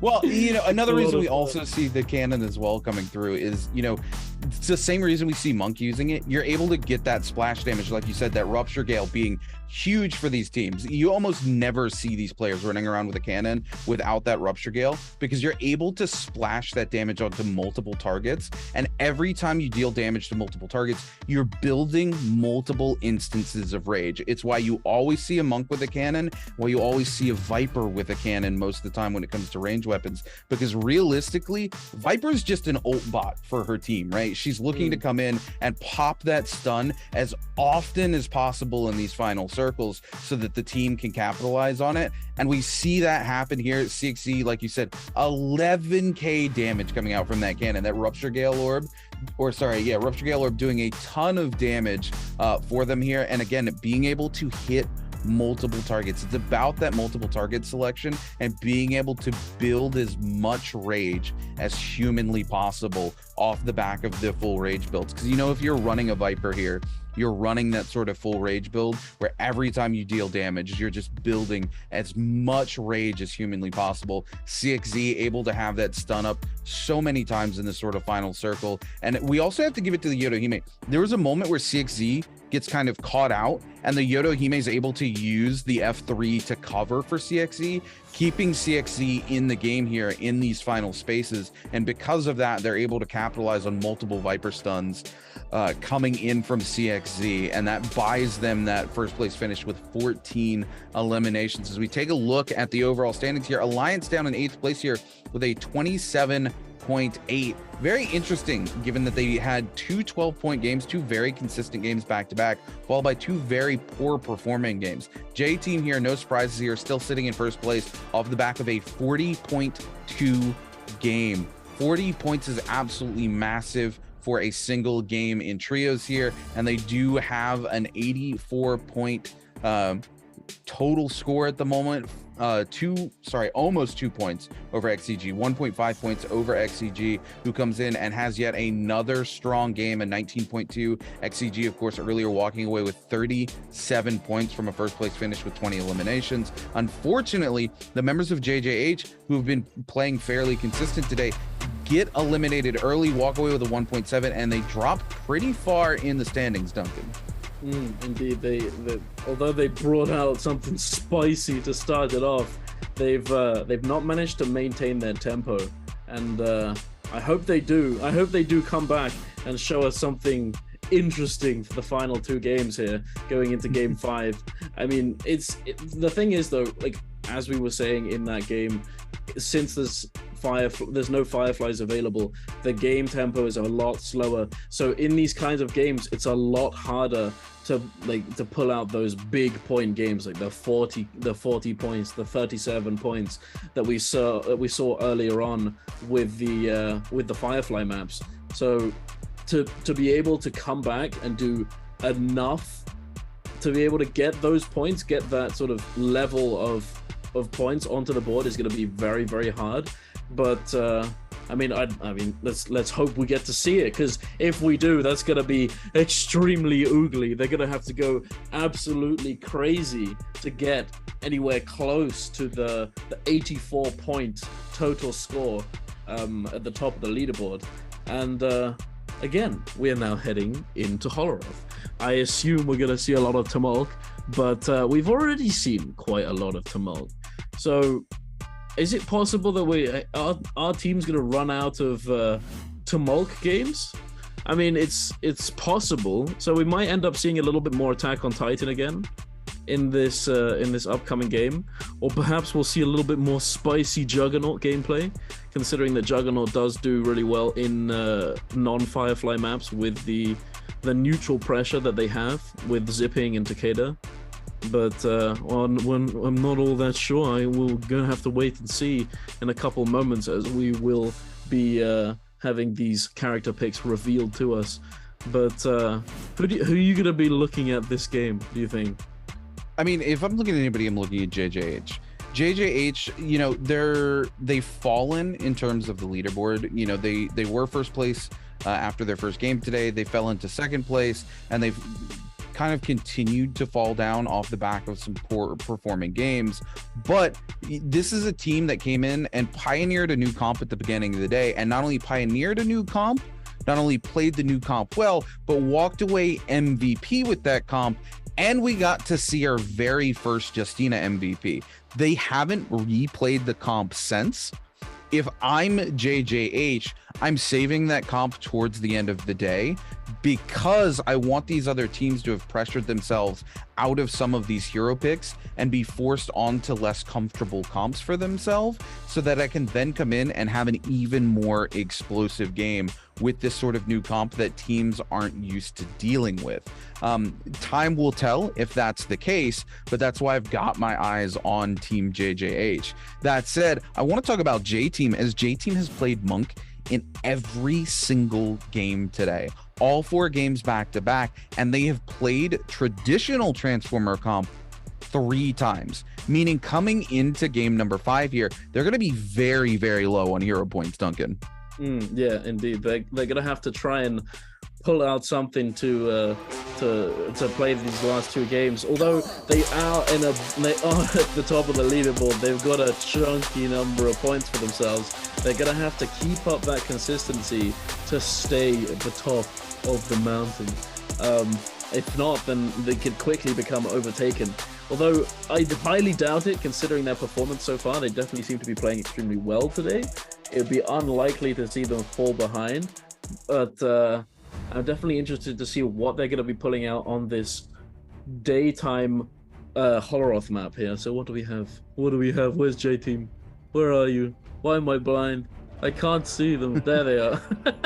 They have the Attack on Titan. So yes, it looks like they don't have many more Monk games, if any, and they're opting to pick the Attack on Titan, that Yoto, Viper, Wu-Chen.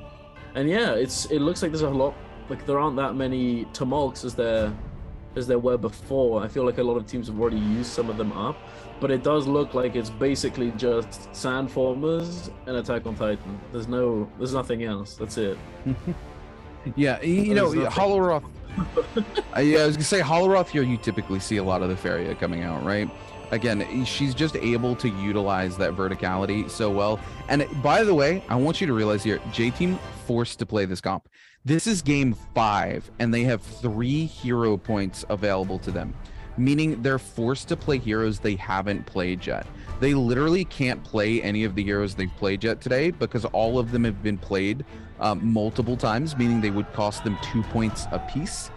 They could potentially play some weird comp with Faria later, use 2 points from her, and then use 2 heroes they haven't used, like Takeda or Zping or something like that. But J-Team really, in terms of hero points, have backed themselves into a corner, which is why we're seeing that more traditional Viper comp coming out of them. Again, a comp that they were the team to pioneer. They pioneered it into the first World Championship, so it's not like it's something they're uncomfortable with. And 101TN, one of the best Yoda Hime players to ever exist. So hopefully we get to see them pop off on this comp, and then game 6 is going to be very, very interesting for them. We see KLA actually come to the backside here. We talked about this before, these Firefly cages coming into play. I think there's also always one Firefly available in here as well. Looks like it's going to be the right. Fairy is going to immediately come in, look to get that legendary loot while KLA creates some space for them, and see if they can go ahead and get their ultimate as well, as we turn our attention to Team GS, who looks to be pressuring onto some of the other members of Team KLA.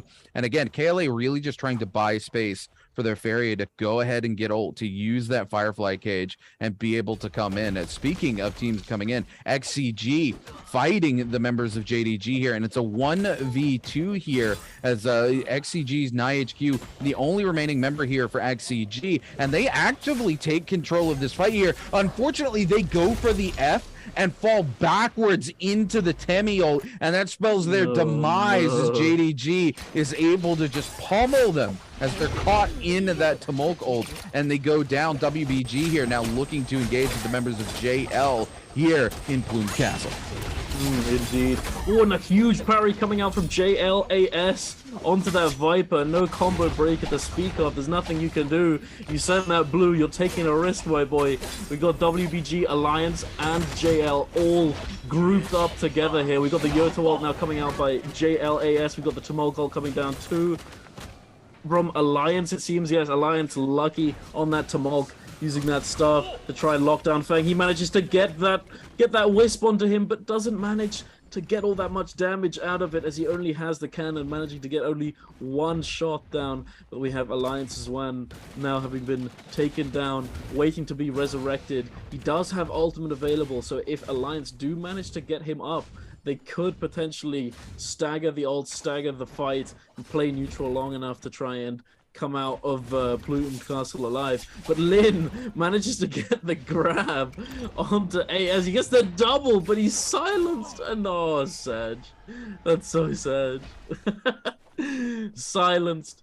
Wait, Jing, I'm not sure what that ult was, Jing. That was I think Jing was trying to come down into that fight and kind of hit him with the tactical nuke there, but he caught the edge as he came over and just wasn't able to move forward far enough to bring the ult into range. And it might actually cost them. Yeah, they're going to be forced to use the Wu Chen ult to back out here to get away from it, because Jing wasn't able to capitalize on anything with that third party. So not only do they waste the Viper ult, they're forced to spend the Wu Chen ult as well. And WBG might find themselves falling pretty drastically behind, because they're not going to be able to engage for a while until they get that rage back up for their 2 teammates, or they're going to be engaging at a massive disadvantage. KLA here engaging with GS in a no ult zone, clearly doesn't care about not having access to their ults, even though they're playing that Transformer comp. They have a huge gap over GS in terms of gear right now, and going extremely low, and YKC really trying to pressure onto it, but Zhao Toto not having any of it and turns onto YKC with these nunchucks. Needs to be careful though, they don't want to knock YKC out into the zone. Yes, the wisp comes through, and GS able to keep YKC from being able to ult here. Turns this fight on its head, as now they look to pressure onto the other remaining members here for Team KLA, and QGG gonna find themselves grapple stunned out as GS secures all the members of Team KLA and will be walking away the winners of this fight here in the no ult zone. Extremely well done there. That wisp coming in clutch. The Monk trying to scramble to the edge of the 3-man zone just so he can get his ultimate off. Unable to get away from that grapple LMB from the nunchucks. An extremely strong mechanic unique to the nunchuck. Oh, actually, Dagger has also got a similar similar grapple LMB, both of them having extremely good tracking and able to essentially just stop you from going anywhere. Come back here, boy. But yeah, extremely useful for locking down people, and right here being able to keep him within the zone to prevent him from using his ultimate. But here we have XCG seemingly alone in Metab. Only blue armors to speak of. They have all their cooldowns. Looks like they've spent a bit of money, got themselves those purple weapons. They don't have all that much money left over. So I'm assuming they've got some jades as well. Perhaps they're waiting. They're waiting for the timing on Yang, looking to go for that Yang fight, try and get them that buff, get the armor there for themselves, as they're not really looking to take a fight there, it seems. But here we have what seems a bit of a scrap. JDG and TK is already over. We turn up and it's already over. JDG completely wiping out TK. A huge amount of damage coming out from JDG's monk, considering he has this gold katana for himself. Looks like they managed to find a stash, as the only other way to find a gold weapon in Immortal War, unless you go to a Morris or a Realm of Yang, is by opening up a stash. But here we have did the 3-ban zone? No, it didn't get activated. Of course not. We've got all these ults popped. We've got the Monk ults popped. We've got the Tumult ults popped. It's a mirror comp. When are we going to see the Farrier come out? We've got the monks trying to slam each other. Kopi having been gotten grabbed. He doesn't get slammed. He does manage to stay alive. JDG's Xiao Hui managing to stagger the monk, from preventing him from getting that slam, it seems. LSR trying to heal himself back up, trying to get that health back. He does have this gold katana, so if he manages to stay alive, he's going to be able to make use of it. And it looks like he's trying to get this full reset so that he doesn't lose what he has. But XCG, quick to chase him. Doesn't look like they're going to let him get away here. Yeah, no, JDG really on the back foot here. They have already lost Kopi, now they lose Xiao Hui. And XCG more than happy to just continue to give chase here, especially because they know that LSR here has got a ton of damage being pumped out, which means they know he probably has a gold weapon. They saw the stash open on the map as well, so they know somebody in that team has a gold, and they haven't found it yet, so it's got to be LSR. LSR coming in with the scale rush onto Xiaonan. Xiaonan going to use the bell, and LSR actually left that charged left click rip a little too soon, and the very last frame of the bell actually going to clank onto him. He ends up losing the golden katana to a parry here, and then finds himself very quickly pressured onto by all 3 members of XCG. No surprises to see him eliminated here, and they're going to be forced back to the Soul Altar with the remaining members of JDG. But JDG, 9 eliminations under their belt thus far. They're very unhappy about losing their gear, is specifically at this stage too,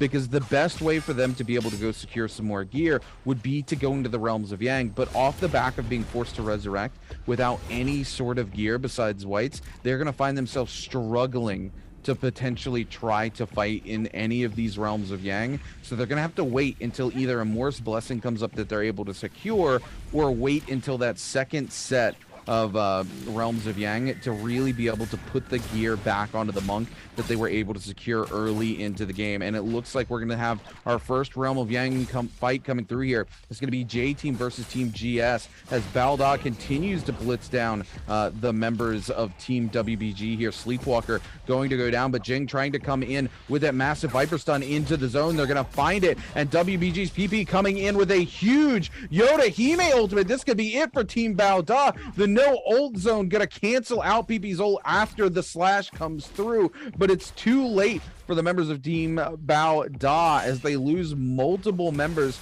to the members of WBG. A massive parry coming through from Jing is definitely going to secure the elimination onto Malmon, and WBG walks away with all 3 eliminations onto Team Bao Da. And unfortunately, we are now into zone 2, meaning Bao Da has no resurrections, and they're going to be sent back to the lobby. Team GS now going head to head with J Team inside the Realm of Yang. Indeed, we've got this Ferrier ult just sat atop the pillar with that turret, spamming it down, trying to get as much value as possible. Oh, but the Pride's Fall coming in. The WWE RKO out of nowhere. Getting taken down. Looks like they're going to come out on top here. GS. Lovely to see. All purple armors. I'm not sure if the other team did have full purple armors. It did seem as though they were at a bit of an advantage, considering they had a player advantage reasonably well when we came in to see that fight. But GS definitely happy with themselves, now having 6 kills on the board, and they're just about to jump straight into another fight, popping that monk ultimate. Although it's not the best terrain for a monk ult, both monks are going to be scrapping it out, and potentially they'll be able to take one of them down. GS very happy to just take this fight, but JJH also have this Phoenix buff, have the ability to res after having, if they happen to die. Oh, and I thought that was a double. I thought it was a double, but only a single grab. JJH Water getting slammed down. GS's monk being forced out of his ult now. Ferrier ult coming down. Looks like he's just trying to make some space, maneuver around these buttery rocks. Water trying to make use of his turret form, trying to stagger these players off the rocks. The GS Luoye, sorry, the Ferrier taken down extremely low. Oh no, wait, it was the Tumulk inside the Ferrier ult, excuse me. Now being forced to fight in this sort of small gap. Doesn't look like he's being chased extremely hard by Water. Finally getting taken down. 2 members. Is he the last one alive? And there it is. GS coming out on top. You know, I got to give it to JJH's Water there. Multiple parries landed in that fight, just trying to come back from the 1v3 situation. Does a ton of damage, isn't able to find the extra elimination he was looking for. But they do have that Vermilion Bird's Might, so they're going to be able to find themselves. Or no, did they have Vermilion Bird's Might? I think they did. They yeah. did. Okay, sorry, I did. see 0 eliminations, and I go, wait a minute, how did they get that? But it looks like they went into Realm of Yang and were uncontested in the Realm of Yang. J-Team's Eagle here on the outside. This team absolutely not wanting to get picked off here, but unfortunately that's exactly what's going to happen. We're going to see J-Team completely eliminated from the lobby as AOW picks up yet another set of kills. One Fang yet again. No! He does it twice! Are you kidding me? You missed it earlier, One Fang, in the exact same spot, and he comes in and whips the Viper ult again! Oh. A moment of silence.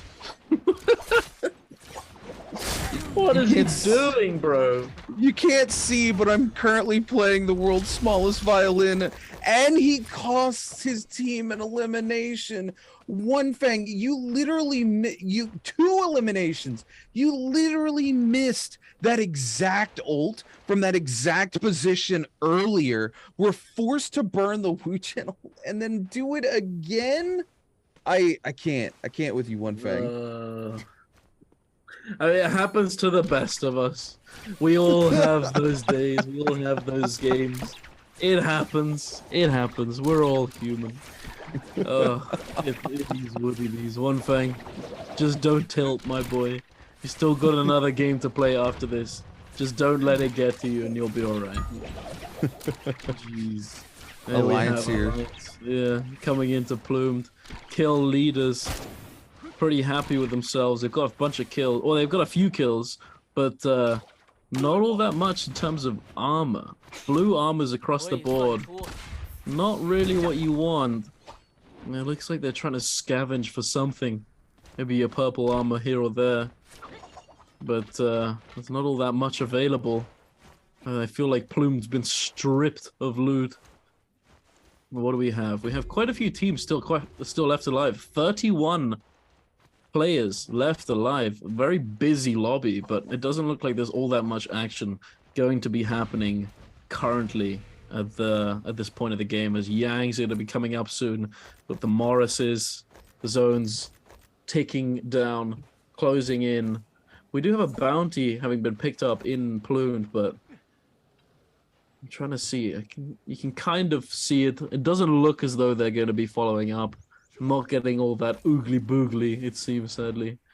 But I'm sure that won't last for very long, as we're about to have some Yangs opening up. We're going to turn our attention now to JJH. GS here throwing some cannons down on them. Both of these teams looking to secure this realm of Yang. Both of them, of course, playing these Transformer comps that include Feria. Looks like GS is going to be the team who's able to get in. They're not able to grief GS, but JJH also going to make it in. Nobody else contesting from any of the other portals under the realm of Yang. So it's going to be GS going head to head with Team JJH. We're going to see both monks come down and instantaneously water going to pop the fairy mech here. We're going to see if that's going to be enough to buy them the round here. Because again, you're cutting Zhao Toto's ability to get double grabs here out, unfortunately. And with that huge Soul Jade coming in on the longsword, doing so much damage to God Lee, might actually just completely flip this fight on its head, as that came through and just obliterated God Lee's HP bar. God Lee trying to keep it together here, but Ann instantly ults up, sees the opportunity to capitalize on all the damage that they did do with that longsword Soul Jade, and are able to follow it up there on to the monk player from Team JJH. JJH regretting the decision to come into this realm of Yang, as GS flips the script on them. And man, and quite literally, that longsword pumps out so much damage onto the monk. They are able to just completely take control of the fight with that one instance of that longsword slash. Yeah, no, longsword having some of the highest DPS, being able to pump out wind slash after wind slash, double charging is just devastating to health bars. It's extremely powerful, being able to manage space extremely well, being able to space out, threaten the double charge, bait the parry, all that good stuff. I've actually started playing a lot more longsword recently. I've been a greatsword enjoyer almost exclusively for my time playing NARAKA, but I've started playing a lot of longsword as I'm enjoying it quite a bit, and it's just so powerful. If your neutral is already good, being able to use longsword in the best way possible, being able to space out, being able to threaten the amount of damage, it's huge. It's so much pressure, and in trios it has so much more power as well. Being able to send out the wind slashes to peel your teammates and to potentially catch some people off guard from I don't know, from a mile away, it seems like, and you just get hit by this devastating, like 800 damage. It's huge. It does so much. But here we have the Draco Storm team, WBG, engaging onto JJH. Godley getting taken down extremely low. Is he going to be able to get the ult off in time? It does. Oh, thank God, he did manage to get it off. WBG being forced to teleport out, though, as one of their teammates did manage to go down, even through the Draco. It's quite a feat, actually, for JJH to be able to burst somebody down through Draco. The amount of healing that you get from this buff is considerable. But Sleepwalker with a huge parry there. A huge jump parry dropping down on top of them. The Viper ult now coming down. Godley being locked down, unable to do anything about it. Silenced and stunned, it seems. No ultimate available. Sleepwalker is hot on his tail.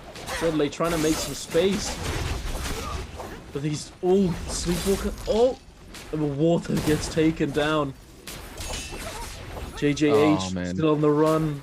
Sends the blue, gets parried. Oh no. And this right here is one of the things that Attack on Titan excels at doing extremely well.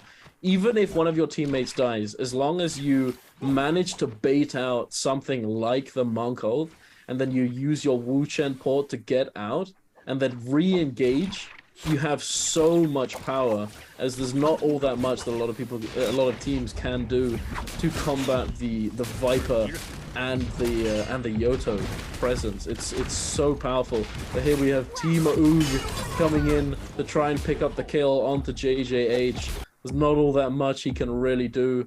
Team OUG now in the zone. GS sort of lurking at the edge, trying to see if they can lock them in and hold them in the zone, potentially pick up some kills, but Doesn't look like they're gonna focus much on it. I noticed that it was just a straggler being picked up by a team. Not all that much committed, not really worth the fight, it seems. So here we have... I would say GS doesn't really want to overcommit here because the zone is pushing onto them. And if they find themselves sandwiched between a team pressuring in from the zone and a team who's just waiting for stragglers to come in from the zone, they can find themselves eliminated here. And they really don't want to be because they have 12 eliminations under their belt. This is huge for their team going into late game, especially because late game is where this sort of comp really looks to pop off. So the fact that they already have 12 eliminations in the game, they could be finding themselves having a game similar to J Team earlier, where they were able to secure a 40-point game. Because if they can pick up eight more eliminations in a first place finish, that's a 37-point game for the Team GS. That's going to skyrocket them towards the top of this leaderboard instead of them being down here in the sort of bottom 10.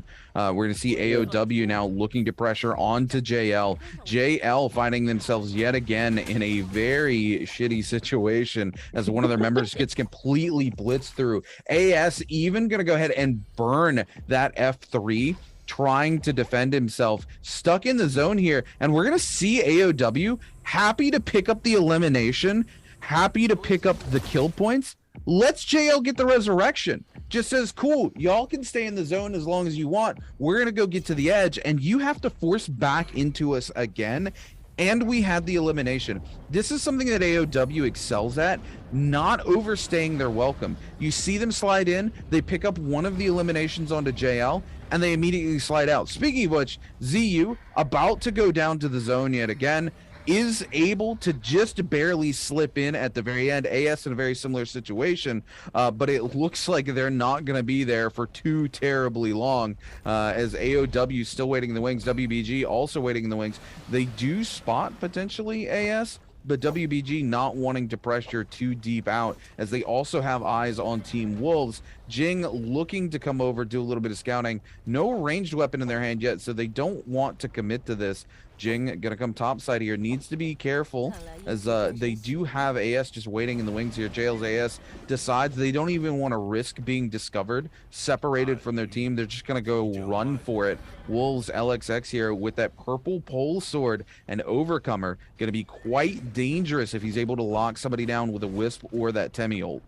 Indeed, yeah, absolutely right. And they essentially just get the kill, let them get the res, wait at the edge of the zone, and potentially their thinking is, well, we get the kill, let's just let him res and get another one. Let's just farm these teams. Easy peasy. There's no stress. You kill one, let him res, kill him again, you're chilling. Plus, they didn't really have all that much time to loot the body, so potentially just like, okay, we got the kill. Now get up, get your ass up, and come and bring me the loot for outside the zone. But here we have GS versus WBG. WBG popping the Viper ult to Mulk ult in response.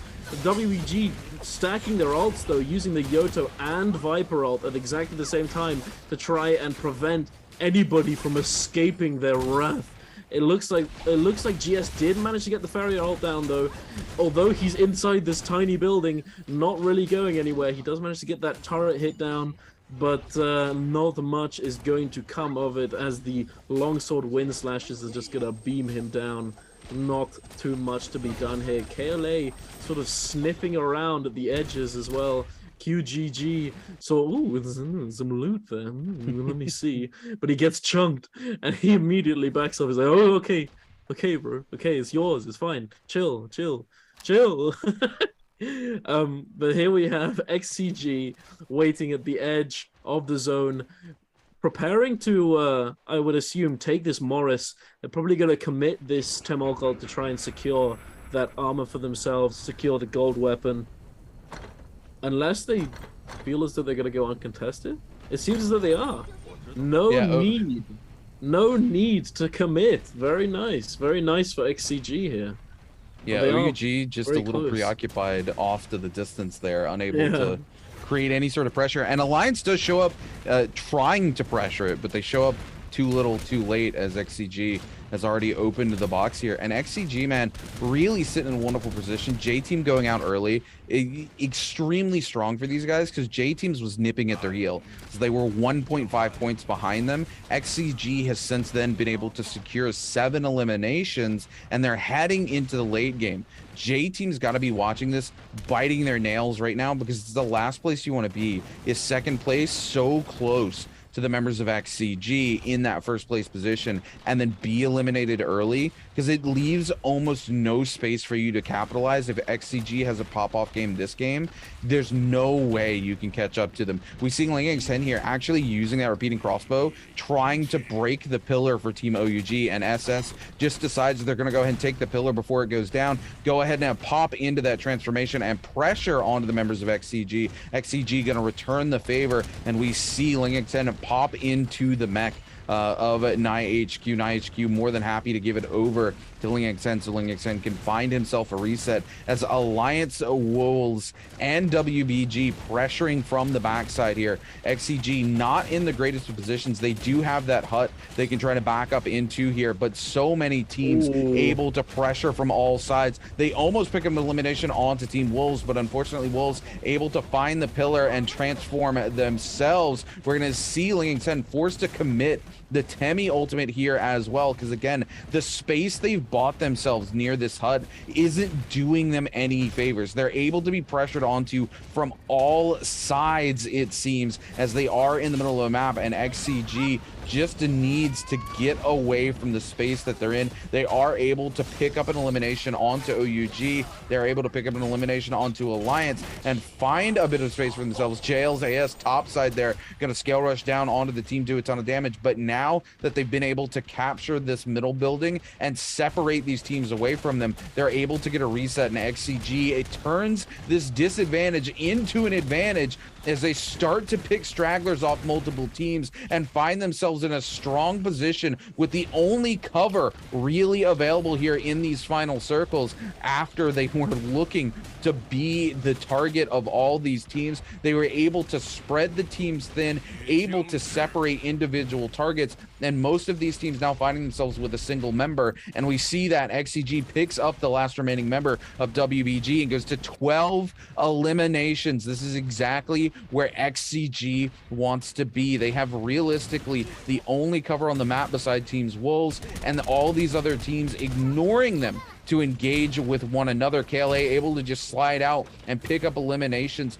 off the work of these other teams. OUG looks to go inside the building there. The King goes so low. KLA trying to capitalize on that elimination. There it is. KLA's QGG going to be able to pick up the elimination on to the King. Team Wolves on the backside here, struggling to find any eliminations here. They finally find themselves into late game, but it's classic Wolves. My goodness, the huge damage coming out here from the golden cannon as Wolves Benchu drops into the mech. Benchu immediately comes out. He's got enough to ult up here. He wants to counteract some of these other Transformers, get some grabs out. But here's the thing. This is what we talk about in those Realm of Yang fights. There's nobody to grab because everybody's either in a mech or transformed. There's a couple people on the backside behind QGG here, but QGG able to just stand there in the monk and cover for the team here. XCG able to take control. It's going to pick up another member. Actually, no, they lose a member here. QGG all of a sudden turned on to by the rest of the lobby, and it's Wolves finally able to find their footing underneath themselves, pick up 3 eliminations, look to go for 4 here. KLA takes one out from underneath of them, and that's going to be it for XCG as they're eliminated with 12 eliminations under their belt here. Wolves looking to clean up the lobby. They need as many kills as they can get here. It's been a struggle for them today. Now here they are in the final zone looking to make something happen, but KLA still all 3 members available looking to clean up these Wolves. Massive parry onto Sorrow, knocks him into the Temiel. Man, it's going absolutely wild for the members of Team KLA. Sorrow, though, turns things around onto a member of KLA, knocks him into the zone. Not quite able to get the elimination. Does finally find it, though. LXX picks one up, but it will be KLA who comes out on top in the very end. But I think it's going to be XCG who walks away your MVP for game number 5. Indeed, my friend. XCG with that huge number of kills. I feel like it was, yes, exactly as we thought. 12 kills or more on the board, even if you're not coming out on top in first place. That's still a considerable number of points. I was very sad to see GS get taken down earlier on in that final zone, considering that they too had 12 kills to their names.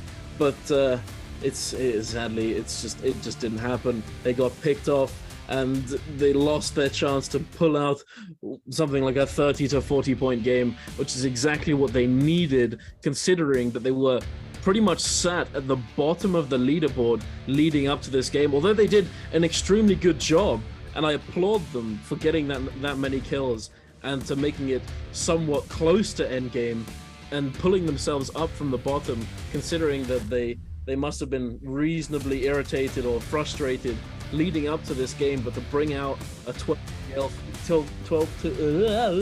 kill game for themselves is very, very good showing from them.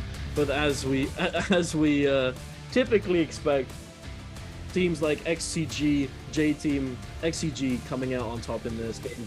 Wolves doing a really good job as well, although they only had a few kills towards the end. 4 kills, I think I saw at one moment towards the end, not being able to come out on top in terms of points, but definitely doing an extremely good job for themselves. Huge parries coming in.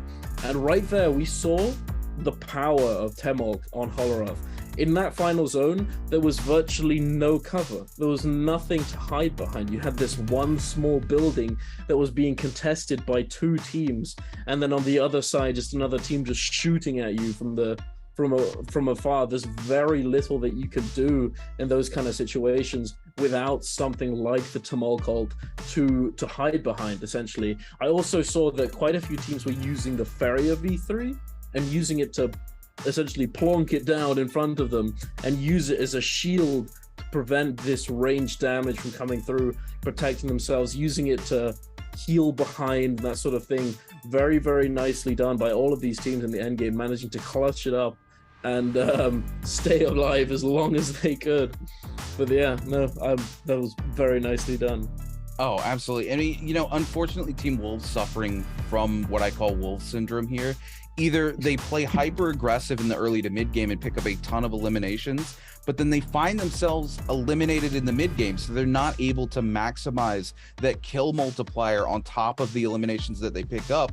Or what we see happen this game is they make it to end game and they're lacking gear and they're lacking elimination, so they're able to pick up the placement points that they've been missing in their other games, but they're not able to secure the kills to make those placement points count for anything. And this is that typical Wolves syndrome we've seen since sort of the end of season 2 last year. They just haven't been able to find that sort of momentum that suits them well. They don't know when to step off the gas pedal when things are rolling well, and they don't know when to step on the gas pedal when things aren't going well enough for them. But XCG with 12 eliminations here, they do go out a little early here, but not so early that it kills them, because they are still in that top 6 space. They're able to walk away with the 20.5, and given that J-Team was a team that was only 1.5 points behind them, J-Team goes out extremely early in this game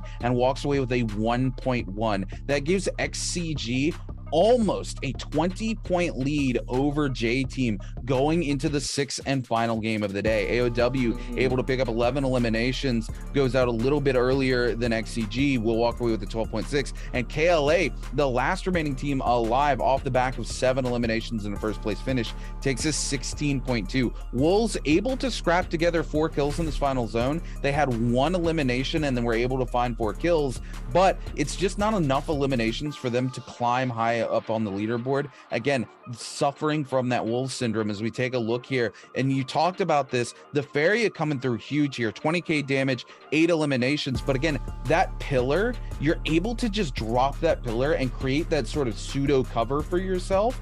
And then as other teams try to range that pillar down and deny you access to your ultimate, you can just step into the pillar Or if you've been using, you know, taking range shots the whole time, realistically, you're able to just build the ultimate gauge back up, drop the pillar, and jump into your mech anyway. It's such a safe ultimate that V3 for Various Shen here in trios, it buys you so many options. You can use it to CC teams away from you by dropping the pillar into the middle of a hectic situation. You can use it to create cover where there is no cover. You can use it and fight on top of it and constantly threaten that space, threaten the ability to just step into the ultimate there and do something with it. I mean, it's so strong, and there's a reason we see so many teams starting to hover towards it, especially here on this particular map.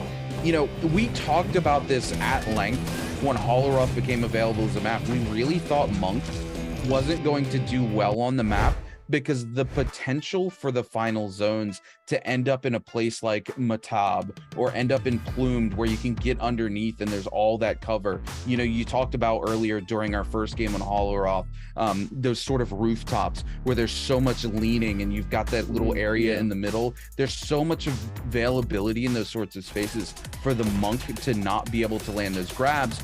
But we saw a patch that actually shifted all of the final circles that are available in Holoroth away from those sorts of spaces, which has opened it up to the Monks and the Farias to be able to really capitalize in the end. And no surprise here that the MVP for XCG is going to be NiHQ, able to walk away with 20,000 damage, almost 21,000 damage, literally 1 damage away from being 21,000 damage, 8 kills, 1 assist here, and 7k damage coming through from the pole sword. It's their 7th MVP of the season.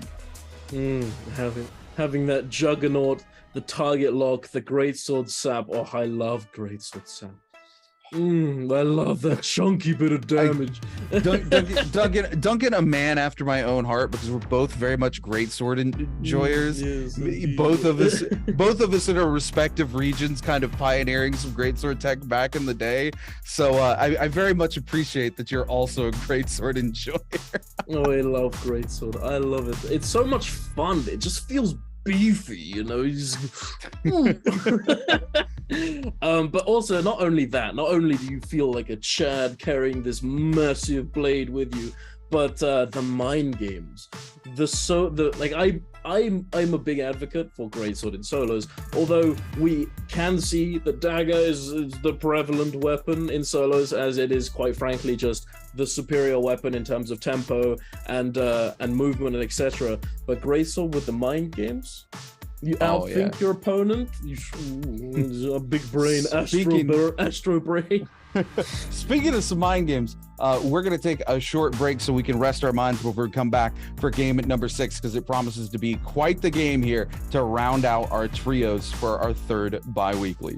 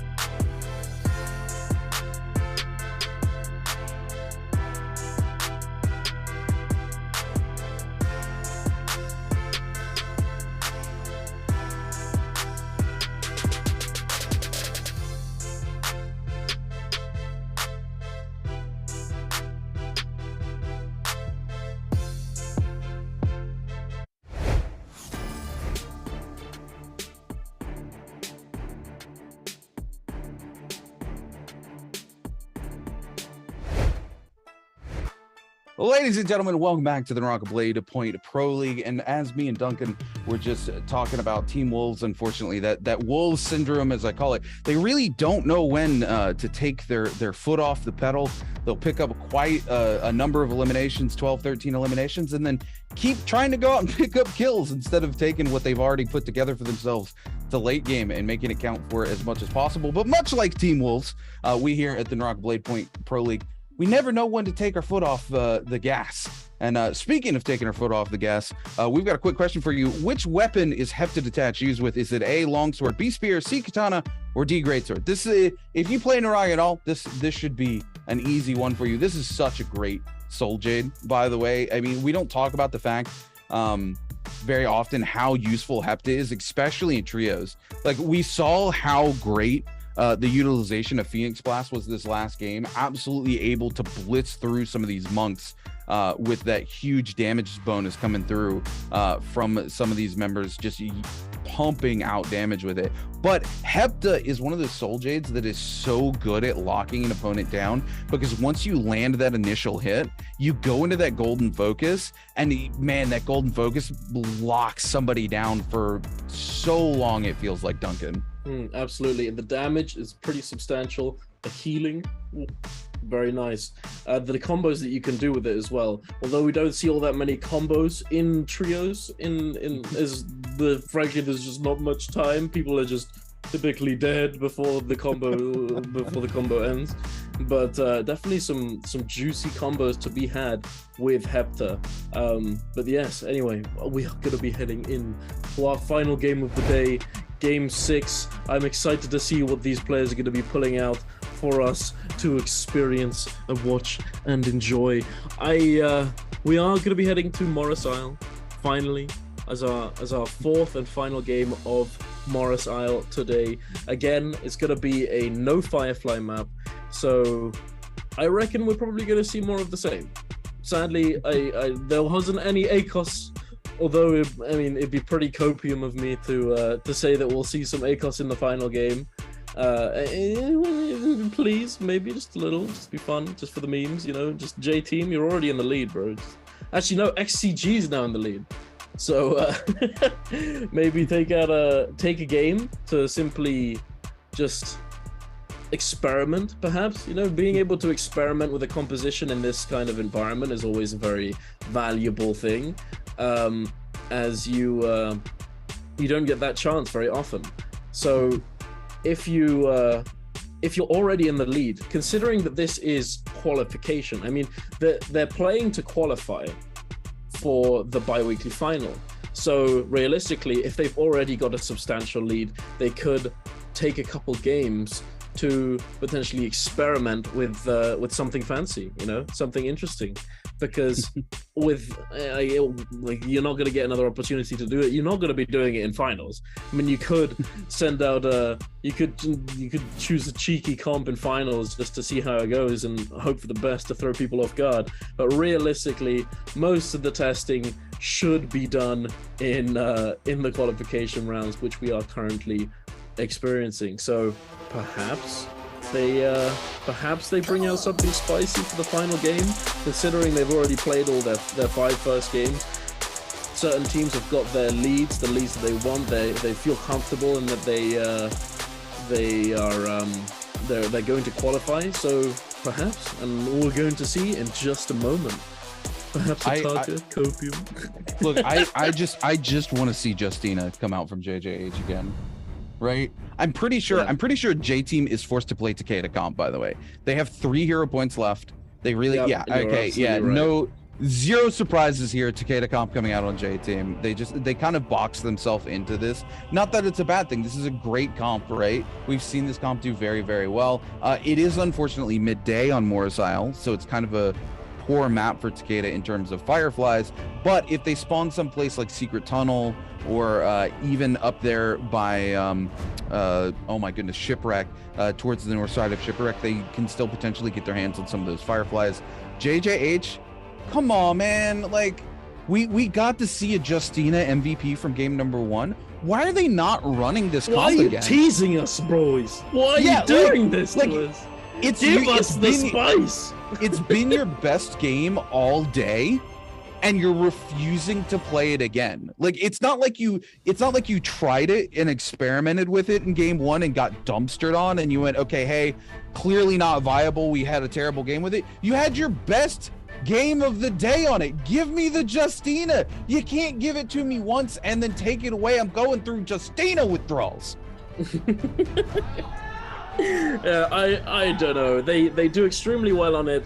Perhaps they're like, okay, wait, guys, holy, this is actually really good. Let's save this and not let people realize what we're doing. So, I mean, maybe that's their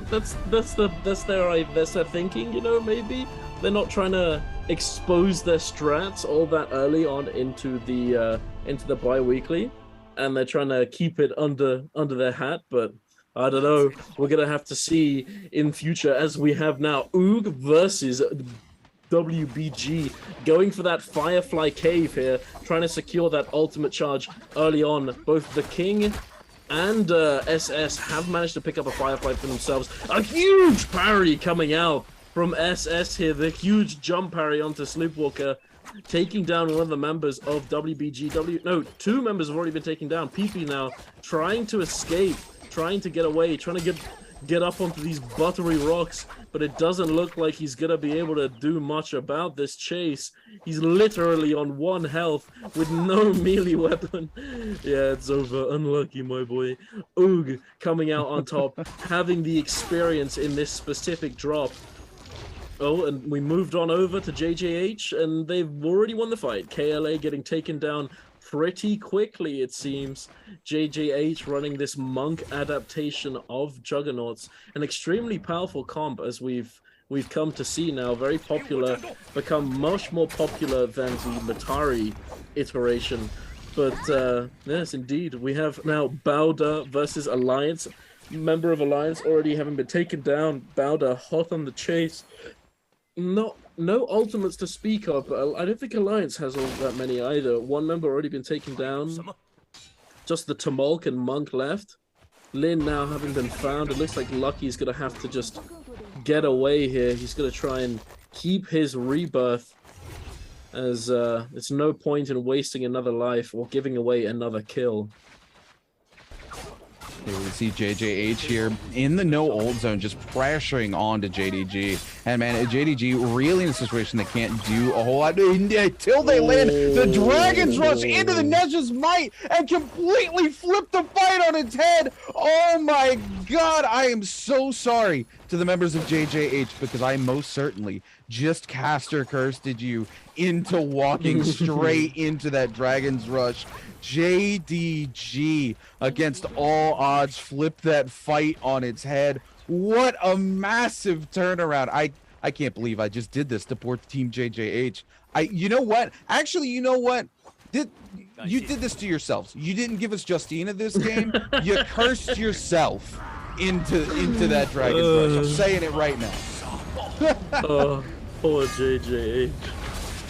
GS and Team Wolves going head to head here. We're going to see the Takeda ult come out from GS to buy some space for Zhao Toto. Zhao Toto, though, walking into the West, he just desperately wants to get up with the rest of the members of Team GS and buy them a little bit of cover, but the Bane's Breath coming through, going to do a ton of damage here to Wolf Sorrow. Sorrow also getting grabbed up and immediately just turned into the blender here with the repeating crossbow. LXX going to suffer the same exact fate, and my poor boys in Team Wolves going to see themselves sent back to the Soul Altar yet again as GS picks up all 3 eliminations. I mean, they're not all that upset, I think. They do have 4 kills already. That's not too bad. Getting taken out at this point in the game, it's not too late to make a recovery. They have a decent amount of time before mid-game, before Yang and that sort of thing. So I think it's all right. It's a comebackable loss, I would say. But yes, here we have Oog coming around, sniffing around, finding a Viper ult being used. Bowder and WBG fighting it out, scrapping it out. The Viper ult having already been used. WBG Yoto having ult available, but not opting to engage to try and help his teammates, as it is pretty much over by that point. However, here we have it. Oog stepping in, the monks popping their ultimates. Both, I'm not sure if, I think they both have the similar armor, so they're both reasonably squishy in comparison to how they would be towards the end game. And Oog, SS manages to take him down with that little slap across the face. SS popping the bell, has the zipping ultimate ticking along, keeping him nice and healthy underneath his armor. The king doing a good job of staying alive. Oh, but a huge amount of damage from Moon. Moon managing to get the parry onto the blue scale rush. Jin Yu now trying to make something happen. Moon gets hit by the Takeda F3, gets caught on the whole dodge out, but the terrain prevents the grapple combo from the longsword, unable to secure enough damage to make it a winnable fight, but he manages to get the overhold. He gets his ultimate off. He pops it. He doesn't get the soul. He just manages to get the soul bloom off. Jin Yu now popping. Whoa. Moon managing to get the blue focus hold into the release, but he too now has his ultimate available. Jin Yu trying to stay alive, now not having ultimate, not able to really scrap and match Moon in this fight, but it looks like they're heading over to the 3-ban zone. Is it activatable? Not sure if that's, I think that's a word. It is, and now Moon no longer having ultimate, now simply going to be taken down by the remaining members of Team Oog. His team absolutely decimated, lying in ruin. Team Oog very happy with themselves. 6 kills on the board, but they're slowly being approached by TK. They need to get out of here. If they get caught here, it could be over for them, as they only have 1 res on Takeda. If they get taken down now, they will be in a pretty rough spot for the remainder of the game. Yeah, we're going to turn now to J-Team. 101 TN putting in work over here onto JL. Immediately going to catch parry onto JL. JL turning the favor, though, back around. Eagle goes extremely low. We're going to see 101 TN pop the ult, trying to buy that team some space to just keep fighting here. One Feng, though, able to pop the ult of their own and land a massive parry. The follow of the charge left click coming in from the staff, putting in absolute work onto 101 TN. TN going to be able to find the armor swap into the white armor here, but the HP going so low, stuck in the zone. They do manage to find the elimination onto One Feng and all 3 members of Team JL. They get sent back to the lobby. Unfortunately, that's going to be it for Team JL, as there are no more games to play today. They will be in 13th position, and that is all they are going to be able to secure thus far here in our first day of trios for our 3rd bi-weekly. J-Team able to, man, what a fight that was. It was just such a back and forth. Which team was in control? It was like a parry into another parry, into them following it up. The staff coming in, able to take control of the fight, and then J-Team flipping that back onto them with the Z-Ping ult. Man, that was so close of a fight, Duncan. Yeah. No, these fights, these kind of games are, I think, the most fun for me to watch personally. I mean, we love to see all the action with all the ultimates and all of that, but me being a solo player, I really do enjoy watching some good neutral, some good NARAKA neutral, where it's less about the ultimates and the combination and the timing and the team play. I mean, obviously team play is still a factor in neutral, but it's very nice to see just teams scrapping it out, using their extremely good neutral play and all their mechanics to be able to come out on top. Very nice to see. Although the Takeda somewhat mitigates some of neutral play, just simply being able to throw out the big blades and prevent anybody from really doing anything about it. It's still lovely to see. But here we have it. Yang GS versus XCG. 2 monks immediately ulting. Both teams seem to have pretty solid loot. XCG opting to commit both transformer ultimates off the rip. Temolkol also being put down and trying to make something happen. The GS's Takeda getting caught now in the grab, not having the stamina to avoid it. Now trying to stay alive, trying to push away this Yushan, prevent himself from getting staggered continuously and grabbed. So, but however, the monk has been taken down. XCG are in a really good spot here. Although they have the zipping ult ticking away, I'm not sure it's going to be enough to keep them alive here. However, as I say that, XCG lose a team member. A huge parry though. But no, where are you aiming, bro?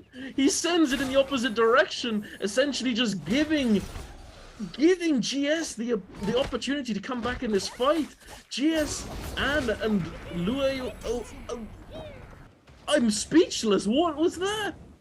I mean, I know that you're trying to send it to somebody else who may not expect it to hit him, but bro, you get a parry, it's a 2v2, just take the damage, my guy. There's not much point. But here we are, moving on to JDG versus J-Team. Two members of JDG already been taken down, is now a 1v2, still in his Yushan ultimate. We don't know if he's got armor left over. If he comes out of his ult and he does have armor, there is the potential for the 1v2 if he manages to do enough damage while his ultimate is still up. He pops the ultimate ability, he has the damage reduction, but he has no armor to speak of, and is quickly picked apart by the remaining members of J-Team, securing that Yang Morris for themselves. Yeah, this is huge for J-Team as well. Unfortunately, realistically, into the Zeeping was able to get their abilities back off of cooldown. That Yueshun really just, there's not enough damage in the world, realistically, to just get somebody low. Like, even if you were able to get ZK low in that particular exchange, the Zeeping's still going to be at full health. You're realistically coming out of your ultimate into a 2v1, and you almost always, as Yueshun, if there's multiple members on the enemy team, lose that neutral, right? Because the D-transform leaves you so vulnerable. It's not like you're Monk and you have Bell to be able to cover for yourself coming out of the transformation. You're just kind of stuck standing still, and we see exactly that. We just see both the teammates pressure on them, and he actually had a little bit of armor coming out of the ultimate, but he's just stuck in that animation, and the armor gets shredded off of him instantly, and then he's down to like 1 tick of HP. There's not a whole lot he can do. JDG here going head to head with XCG. XCG, of course, are front runners right now, having a great day here. LSR, though, able to get the double grab up and do quite a bit of damage on the Ling XN, but not able to follow up. And we do see Kopi getting picked up by Xiaonan, and we see the repeating crossbow come through, and man, just absolutely shred these members of JDG. JDG desperately in need of picking up these eliminations as well. They're able to find one. LSR gonna quickly come get that soul bloom so they can go ahead and get rid of that Yang depletion, trying to keep Xiaonan from picking up the soul bloom, but Xiaonan able to find it. Unfortunately, finds it at the tip of Yueshun's spear, and the damage almost immediately pumped back onto him as JDG are able to pick up 2 of those soul blooms that they need, able to buy a resurrection charm as well. They're going to be able to get Kobe back into this game very, very quickly, and there's plenty of loot here on the bodies from the members of XCG for Kobe to get themselves back into this game. For the members of JDG, J-Team's got to be screaming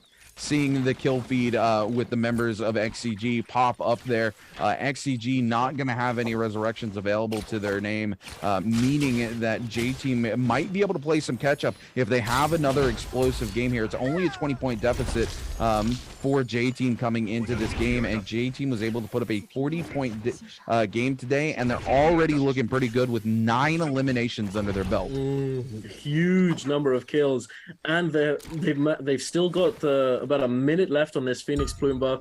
They've got 2 ultimates up. They can potentially get a decent timing attack onto another team if they manage to get into close proximity, considering that they have so much power with the gold pole sword that I happen to see that Takeda holding on to. The amount of damage that you can output with Takeda and a gold pole sword is insane.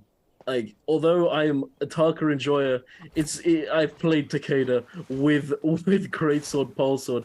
It does a lot of damage, and they can always potentially take that lead and just accelerate it, which it looks like they're doing exactly that, accelerating the lead that they've managed to accrue themselves early on into this game, feeling very chuffed with themselves, and looking to try and take this game for them, take the win in this game.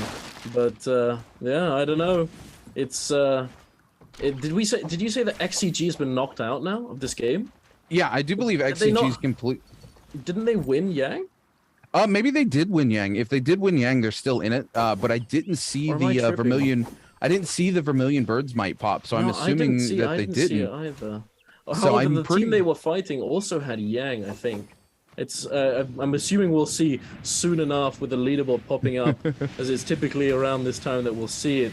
But yeah, if they have been knocked out, yep, as I I predicted it, I spawned it. XCG has in fact been taken out. So J Team are in a really good position, having 9 kills to their names. Like, they're in a really good spot. They're probably going to be able to take first place on the day off of this game, as long as they don't die within the next, I don't know, within the next few minutes. As long as they manage to stay alive and secure placement, the multiplier is just gonna accelerate their points. It's gonna give them more value out of those 9 kills they've already got.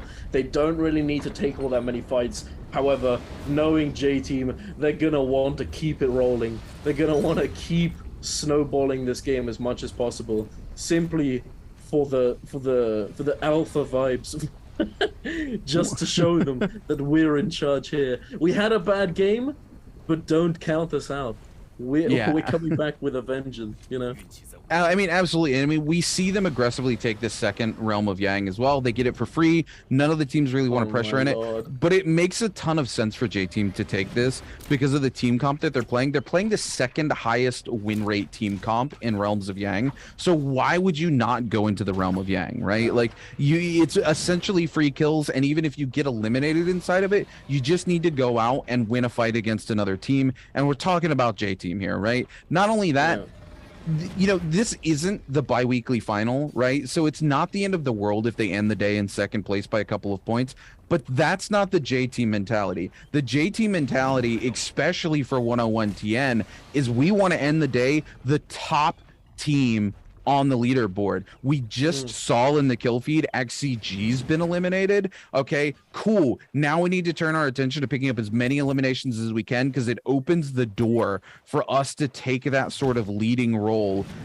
away from the members of XCG, and that's exactly what they want to do. We're going to see JJH secure a Draco Storm as well here. J-Team doing a little bit of shopping as we enter sort of that downtime here in between zones 3 and zones 4. And this is typically where, if we see downtime anymore, where we see it, right, is we're starting to see less and less of these teams go for those second set of Realms of Yang. We saw it earlier. Team TK just completely avoided it. They were chilling in a bush looking to potentially catch out some teams who were trying to go into it. They didn't, and they literally just walk right past it. They could have went in and challenged J-Team, but they were running that Viper comp, right? That traditional sort of Viper comp, and it doesn't do great into Realm of Yang, right? It has a very low win percentage. TK, not even going to risk it. Just walk past it. Don't do anything. Smart plays coming out from Team TK, because honestly, I would not want to be walking into J-Team inside the Realm of Yang right now. That's just a free trip to Yang depletion for them. Wolves here. Dude, this is what I talk about. Wolves suffering from the Wolf syndrome. They get a couple of kills early this game. They get eliminated, and then they're not able to find gear for themselves. This is typically where we see Team Wolves. It's mid-game. All the Realms of Yang are now gone. They haven't been able to secure Mora's Blessing, and they haven't been able to pick some stragglers off and pick up some eliminations. Is JDG just now buying Kopi back? They won that fight against WBG ages ago, and they had a ton of Darktide coins, and they had bodies from WBG. No, I never saw the resurrection come through. I think they when they went to the shop, maybe it was already sold out. Maybe it was sold out, and then because they were in close proximity to that Mora's Blessing just now, they were sort of just waiting there, hidden next to the house. Perhaps they were waiting for that team who did secure the Mora's Blessing for themselves, the full team, to then be able to go over and pick up that Rebirth Charm for themselves, since they couldn't buy it from the shop. As quite frankly, like, having the Rebirth Charm in the shop, it does run out. And not only that, since a little while ago, they reduced the cost of the Rebirth Charm. So now it's a lot less expensive, but huge double grab from Alliance Lin there. Having a quick replay of Alliance versus GS here. although GS does have the Phoenix Plume buff, that's really huge from Alliance. Yeah, Pretty sure Alliance just coming in. They all live, but still, really nice for Alliance. Yeah, and 2 we kills also on get the to board. see, we also see JDG eliminating XCG around the same time as that fight breaking out here as we turn to Alliance yet again here. 4 eliminations under their belt. Alliance has been a very, very interesting team this season. They've had some very explosive games, and they've also had some very consistency-oriented games. I think Alliance is kind of shifting their perspective during these bi-weeklies and just going, hey, let's stop trying to play our minds out and let's just make sure during the regular bi-weekly we qualify for the bi-weekly finals, and then we can play that sort of feast or famine play style we're used to playing, because in the bi-weekly finals, if you want to walk away the champion, you kind of have to play all out every single game if you really want to get there. But during these the regular bi-weekly, you don't have to really play into that feast or famine mindset, right? You can just play to sort of have these consistency games to guarantee that you qualify. Don't get me wrong, if you go in to the bi-weekly final with more points, it's great. But realistically, we've seen teams at the bottom before able to make up that deficit, right? It's not that big of a deficit. It's usually like the top team going in with like 40 points and the bottom team going in with 20 points. So at the end of the day, if you're in the very bottom, you only have to make up one big game to be at the top of the order there. So if you're playing consistency and you come in the middle of the pack, you're probably maybe 10 points behind the very tippity top team. And at that point, you can just play that feast or famine play style. Team Wolves here immediately just going to burn the Temi ult. No mind whatsoever. They're going to pick up that legendary set of armor, which is huge for them. Because again, we talk about how they struggled to pick up that gear. Just burn the Temi ult. Get it done with. We're going to see that Ballista immediately put in work onto Saro, though. Saro going to see most of that armor he was able to pick up going away, and the flame tick damage putting in absolute work. We're going to see immediately they're forced to burn 2 ultimates as J-Team pressures onto them after the Ballista. The Z-Ping ult coming out. J-Team going to lose Eagle, though, here, and this is a huge piece of the team for the comp. Their healer's going to go down. ZK very, very low here. LXX trying to keep the team together as OUG comes in for the third party. Wolves playing this so smart. Backing out of this fight when they did is absolutely huge for them. They're able to pick up an elimination. They're able to, pressure J-Team into these sort of third party, fourth parties, and at JJH coming in now onto the fifth party looking to pick up these members of OUG, and Wolves nowhere to be seen. They immediately just back out of this fight and say, cool, we got an elimination. We didn't get eliminated ourselves. We burnt too many resources. Let's get the heck out of Dodge. Absolutely. It's exactly right. And I'm not sure if JT has managed to stay alive, or at least one member has managed to stay alive. Can you... Yes, they have managed to stay alive, thankfully. They didn't waste their last game by getting a little bit too oogly boogly and dying before they managed to take the lead away from XCG, thankfully. However, they have lost one member for good, it seems. There are 2 members of J-Team left alive now. We're back here around the cave, it seems. Wolves lurking around, actually managing to stay alive, thankfully. That gold armor definitely put in work for Wolf Sorrow, managing to keep him alive. I do think they also have advanced group heal, because although we did see the zipping ult come out to take them up to full health, I think they have advanced and group already. But here we have it, the scrap at the edge of the zone. TK, a member already been taken down. The second, another one. Oh, a huge parry, but mitigated by the Monk Bell. The Wu Chen port now coming in to bring them away to safety. Hopefully they manage to get up. Oh, no, it doesn't seem as though they will. TK Shengyuan now being forced to use the Yoto ult to try and apply some pressure to the teams hounding them, but to no avail. They get taken down by JDG and Alliance just vulturing at the edges, using those projectiles to chip them down and just obliterate them. Nothing that could be done, having come in from the zone, having not had that health to work with, and then to have to use your port out right into the middle of a couple other teams, it is not what you want. Wolves here seem to be very happy.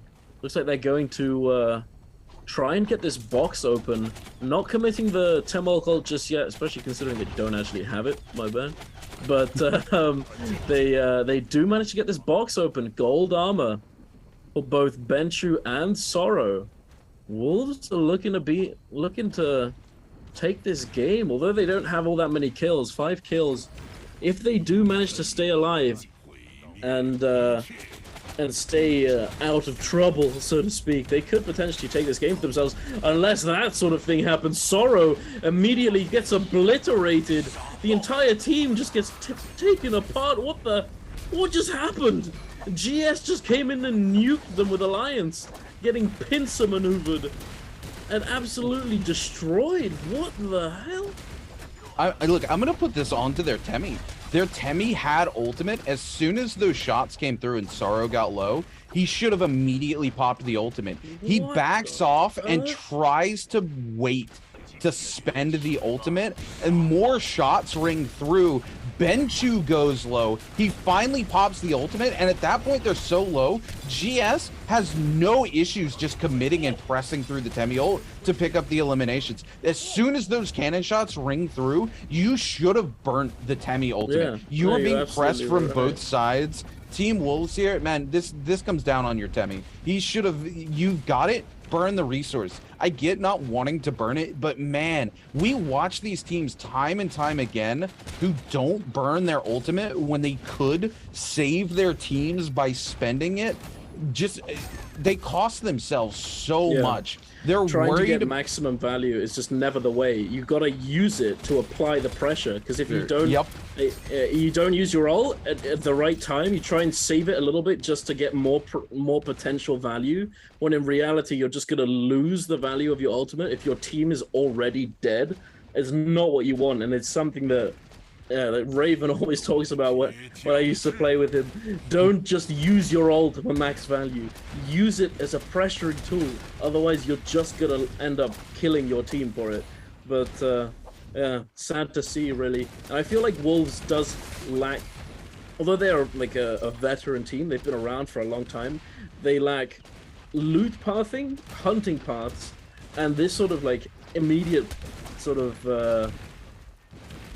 How am I trying to put this? Like predetermined scenarios. Like if something happens, this person needs to ult, or this person needs to run, this person needs to try and buy time for the other members of the team. These kind of preconceived and preset scenarios need to be practiced. It's decision making. It's 100% decision making. Work. If you're playing Temmie, your finger should be on that trigger all the time, especially in these final zones where if you get pressured onto, it can go from 0 to 100 real quickly, and that's exactly what we would just watch happen with Team GS. If Temmie had just burnt the ultimate, you would have been able to buy yourself time with a Z-ping, and we saw that they had advanced heal and group heal. Immediately, you could have just spent the advanced heal group heal to get the team back together, and you're only down a singular ultimate instead of being down 2 teammates. And here we go. We're going to see right now as Team Wolves going to find themselves eliminated off the back of Alliance's on, being able to find the damage onto Wolves after he presses out of that Temmie ult we were talking about just now. GS's Zhao Toto going to be forced to demonk here. He's got no armor. There's really no place for him to go. J-Team ZK able to find an extra elimination, going to send them to 13 eliminations here as he continues to hold on. The last remaining member here for J-Team, and J-Team, if they can get a few more placement points here. No! ZK into the zone! Oh my goodness, so unfortunate. Even 1 to 2 more placements could have been the difference maker. They could have ended the day the very top of the leaderboard, but that will secure XCG that first place position at the end of day 1 here. JDG playing out of their minds though. 14 eliminations in their belt. LSR gonna monk up here as they try to take control of the final moments of this final zone. Godly gonna try to pressure him from behind here. LSR gonna pressure onto Alliance's Lin, keeping him from getting the slam onto his teammates, and JDG knows They're the last full team here. They just need to keep themselves alive. The slam gonna come through. Kopi dropped into the zone, and actually LSR griefing Kopi just a little bit here as he gets the pressure onto the Monk, but pushes him into the zone, and the zone tick eliminating Kopi. LSR and Zhao Hui, the last remaining members here. Chu Li putting in work with that Havoc there, coming in onto the staff weapon, and it's going to be JJH who's able to find the pacing in the end here, finds a 15 elimination game and a first place finish for their second MVP of the day. Hell yeah, JJH coming in hot and spicy. No Justina, sad, but they still come away with that win under their belts. Definitely what they wanted, definitely what they deserve. I like this team, definitely one of my new favorites, bringing out the spicy picks. Very well done. I feel so much though for JP. That is so sad. Although this is only qualification rounds, it is so sad. It's so sad. They were 3 points, only 3 points off of taking the day for themselves, and they just couldn't make it. They couldn't stay alive just that little bit longer. Getting grabbed there towards the end, it's tragedy. It's very, very sad. But then again, they've done an extremely good job today. All the teams have done a really, really good job today. Some better than others. Some have definitely not found their stride today, but they have a couple more days to do exactly that, to try and come back and to try and qualify for the finals. But we're gonna have to see. Hopefully we will see a little bit more Justina coming through. I feel like although JJH may be trying to hide the team comp, you know, time to use it first game, like, it's looking pretty googly. Oh, this is pretty good. I don't know, man. They might bring it out. We might see other teams opt to go for it. They might go back to the drawing board today and just be, yeah, I still so heavily agree with JJH's decision to replace Yodohime in that comp with Justina. Like, again, we talked about it earlier, like, neither of us thought about the potential of replacing Yodo with the Justina, and then as soon as JJH does it, we're both like, oh man, why didn't we think of that? It's so smart, given Justina getting the buff, getting the 10 extra seconds of the ultimate duration, the ability to threaten Transformers, especially how easily we've seen Yodohime grab time and time again after that first slash on the ult coming out. We saw it today. We saw teams afraid to commit to the full Yodohime ultimate after the first slash. We see, I can't remember, I think it was JDG, pressure onto a team. They pop the Yodohime ultimate. As soon as that Yodo ult comes out, the Monk uses transformation to basically dodge the first slash from the Yodo ult. Yodo instantly cancels the ult and backs away from the fight. If you're going to be playing Yodohime into these Transformer comps, you need to have kind of a fearless approach to it. You need to be like, okay, I can maybe teleport and avoid this and get that next set of slashes out.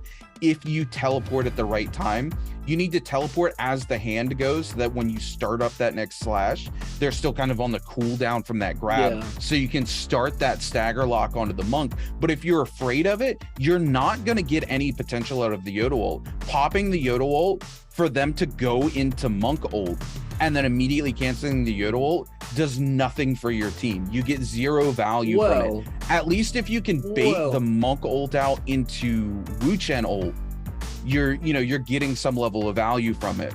But if you have to spend 2 ults just to bait the ult and then get away, you don't get so much value. There is one thing that you're disregarding, however, is that Yoto, if she pops her ult, if she doesn't use a slash, she can immediately jump out of it and keep the majority of her rage. She keeps the majority of the cooldown. So although it can be used, and somewhat wasted in certain scenarios, in comparison to the Justina, if she pops ult, it's gone. You're gonna have to use it within those 30 seconds. But having that extra time is why it's so strong, being able to have that little bit extra time to be able to use it, to be able to potentially disengage for a second and then come back in, but still have it available. So if you you can, it's a bit of like a, it's like but this and a little bit of that, you know. Like, you're gonna keep a chunk of rage from the Yoto, depending on how many slashes you use. I'm pretty sure if you use your ultimate, you don't use a single blade, I think it goes down to 60%. So you are gonna have to make up that amount of rage to be able to use it again, which can take some time. But with all these players running rage and all these cannons, etc., you can potentially do it before the monk is able to regenerate that full 100%. So it's hard to really say. And I mean, Yoto is still going to be used, I reckon, because not only does she stand like pretty well against monks and transformers, she does do pretty well into things such as Takeda, because Takeda, having the ultimate V3, the blades to be able to mitigate neutral and to just sort of dominate fights, if you can just get your Yoto to ult, you can potentially chunk down the Takeda by quite a bit. And if you happen to time it so that he can't make use of the blades if he's throwing them out, then it can be good. And since we've seen quite a bit of Takeda, it's probably going to stay. But I do think that there is something to be said for the Justina pick, or potentially the other pick that we saw once was the JJH pulled out was the Wu Chen Monk Yoto, which I feel like has potential, but if you're going into the end game, you need to execute the composition perfectly, and or you're going to get lobbied. You will get lobbied. You need to not have your Wu Chen be targeted down and eliminated like we saw after JJH. But man, look at this. The Takeda coming through water here on JJH. 26,000 damage coming through from water here with 5 eliminations. Z-Ping picking up 6 eliminations here, but only 12k damage. I'm interested to see the healing numbers from Z-Ping here, quite honestly. So hopefully maybe Z-Ping will pick up our MVP as we take a look back here on our 6th game. JDG, man, this Dragon's Rush right here from JDG, oh, absolutely gorgeous, massive, able to flip that fight on its head. This here, I still have no idea what happened with XCG here into GS. They had the potential to turn this around. The target acquisition was not on point. They needed to eliminate the Takeda, and they turn it in the wrong direction. And now taking a look, JDG again, man, they played their minds out here. JDG picks up 6 eliminations this game. 16 eliminations this game. They just don't quite make it to that first place finish that they were looking for. So they still walk away with a massive 28.6 versus the 29 game score of JJH. So JDG can't really be sad about this game. They do unfortunately get eliminated here to JJH in the very end, but man, JJH, well-deserved victory for these guys here. We could talk about it to death. I'm sure we could pick apart the Justina versus Yoda pick all day, but they do walk away with a Justina MVP at the end of the day, so that says a whole lot about them. But it will be the Takeda coming through here with 26,000 damage, 5 kills, 8 assists coming through here, 8k damage from the cannon, but also 8k damage coming through from the dual blades, and oh my goodness, over 5k damage from Takeda Ultimate. Takeda Ultimate does a lot of CC, right?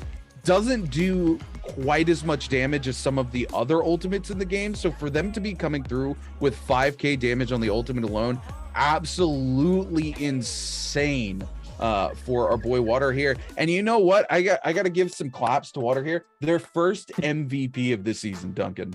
Hey, nice, good shit, good job, my boy. Definitely nicely done, pulling out the Takeda. You are definitely one that I will be watching, as you are innovators in the field. Bring out the Taka next time. Give me the fire dog. I love it. Give it to me. I mean, I have been theory crafting, thinking that potentially Taka could even be brought out alongside Akos. So when Akos does get his buff, when they are playing on that patch in the future, potentially we will see something along those lines. Although it is highly doubtful, I can hope. I can hopium. I'm on it. I'm a fiend for the copium of Tarka being played in trios. I'm telling you right now, if we see Tarka in trios, it's alongside a Karumi. Setting Karumi on fire in final circle, just chef's kiss. True, I would love to see it. True. I mean, the thing is, like, you can't. The one issue is that if you pair a Karumi with a Tarka, you're potentially losing out on your traditional Transformer games if you're not able to do it in such a way that you're able to, like, keep the traditional Transformer games if you're going to play them, and the Tarka with Karumi games within the hero point allocation.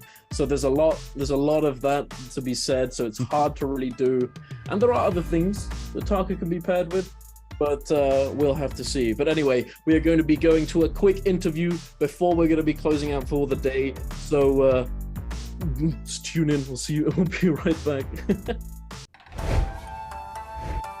Hi everyone, welcome to the post-game interview. I'm Leah. So everyone, I know you love J-Team, so this time we invite ZK to our interview. So of course, let him say hello to us. 那也是先请扎克跟大家打个招呼。大家好，我是 GoTeam 的 JK。 Okay, welcome. You know, in the last interview, we have Xinyu from the team OUG, and he want to ask 101TN why he was so strong in this season. So maybe you can like answer for 101TN to Xinyu. 那其实，在上一次采访的时候，我们邀请到了新宇，他直接对话昊天说：“哎，怎么这个赛季这么强呢？”这个扎克可不可以替昊天来回答一下？就他不仅个人实力强嘛，然后我们的团队的配合啊和氛围都挺好的，所以我们整个团队都挺强的，对这个赛季来说。Okay, so not only 101TN have a really high ability himself, and also our team have a really well cooperation, so our team is really strong. Okay, so as the brain of J-Team, so how do you think the improvement this season for your team? 那其实也是作为 GoTeam 的这个大脑选手吧，一半大脑。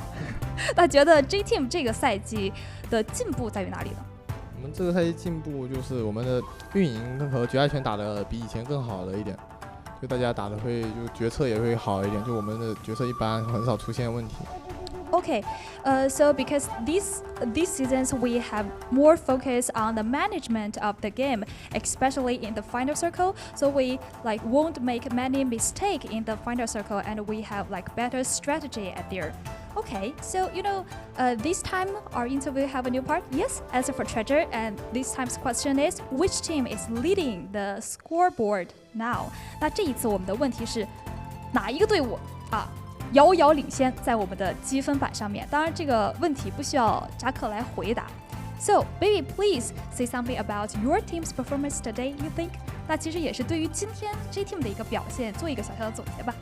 今天的表现就还可以，就几把复活阵打得挺好的，然后就红神刀第五把红神刀和第二把就两把火罗国嘛，火罗国可能打的就有点没那么味。Okay, so I think our team performed well today, especially when we use the mock combinations in the game. But when we are playing the holo roles, it's not quite well. I think still have some space to improve. Well, you know, we always kidding like maybe 101TN have the ability to play solo trios. So maybe do he have a opportunity to play solo sometimes? 那其实我们经常就开玩笑吧，说觉得昊天这个人单三打得不错，有没有可能昊天去打单排呢？他自己不想打单排。Oh, he don't want to play solo. Okay, well, but you know, J-Team already got 2 champions in J-Cup. So will you feel like stressful because you already got 2 champions in our game? 那其实之前我们也都知道 J-Team 已经拿过2次节杯的冠军了，顶着这样高的头衔，会不会觉得小有压力？其实没有什么压力吧，常规赛对于我们来说，常规赛的周决就对于我们来说，其实就没什么压力，就打好自己就行了。Okay, so actually it's just regular game, so we won't have a lot of stress, pressures for it. Well, okay, it's time for countdown. The time, please, CK. 3, 2, 1. Okay, screenshot and not to check your mailbox, and don't forget the prize. Okay. And the day we all like have a 6 game today, and we still have 1 day before the bi-weekly final. And your team always got a higher score in the regular game. So what about like this bi-weekly final? 那其实 Go Team 一直都在常规赛有非常棒的表现，但是周觉老觉得差那么一点点。这周有没有说话？这周对自己挺有信心的啦，其实。Okay, so I have really great confidence for this bi-weekly, but maybe every day you have great confidence, but only confidence is not enough. 那其实我知道你们每天都很有信心，但只有信心不够哎。差点运气吧。就我们可能就连着几把拿大分嘛，然后可能中间有一把被断掉以后，我们的节奏就断了嘛，就在找怎么把节奏找回来。Oh, okay. I think I need more luck because you can see, we like have one game we have a really more score in that game, but if we have a less scored in another game, the next game I will feel like nervous or something wrong with our team, so we still need some luck. Okay, so like maybe good luck for you and for your team in the next day's game of TRIOS. 那也是希望在下一天的比赛当中保持你们的幸运，今天还是蛮幸运的吧？ How do you think about today's luck? 今天其实就挺幸运的吧，因为我们今天挺肥的，几把运气特别好，就玩得很爽。Okay, so I think today our team is lucky because our equipment is well. Of course you're lucky. You already got 100 points. 那你当然很幸运了，你们今天都拿了100分，很多了。Do you have like kind of confidence? Maybe you can get another 100 in the next day. 那下一天有没有说再拿100分的决心？拿200分进周决吧。Oh, I want to get 200 points, get into the bi-weekly final. Wow, that's nice. Okay, good luck to you. 好，那也是非常感谢 Ziki 来到我们的采访席。Okay, that's all for today's interview. Bye bye. See you next day. Leah, thank you so much for the lovely interview there with our boy from J Team. What a day, Duncan. I mean, honestly, I think, we talked about August a lot. Unfortunately, we didn't see him coming in. I think we kind of hit the nail on the head why we didn't see him come in today. Those sort of buffs that did come out later, probably going to inch him a little bit more towards viability in trios, but he's not quite there just yet. Some of these teams not willing to experiment and move away from these sort of traditional comps that we see. JJH, on the other hand, not afraid to bring in a Justina and experiment, and it works out very well for them in game 1. I'm very disappointed we didn't get to see it in another game because, me and Moxie very big on statistics. We always have been in terms of things that work well. It's hard to formulate an opinion when we've only seen that comp come out once, and it worked out for JJH. But it also could have just been the way JJH played. Maybe they found themselves in some very lucky situations. We did see them third-partying a lot during that game number 1, though third-partying is a decision they could have made based off testing the composition. We just don't know till we see some more numbers coming in from it.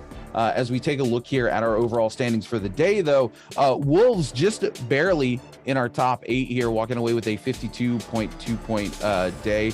Not their best day. Games 4 and games 1 kind of falling off. Game 6 as well, not breaking that 10-point range. And this is the unfortunate what we talk about, right? If they make it to late game, which you can see the pattern, right? Games 1, 4, and 6 were their late game games. They get there with no eliminations. So they unfortunately just don't get a bunch of points. Whereas their other games, they pop off explosively, but then find themselves eliminated in the mid game. So they don't get the multiplier that they need. That Wolves syndrome that we talk about. XCG and J Team here, though, both teams easily breaking 100 points today. J Team, unfortunately, going out a little bit earlier than they wanted to in the very end of this game, so they don't quite get that first place finish. But them and XCG going head to head here, and both of them breaking that 100-point mark. KLA having a fairly good game, fairly good day. Unfortunately, a bad game for game number 6. JJH able to find 2 MVPs today, but not enough in the in-between, right? Not enough consistency games. Games 3, 4, and 5, they fall very far behind. They barely put 4 points up on the board one game. In the other games, they don't even break 2 points. So kind of a disappointing middle of the day for them, but they at least cap the day off with another MVP. Hopefully their second day during the bi-weekly is much better. As we take a look at tomorrow's schedule here, we have 6 games of solos coming at you guys as we head into day 2 of our third bi-weekly of the spring split. It's going to be very interesting. I mean, insanity. We had a Valda MVP yesterday for our solos and games. F3 as well. Yeah, F3 Valda, not F1, F3. You know what's funny is I've talked about this before. I think too many of these solo players run F1 and think it buys them some sort of protection, like throwing down a Yodo F3, but it's just so easy to swap to a ranged weapon, and it's second nature to these pro players. It's like they see the F1 bubble and they're like, all right, I'm hot swapping to a ranged weapon, and you're not going to heal. Like, you just don't get anything out of it. Where we typically see the F1 do very well is when players decide, hey, I'm throwing defense out of the window and I'm just going to use it to aggressively try to bubble you and extend combos and get touch of death. Like, that's when we see the Valdas typically pop off. But it's nice to see them going, okay, hey, the F1 really not giving me protection. At least the F3 here will let me use it while I'm being hit. I can use it to get out of gold focus. I can create some distance with it. Let's swap things up a little bit, and clearly paying off for these guys, proving that Valda can find some sort of viability in solos. Absolutely. And I think one thing to note definitely is that the continued use of staff and spear in combination with greatsword, and being able to do that staff spear into greatsword or pulse sword weapon swap, it's extremely powerful. And because F3, if you manage to connect that that bubble onto the person in close proximity to you when you use it, you are very likely to be able to get that LMB confirm with the staff or the spear, which then can lead into the weapon swap combo with the greatsword or pulse sword. So that may be the reason why they are opting to go for F3. Although F1, as you said, it does have quite a few defensive, like, there's holes in its defense essentially, and that it's not combo breaker, it's not even soft combo breaker, it's just a dry aggressive ability almost, and it can be used, but flamebringers, cannons, all of this stuff being so prevalent in solos makes it very hard to stay alive. And on top of that, you have abilities that can essentially just walk right through. There's nothing you can do. Takeda F3 just walks right through it. It's okay, bye. But it's a real pain. So speaking of walking through, unfortunately, our time with you has come to an end today, and we're gonna have to walk it right on off. But Duncan, it's been an absolute pleasure finally getting to cast with you, buddy. Yeah, we're gonna send it to an end here, guys. Make sure you tune in tomorrow for solos, because we're gonna be back for even more amazing games. Then, till then, keep being amazing, and we'll see you guys next time. Take care, everyone.